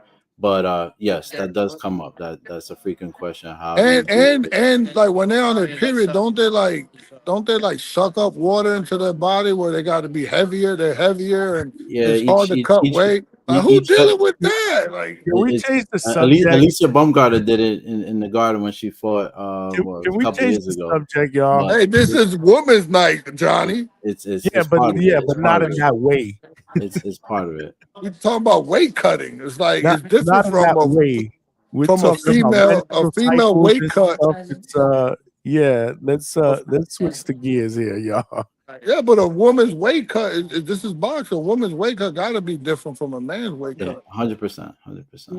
Right? Oh, of course. I mean, they're different, and they also not all necessarily have to cut that much weight too. You understand? So you guys, you got you'll be at Hard Rock on October 12th too, right? Yes, sir. My man trying to change the subject. Hey, Johnny trying to change the subject. He want no part of the subject. I don't want no part of this subject. You're absolutely right. Hard Rock. We got Armando Martinez. We'll all be in Hard Rock on October 12th. All 3 of us. Let's go. I'll be there. You have a female fighter that day? No, I have one that's going to be in attendance that we're doing an assessment. So we'll see what's up. That's awesome. Mm-hmm. Yeah, so Armando Martinez and Feliciano and Yo-Yo is going to fight too, right? Oh, Yep. Yo-Yo's on that card too, right? Yeah. Yeah. That's dope. That's dope. Yeah, no, I'm gonna be there. I'm gonna be there. Yeah. But why did they put that card on a Sunday? I think because of the Columbus Day or something like that. I know it's terrible, but Man, bro, I would have preferred that card on a Friday or a Saturday, man. catching that flight next morning to come back to Yeah, New and I York gotta work early. the next day. I'm gonna have to take the next day off because that's like a 3-hour ride. Yeah. And the But yeah, next you day got I fly out to Belgium to I got a guy fighting in Belgium, Antoine Vanneker, fighting for IBF International, whatever one of them bullshit titles is, but yeah. Okay, That's what's up. another part a lot of people don't understand. You know, the boxing take you anywhere. You know, you get to travel the world, but you have to also take that into account for training camp and flight time and adjustment. All those things go into it. You know. yeah, Yeah, no, dude. no. When you go to a country, you have some of the water there, and winds up messing you up that week. You know, you have to deal with all these factors. It's just a lot of people don't know that. They just think fighter shows up, he doesn't perform well, it was on him. No, there's a lot of factors that go into it. You know. Yeah, no, absolutely, man, absolutely. And you mean when we talked to Chaos, man, she's trying to get to the States, man. Yeah, she will. She'll be here. Yeah, What we gotta she's from Australia? Yeah, she's Yeah. from Australia. Yeah, they already offered us a fight on VP, but she just fought the 23rd, got the title, and she got a cut on the eye, but like 3-4 stitches. So we weren't able to take the fight the 27th coming up in Canada for MVP. She's a world champion? Yeah, she's an Australian champion. Yeah, Australian champion. yeah. So MVP has Delcy Robinson #1 What right now. what part of Australia is she from? She's Perth. Perth. Yeah, she's born in That's Melbourne. where actually I trained TJ Doheny and he's living in Perth. Okay. Yeah. I forgot to ask her if she knew him, man. I asked her if she knew Cambosis. No, she gotta know TJ. Yeah, I would think so. Yeah, Yeah. she should. She from the trenches, man. Oh, that was a really, really good interview, man. I love her energy, man. We got Treese in the building, or as Coach calls him, Trice in the building. Well, it's because it's Trice. Yo, Trice, you gotta unmute. Yeah, what up, though? What up, though? Y'all, like I We say, can barely hear you though. It's like you're far away. Oh, hold on. Give me one second.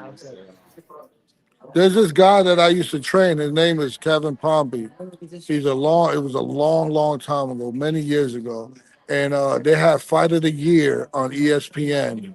Him and a guy named Tyrone Trice. Can you hear me now? Yeah, we can hear you. All right, what up, though? But like I say, man, it ain't you don't call the police. It ain't the police, my guy. It's the police. So therefore, it's trees. You know what I'm saying? What up, though, Coach? How you doing, Coach? What's good? Everybody's so crazy. You behave, man. You doing that shit again? And Coach, you getting on here disparaging women's boxing. We can't do that. You know, as the CEO of the Midwest Mafia gang, I got three world champions right now. Shout out O'Shea Jones. Shout out Alicia Baumgartner, you feel me? And shout out Carissa Shields, you feel me? So when this women's boxing shit, I got an invested interest. You understand what I'm saying, Coach? So name me 3 more fighters. Hey man, Coach, see, you worrying about the wrong shit, Coach. I'm doing my job. See, Mr. B, manager Brian, he can attest to that. I got an invested interest in my fighters. You understand me? It's about my fighters. So yeah. You doing women's boxing a disservice, Coach. You can't have it. I don't know what you're doing around yonder, Coach. I don't know. I'm just doing a service to boxing. Well, and I'm trying. And Johnny's my guy. Johnny's my guy, man. You see, Johnny. If Coach want to do a service for boxing, tell Armando Rabi, son of a legend, to fuck with my fighter Albert Bale. You understand me? Contender versus contender, and let's get it popping. You heard that shit, Coach? But you see, Coach ain't gonna. Man, I love, man. Hey, Mr. Trice don't know how much I love Albert Bell. I love Albert Bell, man. Yeah, if you love him so much, well, they said let's get some money together, Coach. There's gonna come a time where I'm gonna trade. There's gonna come a time where he's gonna listen to his manager and come train with me. Hey, man. And I'll invite you to the sparring matches. I hope so, man. I hope I'll be front and center for that. I can't wait, man. But listen, especially when Thomas Blumenfeld get a hold of him. We wait, yo. You know, he may be jumping on for a little bit tomorrow. Who's that? Oh. Albert Bell. Ah, Okay. nice. There you go. That's what I'm talking. Why should you get some views then? Good Lord. Coach is no good, Coach, man. you ain't right, man. You messed right, up, man. man. Hey, I am right though. I am right. Watch the You ain't views. right. Well, me, Brian, and Trice is helping the views out now because that was in the dumpster for a second ago. He's funny, man. We was locked, man. We be locked in. Don't listen to him, man. We be locked in, man. Like I say, I heard the violence in Miss Chloe. By the way, I'm a fan. I like her. Yeah, she I has like that the energy. violence. Yeah, I like that. Is this the? I feel like she will make a great bare knuckle competitor, but you know that's neither here nor there. We ain't gonna speak. We gonna let her box. I know y'all was talking about Miss K Scott. You understand? We over up here in Detroit, like that Midwest Mafia shit. Fox Theater this weekend, September 19th. You know, I might fuck around and be in building for that because my guy DeAndre Savage and Brandon Moore, I'm into that. Coach, There what you you go. got on that? Coach, you talking that shit? Redeem yourself on these picks, Coach. Who you got in that fight, Coach? You got to tune in tomorrow when the real Oh, all show's right. on. Oh, all right. Bet. Yo, you All gonna be right. able to jump on early? Yeah, we're gonna jump. No, we're gonna jump. Yeah, we'll jump on early. We'll get the pay. That's when we gonna make some money tomorrow, man. Yeah, we're gonna make some money. Is that Scooby next to you? Nah, Scooby. You know Scooby resting. I was about to say, you Oh, better be in the bed, Yeah, man. rest It's them time for him to legs. be asleep. I thought that was Scooby next to you, man. What's man? This Kurt Scooby, man? What do you think of that man Ernesto Mercado, man? That's kind of a fight I want to see, man. Your man Kurt Scooby and Ernesto Mercado, man. I think they would be That'd be a really good fight. You know, you the Mhm. best. I don't know why you don't work for a promoter to be a matchmaker, Trice. man. It'd be a good Come one. on, man. Sign a letter of intent for me, coach. I need a letter of recommendation, coach. They bullshit. He needs an intern first, bro. You need an intern first. Yeah, I mean, well, you're gonna have to cut. You're gonna have to leave your job. You know, you work really late, man. Hey man, you know we can do it all, man. It's the multiverse. I'm sure manager B know all about that. He getting it That's it. done, burning the candle at both ends.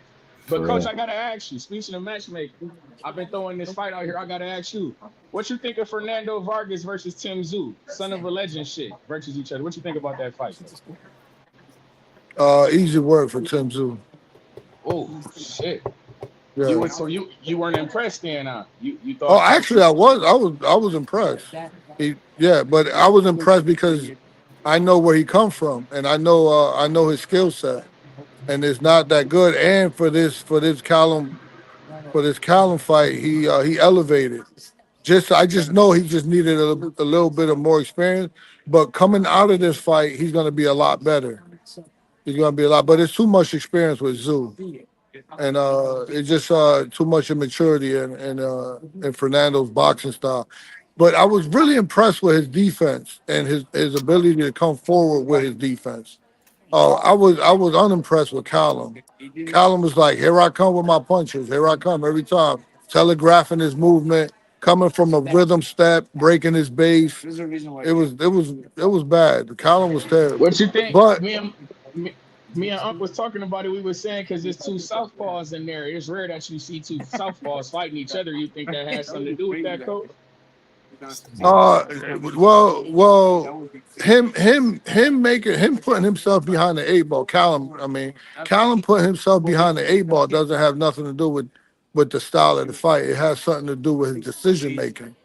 Um, the style of the fight. Yeah, this is why it probably was ugly at times, and it went the distance. He couldn't really find placement, but breaking his base is a creature of habit for him. So that he got a lot to work on. Callum got a lot to work I gotta ask you then. I felt like the bracket style. Brandon Adams then. Brandon Adams versus Callum Walsh. Who you got in that fight? If we put both of the winners together, who you got? on. Adam, I agree. Mm-mm. yeah, Okay. Adam. Okay. Word. I agree too. I kind of want to see that fight. I like they want that fight. Brandon Adams and Callum Walsh. I feel like they on the same schedule. You feel me? They just fought on the same night. Why not put them in the ring together? They both low key ranked high in the divisions and the sanctioning Well, bodies. Yeah, I think Callum got a better team than how he fights, and I think they know better not to put him in with Adams. But Yeah, he they're got gonna a good move. They're team gonna move behind him him. differently. They're gonna move him differently. I agree with Heck. So I Yeah. gotta. So you the manager then? Bingo. This the type of shit I'm manager.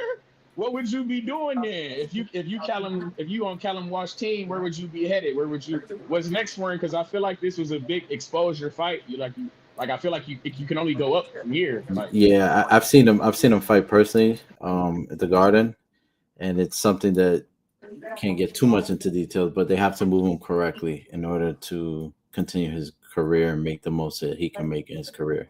He fights someone like Adams, it's gonna sure L doesn't define you, but as a promoter, you are invest like we talked about. You're invested to your fighter, so you want to give him the best opportunities possible. So what Coach Heck alluded to is correct. I think they would not take that fight. yeah. So when I'm looking at 154. I'm thinking of guys like Xander and this Barral fellow who just got this strap. Like them two guys, I ain't gonna lie, them two guys. I feel like I won't call them weak links, but I feel like if I'm a contender, that's what the fuck I'm going after them guys. Like, No, they could do something with Xander for sure. Because there's people that feel like maybe he's one of the weaker links in it. I'm a big Xander fan. I know him personally very well. Um, but Xander definitely wants to fight anyone. He doesn't care who it is. He's willing to test his skills, whether he comes out victorious or not. He's not gonna run away from that. Yeah, I'm we intrigued. working on that interview too, man. Yeah. You gonna do it in Spanish, Johnny? No, hell no. Nah, He he speaks speaks English. English, bro. He speaks English. I know.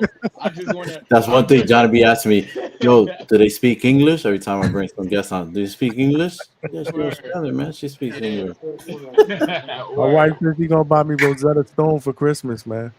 Yeah, man, you gotta get that Duolingo popping, Johnny. You know how many Man. interviews I done dropped the ball on because my Spanish is jacked up. We still ain't get Rohan Polanco in here, man. What's going on, Hector Hey, yeah, Bermudez? you talking about your Spanish better than mine. This shit twisted. You talk because Yeah, you want me you to know I play? fucked up when I was You on want the me to play fight. some You know I fucking fucked video? You in the corner? no, You definitely talking all not. that shit? I was No, watching that shit on TV. I was laughing at you. the fighters know what I mean. That's I was all. like, what the fuck this dude telling Polanco in that corner? That was Hey, crazy. speaking of your man Classic Rohan shit, Polanco, man. I gotta ask this one last question. I gotta get out of here, man. You know me. I gotta, it's boxing shit. I love this shit. I love this Word. shit. Yeah, well, you gotta get back to work.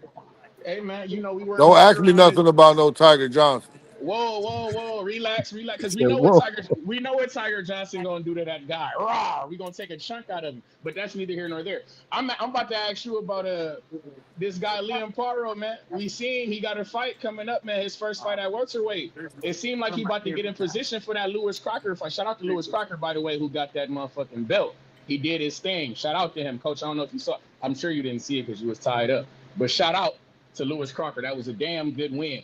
But yeah, man. We got Liam Paro coming up to 147. I see him getting in position for that Lewis Crocker fight and shit like this. Is that a fight that you think you could, you feel me, possibly procure with a Liam Paro or possibly a Lewis Crocker, these type of guys? I mean, would you be willing to go over to Ireland, mate, and get that fight with Lewis Crocker? But shout out to the Hangout spot and shout out to the Midwest Mafia, man. We appreciate you, coach. We appreciate you. My guy Albert Bill will beat on your guy Armando, right? But that's neither here nor there, man. Y'all be cool, man. Y'all be cool. He said that shit real quick. Shout out to my guy Trice and the third shift workers, man. And the overnight workers. Make sure y'all smash that like button. I don't see 100 likes yet, man. We ain't going anywhere. And you said it right too. Ooh, Trice? Yeah. We got Albert Bell. Albert Bell gonna probably pop up on the channel tomorrow, man. Oh, that's awesome. That's a bad boy, man. Yeah, Albert is he's that dude. He's my guy, man. He's my dude. Vic Green's a promoter. Chevy Red says you should have Vic Green on here. That's his promoter, right? Yeah, he's awesome. Mm-hmm. Yeah. You got We Jean can Paul set that next up. week, Johnny? What was up? You got Jean Paul Rivera next week? Yeah, I'm working on it. I just need a translator. Chevy. Oh, yo, Coach Chevy Red says she's going to the fight in Sony Hall. So she gonna go and say hi to you, man. Did you hear me? Yeah, what do you want me to say? She want to fight? I don't know. I don't hit females. She said he don't hit females. No. Oh, excuse me. She don't like the word females. I don't hit. Yeah, you don't hit women. She gonna keep it professional. She said she pulling up on you. Maybe she does want to fight. I don't know. She's gonna interview him. Yeah. She's gonna put you on the spot. She's probably gonna get an interview. Take on women's boxing, you know. Yeah, she's gonna interview you. We knew each other. I don't know. I never really see Coach do interviews though. We interviewed him one time when he first came on here, but he don't really do interviews like that. A lot of coaches. Nah, I got a crazy past that people. Once people start to know it, then they start to figure you out, and they wanna put you in a box. I know about your past, and I ain't put you on no box. But you ain't interview me. Yeah, I did interview you. I did interview the first time you was on here. I interviewed you. I don't even remember the first time I was on here. Is that when you ambushed me with Brian Norman? See, now you capping. I ain't ambushed you. Yeah, you set me up. He told you to tell him when I'm on there. No, that's what he said. No, because he watches it. What do you mean? Tell you? I get on here. He pops up. I guarantee you, I didn't do that. I bet money I didn't do that. He hears you. He hears you. It ain't me. Yeah, he learns from me too. He learns from. Alberto said he'll translate for you. Who? Alberto. Yeah, I need somebody to translate. She said she want an interview. There you go. See, that's what I told you. She want an interview. That's it. Coach is gonna give you an interview, Chevy. I don't speak to about women boxing. Coach, there's somebody in the comments saying so you wouldn't train a female fighter or woman's fighter. See, this lady has everybody scared to say female. No, Manuel is asking that question. A girl comes to the gym. A girl comes to the gym saying she wants to train with you. You're just gonna say we don't train women? Oh, why not? Yeah. No, they're asking you the question. They're asking you the question. Oh, I can't see the chat. Yeah, no, emphatically no. They go somewhere else. Emphatically. Well, first of all, he wouldn't be able to train them over there because all he got is guys over there. Yeah, I got all guys. I don't know if you know my setup, Brian. I got a setup. I bought like a firehouse, and all the fighters stay upstairs. Yeah, can you imagine a woman up there. Like a male dormitory there. That's a good idea. I like that idea. She'll be pregnant by the time she fights. It's like crazy. I get that. I get asked that a lot of questions too, about trainers and then women fighters. If there's any conflict where they, start catching feelings, and it's like, yeah, no. If it's business, it's business, but some people can't control themselves. No, but I'm talking about the fighters upstairs. It's like you got fighters. No, I get you. I get you. I was just bringing up the other point. Yeah, he's got all guys up there, man. You got killers up there too. You got killers up there. Killers that can't kill a bat in the kitchen. Hey, Johnny. To this day, I don't know what happened to that bat. It just left. You must have opened the door and it flew out. You lucky it flew out because I would have been out too, man. I ain't messing with that shit. That bat had everybody in bed early. They did not want to come out the room. What's going on over there, Coach? You just hanging out in the lobby? What is that? The lobby over there? Yeah, I'm actually talking to school's manager. I got one of my other fighters out here. We're just hanging out. Okay, that's what's up. Where's that? A bar? Is that a bar at the hotel or something? No, this is the lobby. It's like the bar. Yeah, the bar's closed though. Okay. And reception here. That's a nice hotel. Yeah. Yeah, they got a chessboard over here. Anybody play chess? Y'all play chess? Nah, I don't play chess. You don't play chess. You play chess, Brian? A little bit. But you're like probably 30 minutes from me. I could pull up. Really? That's what you're not far from him? Nah, the city's not far from me. Oh, you coming to the fight? Not I making it might out need to help. I might need help with this with this interview on. with Chevy. But no, I'm not around for the fight for this Friday. No, we'll see you October. Definitely gonna see me there. I'll be at the presser at Paul Tank on Monday. I'll be in the city for that. That's when is happening that? That's this Monday? This Monday I'll be there for that. And then Tuesday's in Miami. Wow, they flipped that shit to Miami. Yeah. That's crazy. So they got Feliciano, Yo-Yo, and Armando flying out there tomorrow to do something. I don't know exactly what, but I'm guessing some type of promotional something. And they're flying out tomorrow. Where, I Florida? Yeah, which I don't like because you're fucking up training camp. Yeah. But That's not the smartest idea. But what do you mean flying out to Florida for promotion for the 12th? Yeah, I think so. I mean, they have to be. They're flying them both out. They never did that before. Yeah, unless they're planning to do like a shoot to promote it a little bit better. So have they done that in the past over there at the Hard Rock? Heavyweight factories really didn't do that before. Wow. Okay. Yeah, no, that's gonna be a good card, man. I just wish it was on a Friday or Saturday, but I'm gonna have to take that Monday off probably. Yeah, just come on down. Down. Yeah. No, we'll be there. You got a guy named Carlos Velez debuting. You got Andrew Garcia's going for a second fight. You got Aaron Ponte. You got Armando Martinez, and then you got Yo-Yo. You got Evelyn Romo. Yeah, we know who you are, Henry. Great coach. Thank you, bro. I was Hey, Johnny, you know this guy here? Who is that? Who's that?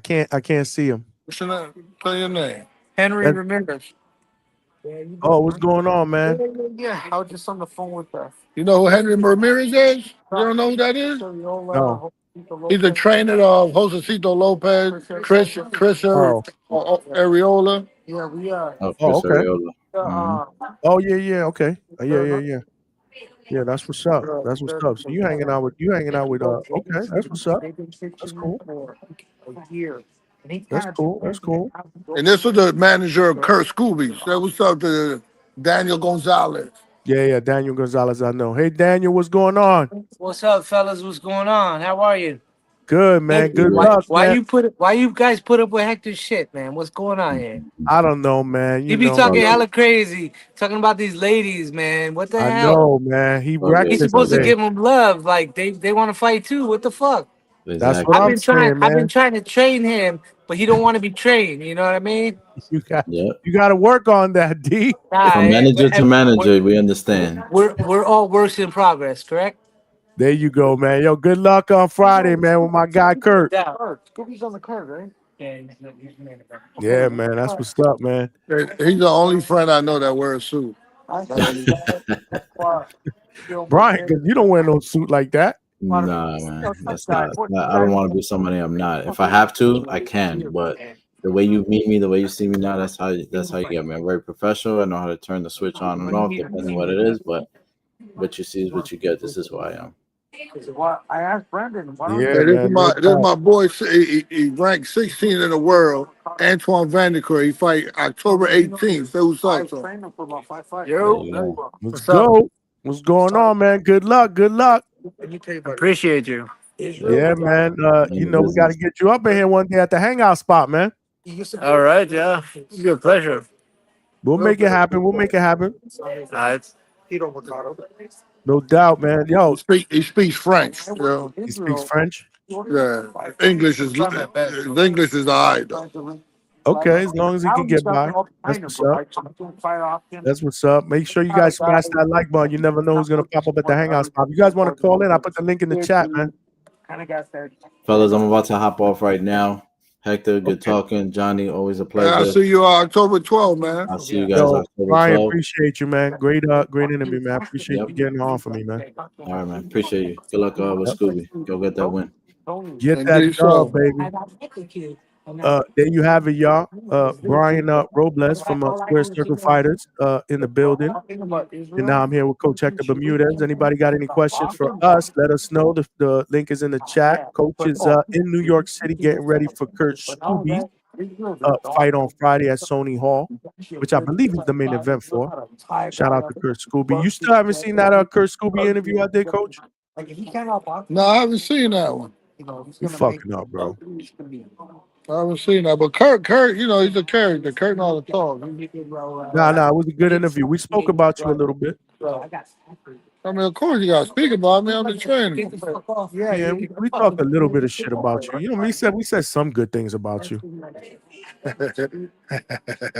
Put my foot in his ass if he don't. You put your foot in your. He better talk good about me. You know, we said, see, you really come off as a nice guy. You really come off as a nice guy, but you really a piece of shit. But that's our thing. That's our thing around here, like around the gym. We always say that about him.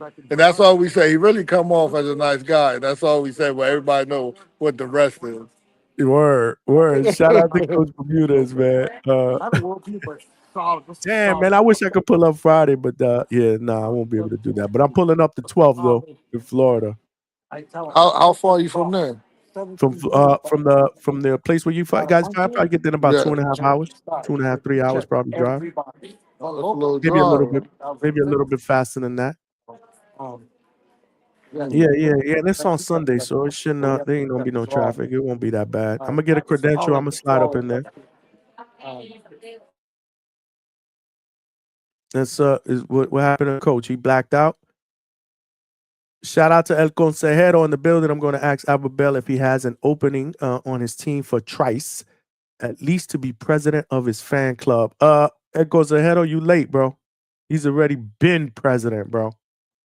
He's president and vice president of the Abel fan club. No cap. Let's go, champ. Tree said, I'm bringing the ginger ale. You bring the whiskey, I bring the ginger ale. Is Coach drinking? I don't know what happened to his camera. Look, his camera blacked out. Is he drinking over there? He's over there with the managers, trainers, other fighters. Shout out to Coach. Live and direct from New York City. I don't know what the fuck happened to his camera. You see that shit is buzzing around. Last call if you guys want to call in, man. We at what we did, 4 hours. This has been great, man. Don't listen to Coach Bermudez, man. This is a good ladies' night, man. There he goes. You're back, man. What happened to your phone? I got a call, you know. Yeah. People. You're a busy guy. Look, another call. There we go. Stock Chasers in the building. Shout out to Manuel LG in the building. My thong 509. What's good? Paul versus Tank. Come on, man. That shit is a 2-pack of ass. Now go home and smoke some more crack. Yeah, man. I was on the TBV panel yesterday. Shout out to Nesta Gibbs and the Boxing Voice. People were asking when the next movie is, man. When the next movie. They said Terrence Crawford and Canelo was a movie. When's the next fight going to be made that's going to produce a movie? Somebody called in and said Tank and Jake going to be a movie. So I said, well, maybe a comedy. So what comedy is Tank and Jake Paul going to be? I think I said Step Brothers. I think somebody said White Chicks. White Chicks. That shit is a 2-pack of ass. White Chicks. That's what's up. Yeah. Shout out to whoever said White Chicks. Somebody said Happy Gilmore. I'm weak. This is nasty. I'm weak, man. That's crazy. He said, he said, Jake and Tank smell like a toilet full of nasty ass shit. It smell like a toilet full of nasty ass shit, okay? This is nasty. Word. But are we gonna be watching that shit? Y'all gonna we gonna be doing a live fight chat for that shit? That's crazy. November 4th. I might be, honestly. Honestly, I might be in the building for that. Shit is in Miami now. It's right in my backyard. I may get a credential and slide up and get some work, boost the ground. You know the undercard will probably be fire. The undercard will probably be fire. Give us trouble getting a corner. Coach, you back? Yeah, he just Yeah, I'm back. They said Jake versus Tank is Dumb and Dumber the comedy movie. This is nasty. I don't know. Somebody was calling me and kept hanging up on me. That was probably that lady. That was Chevy Red. Yeah, he was just with us for a month. You gave her my number? Nah, I wouldn't do that. I'm on your coach. You keep saying I'm not on your side. That shit pissed me off when you say Oh, that so shit. then you on my side with this lady thing. Wow, you got to stop because I'm doing ladies' night tonight. I don't think so. No, because We somebody said Jake and Tank is the equivalent of Dumb and Dumber the movie. I signed Areola with him in 04. And People they're looking for gonna the make next that movie, and if you recall, that movie did really good at the box office, and so which is probably what Jake and Tank is going to do really well right. as far as viewers on Netflix, man.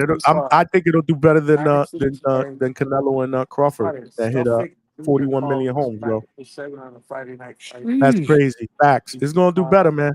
It's going to do at least 100 million views, I think. I don't know if it breaks Tank and you hear me? I don't know if it breaks Jake and Mike. They did about 34 million homes. Whatever the Well, case, they're see how gonna popular be Tank very is. well off. That's generational money, huh? Yeah, I mean, we're gonna see how popular Tank is, right?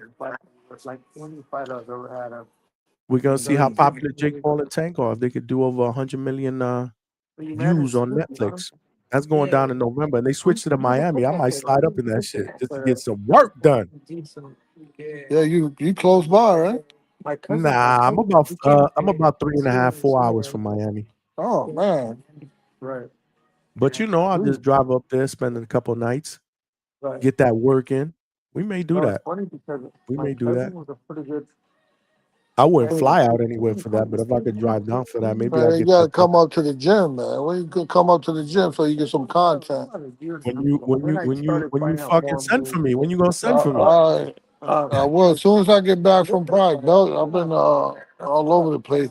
This is what we do. We'll fly you out for when Rohan Polanco start training camp, Yeah, that works. and Yo-Yo will be there.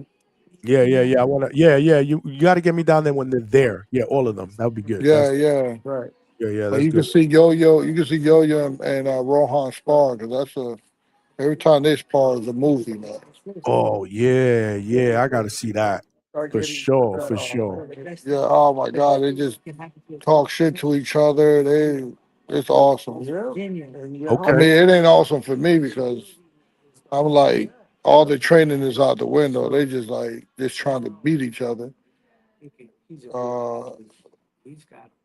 See who could touch who more and all that. They just talk shit to each other. You're right about. Yeah. No, I got to see that. That's gonna be epic. That's gonna be epic. And I want to do a live show from there. That's gonna be dope. Yeah. Especially you go upstairs and You got a prospect. like in the dining room area. That'd be a nice setup. We got mics up there too. Yeah, no, I'll bring Couple some mics. of my shit with me. Yeah, we'll make that shit happen for sure. As long as I got my laptop and you got Wi-Fi, I'm good. Yeah, we got good Wi-Fi too. Yeah, no, we'll make it happen. Where's Scooby? He's sleeping in that rest. Yeah, he's resting. Yeah, he's on weight. So Hey, he looked pretty. He looked. He looked really, really slim. What's his fight at 140? yeah, it was supposed to be. I don't know what happened. It was supposed to be 138, and then they changed it to 140. And I don't know if they're gonna change it again, but he's on 140 right now. Oh shit! The weigh-in's tomorrow. Okay, he good. Well, the weigh-in's not tomorrow. Yeah. Weigh-in is tomorrow. That's right. Okay. Good thing on there, like 10 in the morning. So Yeah. You got to be at weigh-in at 10. yeah, it starts at. Well, I heard the welcome letter says 10 in the morning. You know what a welcome letter is? Nah, what's a welcome letter? So when the teams get when they the week of the fight, the promoter sends out a letter and details of everything. What time like where you could get the scale to check in, where you could who's picking you up, who you could call for this or that. when you leaving, what time you leaving, what time you know they pick you up from the airport or going to the airport, like stuff like that. And within the welcome letter it says that 10 o'clock tomorrow's weigh-in. Are you staying for the Saturday card? There's a Saturday OTS card as well. The OTX card? Or is it not in New York? It might be somewhere else. Where's the OTX card on Saturday? Yeah, I won't be going to those fights. Those fights is never that good anyway. Is this an OTX card on Friday? This is not an OTX card that Scooby's fighting on Friday, right? No, he signed to OTX though. Yeah, but why is he not fighting on that OTX card on Saturday then? Yeah, I don't make those decisions. I don't know. See, these are the questions that they asked me on the Boxing Voice, and I said, Coach don't know. The coach don't fucking know. Yeah, I don't give a fuck about it. None of that shit. That shit is all like this. My job is to get him better, put out the best product. Because half the time I don't agree with shit they do anyway. But especially like if there's people that just come into business trying to reinvent the wheel. Right. I'm like, here we go again. Where are we going to be able to see that fight? Do you know? On Friday? Yeah, I don't know. There must be something though, because this promoter here, I forgot who he is, but it might be on the zone. I don't know. I saw his fights on the zone before. I don't know if this one's on the zone though. Probably not. I don't think so. But I saw his work before on the zone. I don't know. Scooby being the main event. I don't even know. I found out through your chat that Scooby was the main event. I think Scooby's the main event. Uh-huh. I'm almost positive Scooby's the main event. And who else is on that? I'm trying to see here. Who else is on there? Have you heard anything from Top Rank? Any TV? Nope, not yet. They just signed Scooter Davis though. Derek Scooter Davis, the undefeated guy. He spars with Tank and trains with what's this guy that trains with Tank? I actually have to call. I actually got to revisit a conversation that I had with the people at Top Rank about Thomas Blumenfield. I forgot about that. I got to visit that, but they was interested. In Bloomingdale? Yeah, Blumenfield's a bad boy. He's Yeah. No. I know. He's different. He's like a little cuckoo. No, I know the deal. He's definitely good. That boy can fight. Yeah. Okay, so that'd be dope if you could get him on. But yeah, they need. I don't know. I don't have any word. They just did the Inouye fight and they streamed it on Facebook. Right. On Top Rank Facebook. What's his name? Oh, that Dominican heavyweight is fighting tomorrow, Friday too. George Arias. George Arias is over there. Is he undefeated or he got a loss? Nah, he got a loss. He got one loss. He's 18-1-1. Who beat him? Jared Anderson. That's right. He didn't throw no punches. Right? Mm-hmm. Speaking of Jared Anderson, you mentioned any Toledo fighter, he pops up. We didn't even mention him and he popped up. Yow. What up, though? Of course, man. Hey, man. Say, man. I'm like a boxing phantom in the night, Coach. There's certain things you just can't say. I can't let slide. But hold up, no. No, man. Hold up. I heard you talking that OTX. I'm like a boxing phantom in the night. Your boy Kurt Scooby, man, he got Giovanni Marquez problems, man. That OTX fight on Saturday, that's in Houston. I'm sorry. Hey, Trice, no way. Dumb boys were supposed to fight. Marquez mentioned that he wanted to fight. Scooby fights anybody. And then when it came down to it, they got smart. I ain't gonna say they got smart. Hey, man. Say, man, I'm just saying we got Giovanni Marquez down there in Houston, Texas, man. I'm just saying, coach. You just heard me say when fighters is on the same type of timeline, coach. I don't see why we can't line them up, coach. I don't see why they can't. They tries because they don't want it. They don't want to fight. I promise you this, and I'm not bullshitting. We were supposed to fight, and then they backed out. Oh, And all right. honestly, no, honestly, it's a smart move. I'll tell you when it's a smart move or not. It's a very Oh, all smart right. move. All right. I'm just saying, because hey, man, I'm just saying, because we got my fighter. Speaking of women's boxing, we got the WBC champion Tierra Brown is also fighting on that card on Saturday in Houston, Texas. Who had to beat up on Sky Nicholson, who they was treating like my fighter Albert Bill, trying to deprive her of her title shot. And when she finally got it, she put hands and hooves on that hoe. Shout out to Tierra Brown. You Who's she understand me? fighting? They fighting in Gongora? Houston. Emma Gongora. Gongora. Yes, sir. Yes, sir. Yes, sir. Okay.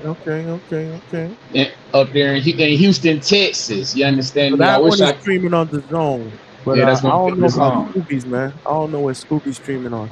Because Breon Gorham is the main event on that. But yeah, like I say, I'm really tuned in for the Giovanni Marquez and the Tierra Brown. Man. Like I say, that's who we intrigued in. That Giovanni Marquez though, coach, I do want this. I don't know, man. I thought I ain't know that they shied away.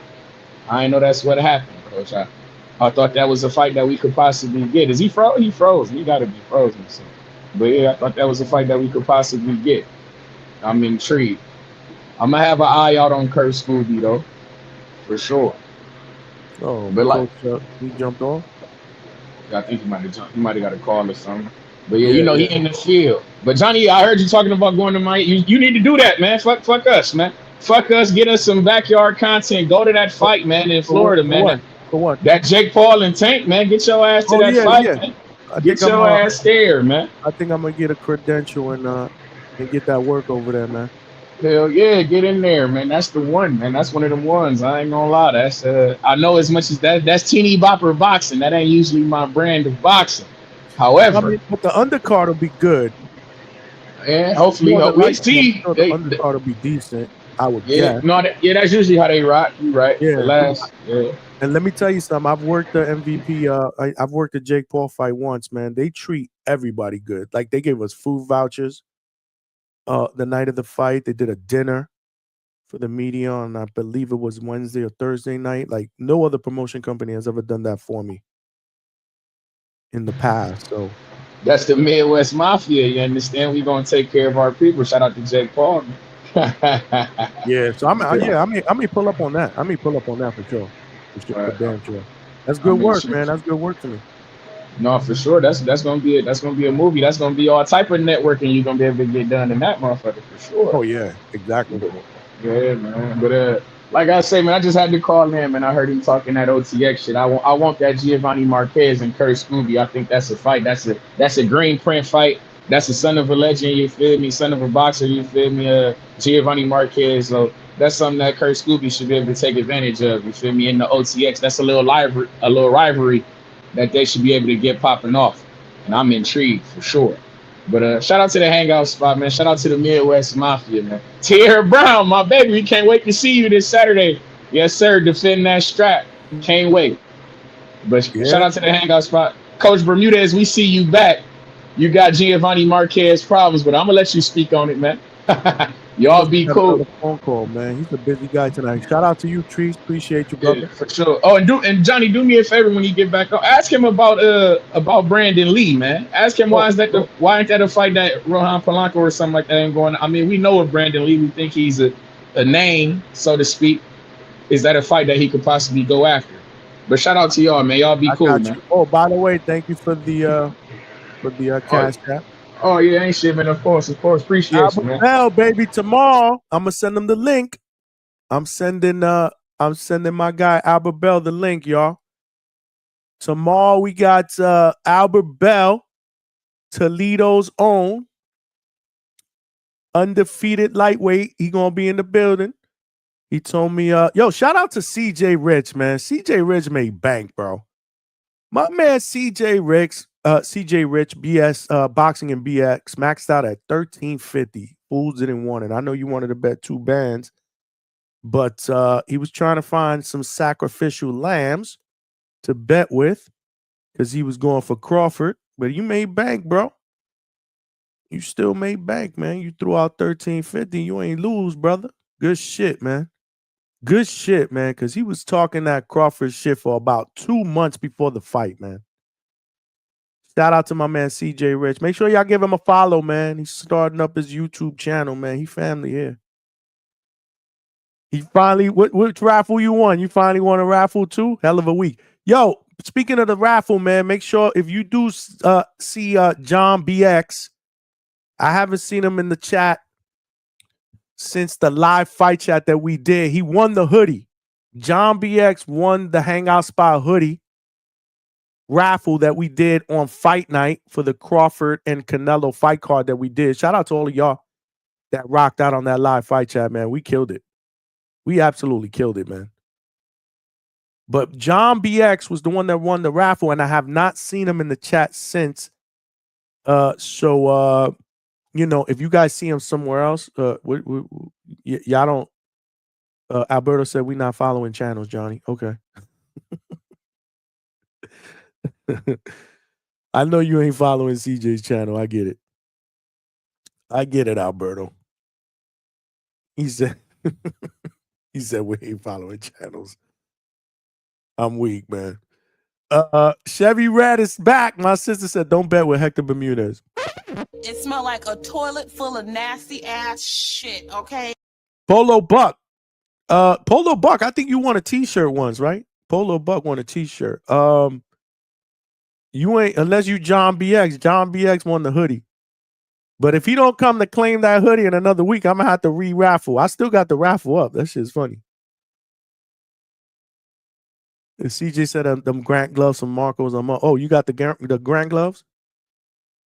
He said about to purchase some DHS merch. Man, yeah, support, brother. Get a hoodie, man. Get a t-shirt, brother. The link was pinned to the chat if you guys want to rock out and support the DHS family. Check out my page on millions.co. Get yourself a hoodie. It's starting to get cool in the Northeast or in some of these states where you at where it gets cool, not in Florida. But I got a hoodie. Even though I don't need it out here. I got a hoodie. So get yourselves a Hangout Spot hoodie or a t-shirt, all colors, all sizes, men and women's cuts.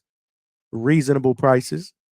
There's the link. I put it in the chat. Check out the Hangout Spot merchandise. Order now on millions.co, my page. Polo Buck won a t-shirt, bro. I know Polo Buck won a t-shirt one time. I believe Polo Buck won a t-shirt, if I'm not mistaken. And I think Stock Chasers won a t-shirt. He said, John BX is my other account. I'll send you my info. Is it? If it is, send me your info, bro. Send me your info, and I got to get you your hoodie, man. Just send me your name, address, and size, and I'll get you a hoodie, bro. Yafi, what's good? Yeah. That's a good one. I'm gonna reach out to his people tomorrow. I'm gonna try to get Jaleel Hackett because he absolutely fucking cooked. You're absolutely right, Yafi. That's a great interview, man. That's a fucking great interview. We got to get Jaleel Hackett. He fucking cooked on that underdog card. Shout out to us. We were actually we were live for that. I actually turned that live show on Thursday into a live fight chat before we logged off. But I actually was online until all the fights finished. But Jaleel Hackett stole the show, in my opinion, and I love the emotion.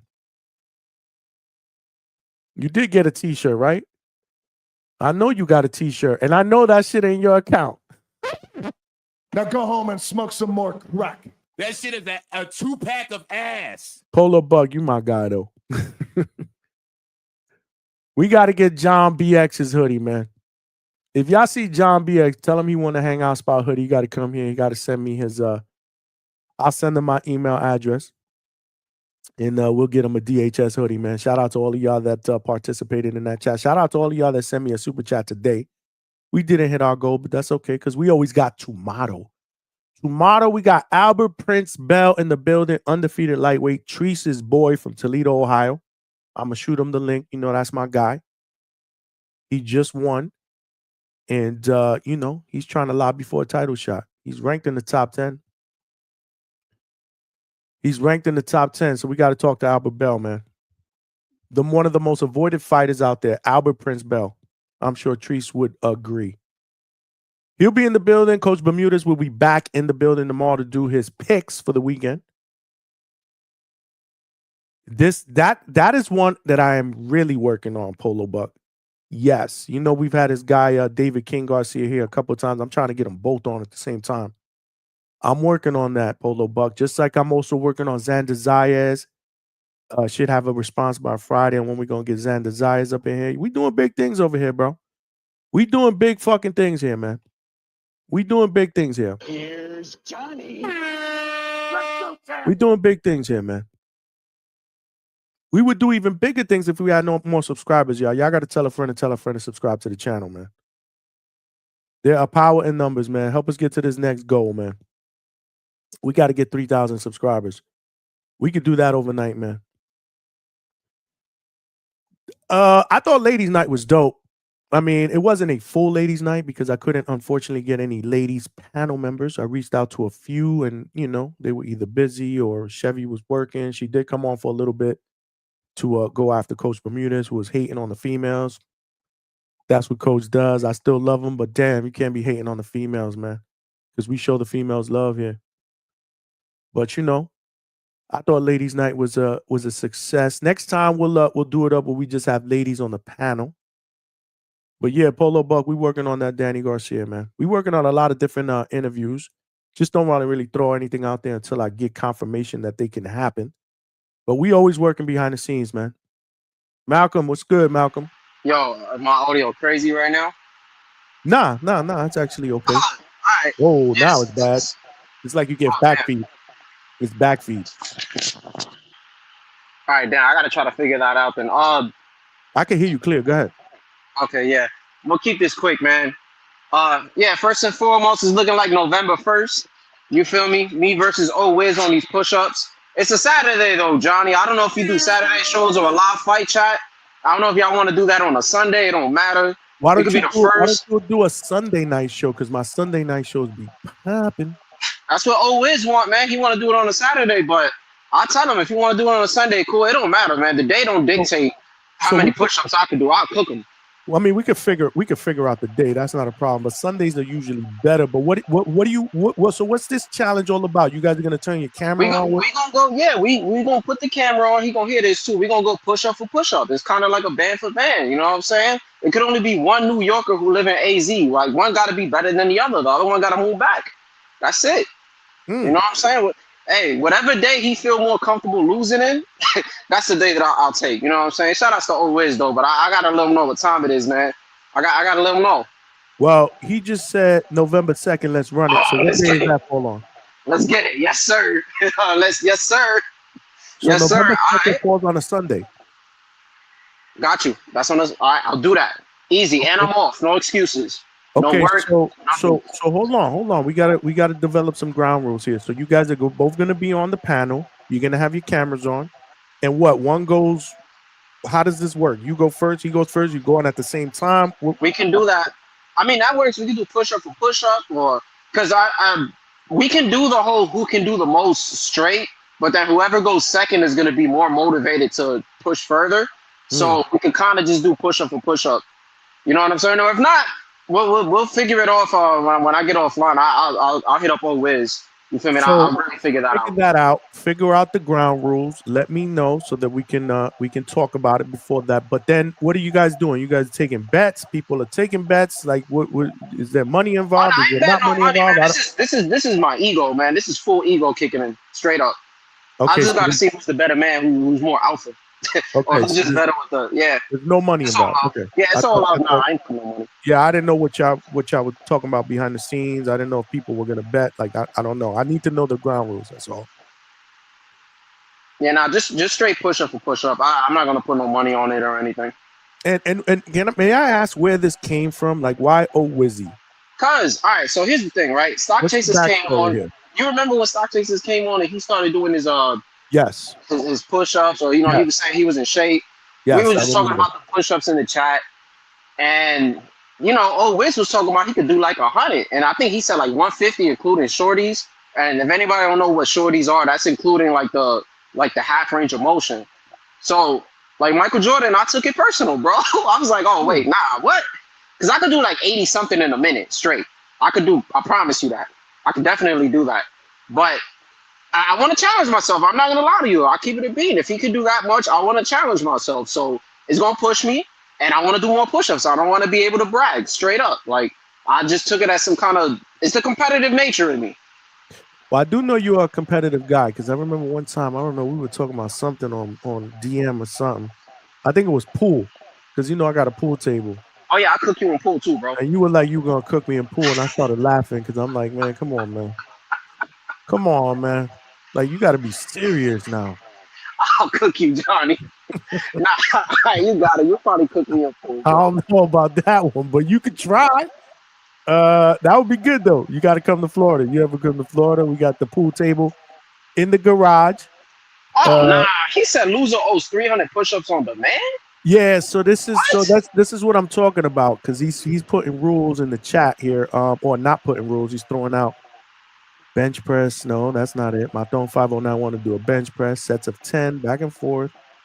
Put a minute 30 on the clock, allow one break, and we see who does more. Okay, that's one of them. Loser owe 300 push-ups on demand.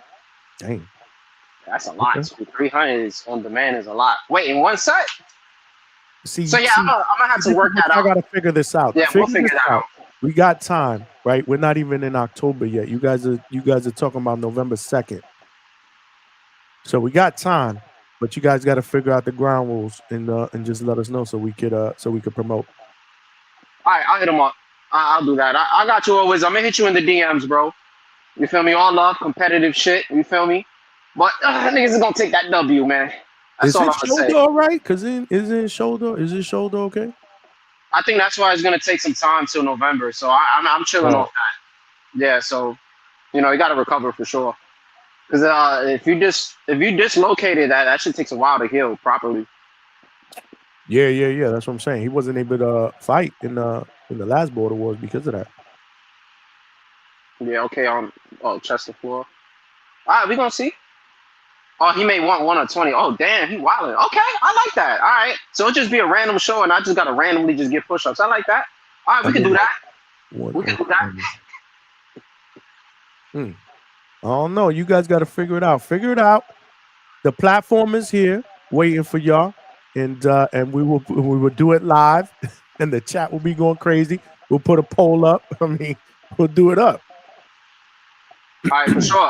But yeah, before I get off, man, all y'all with them super chats, that's nasty, and that's completely disgusting, man. Y'all got money for weed. Y'all got money to pay for these OnlyFans, and y'all can't even send a $2 super chat. That is crazy. Like Johnny giving us entertainment for the third shift, and y'all can't do that, man. Y'all should be ashamed of yourselves. We family, man. I appreciate that, though. They over here paying $20 for girls on their OnlyFans for like 15-second clips. What? Who's paying $20 for 15-second clips? Hey, people be doing that, man. These OnlyFans models be making bread, man. That's a lot of these dudes, man. But y'all can't get Johnny $5. You should have never told me that, man. Come on, man. We do 5-6 hours here at the Hangout spot, man. Nah, they cheap, man. But I'm gonna get off this, man. Always, I'm gonna hit you up. Just be prepared, man. November 2nd. Yes, sir. Straight belt to ass, man. Straight belt to ass. But I'm out of here. Yeah, I see you, man. Let's get it. We got push-up challenges. We got all kind of shit going on here at the Hangout spot. Let's go, champ. El Consejero with the $2. Straight cash, homie. He said, shout out DHS. We'll for sure tune in tomorrow for a bell. Is that the bell? For a bell? Oh, for Albert Bell, for a bell. Okay. My bad. He would tune in tomorrow for a bell. Yeah, Albert Bell, man. I told him. He said he's down, so I'm gonna send him the link tomorrow. Shout out to you, El Consejero. Shout out to you, my brother. Always love when you call in as well. CJ Rich Boxing and BS with the $5. We gotta give CJ the champ, man. Champ is here. The champ is here. The champ is here.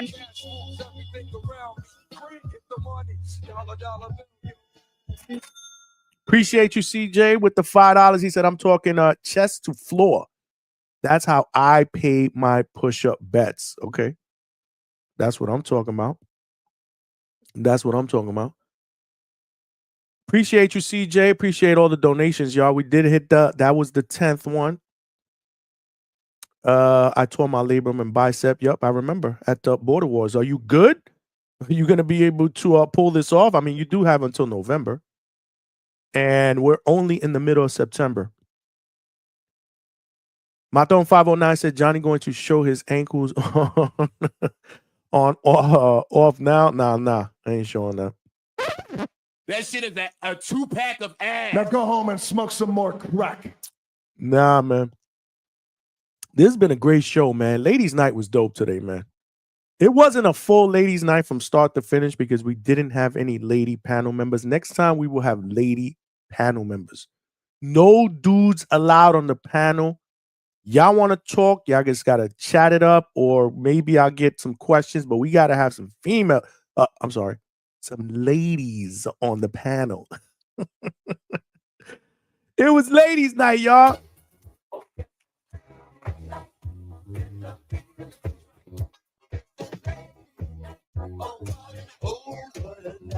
Yeah. 2 dope interviews, man. If you guys did not see any of the 2 interviews that we did, or if you just saw one and not the other one, make sure you go back and check out the playback at the Hangout spot on YouTube. We had Paula Vargas, cut woman, hand wrap specialist. She was in the building. That was a great interview, man. A lot of great insights, man. And then we had Chloe Chaos, man.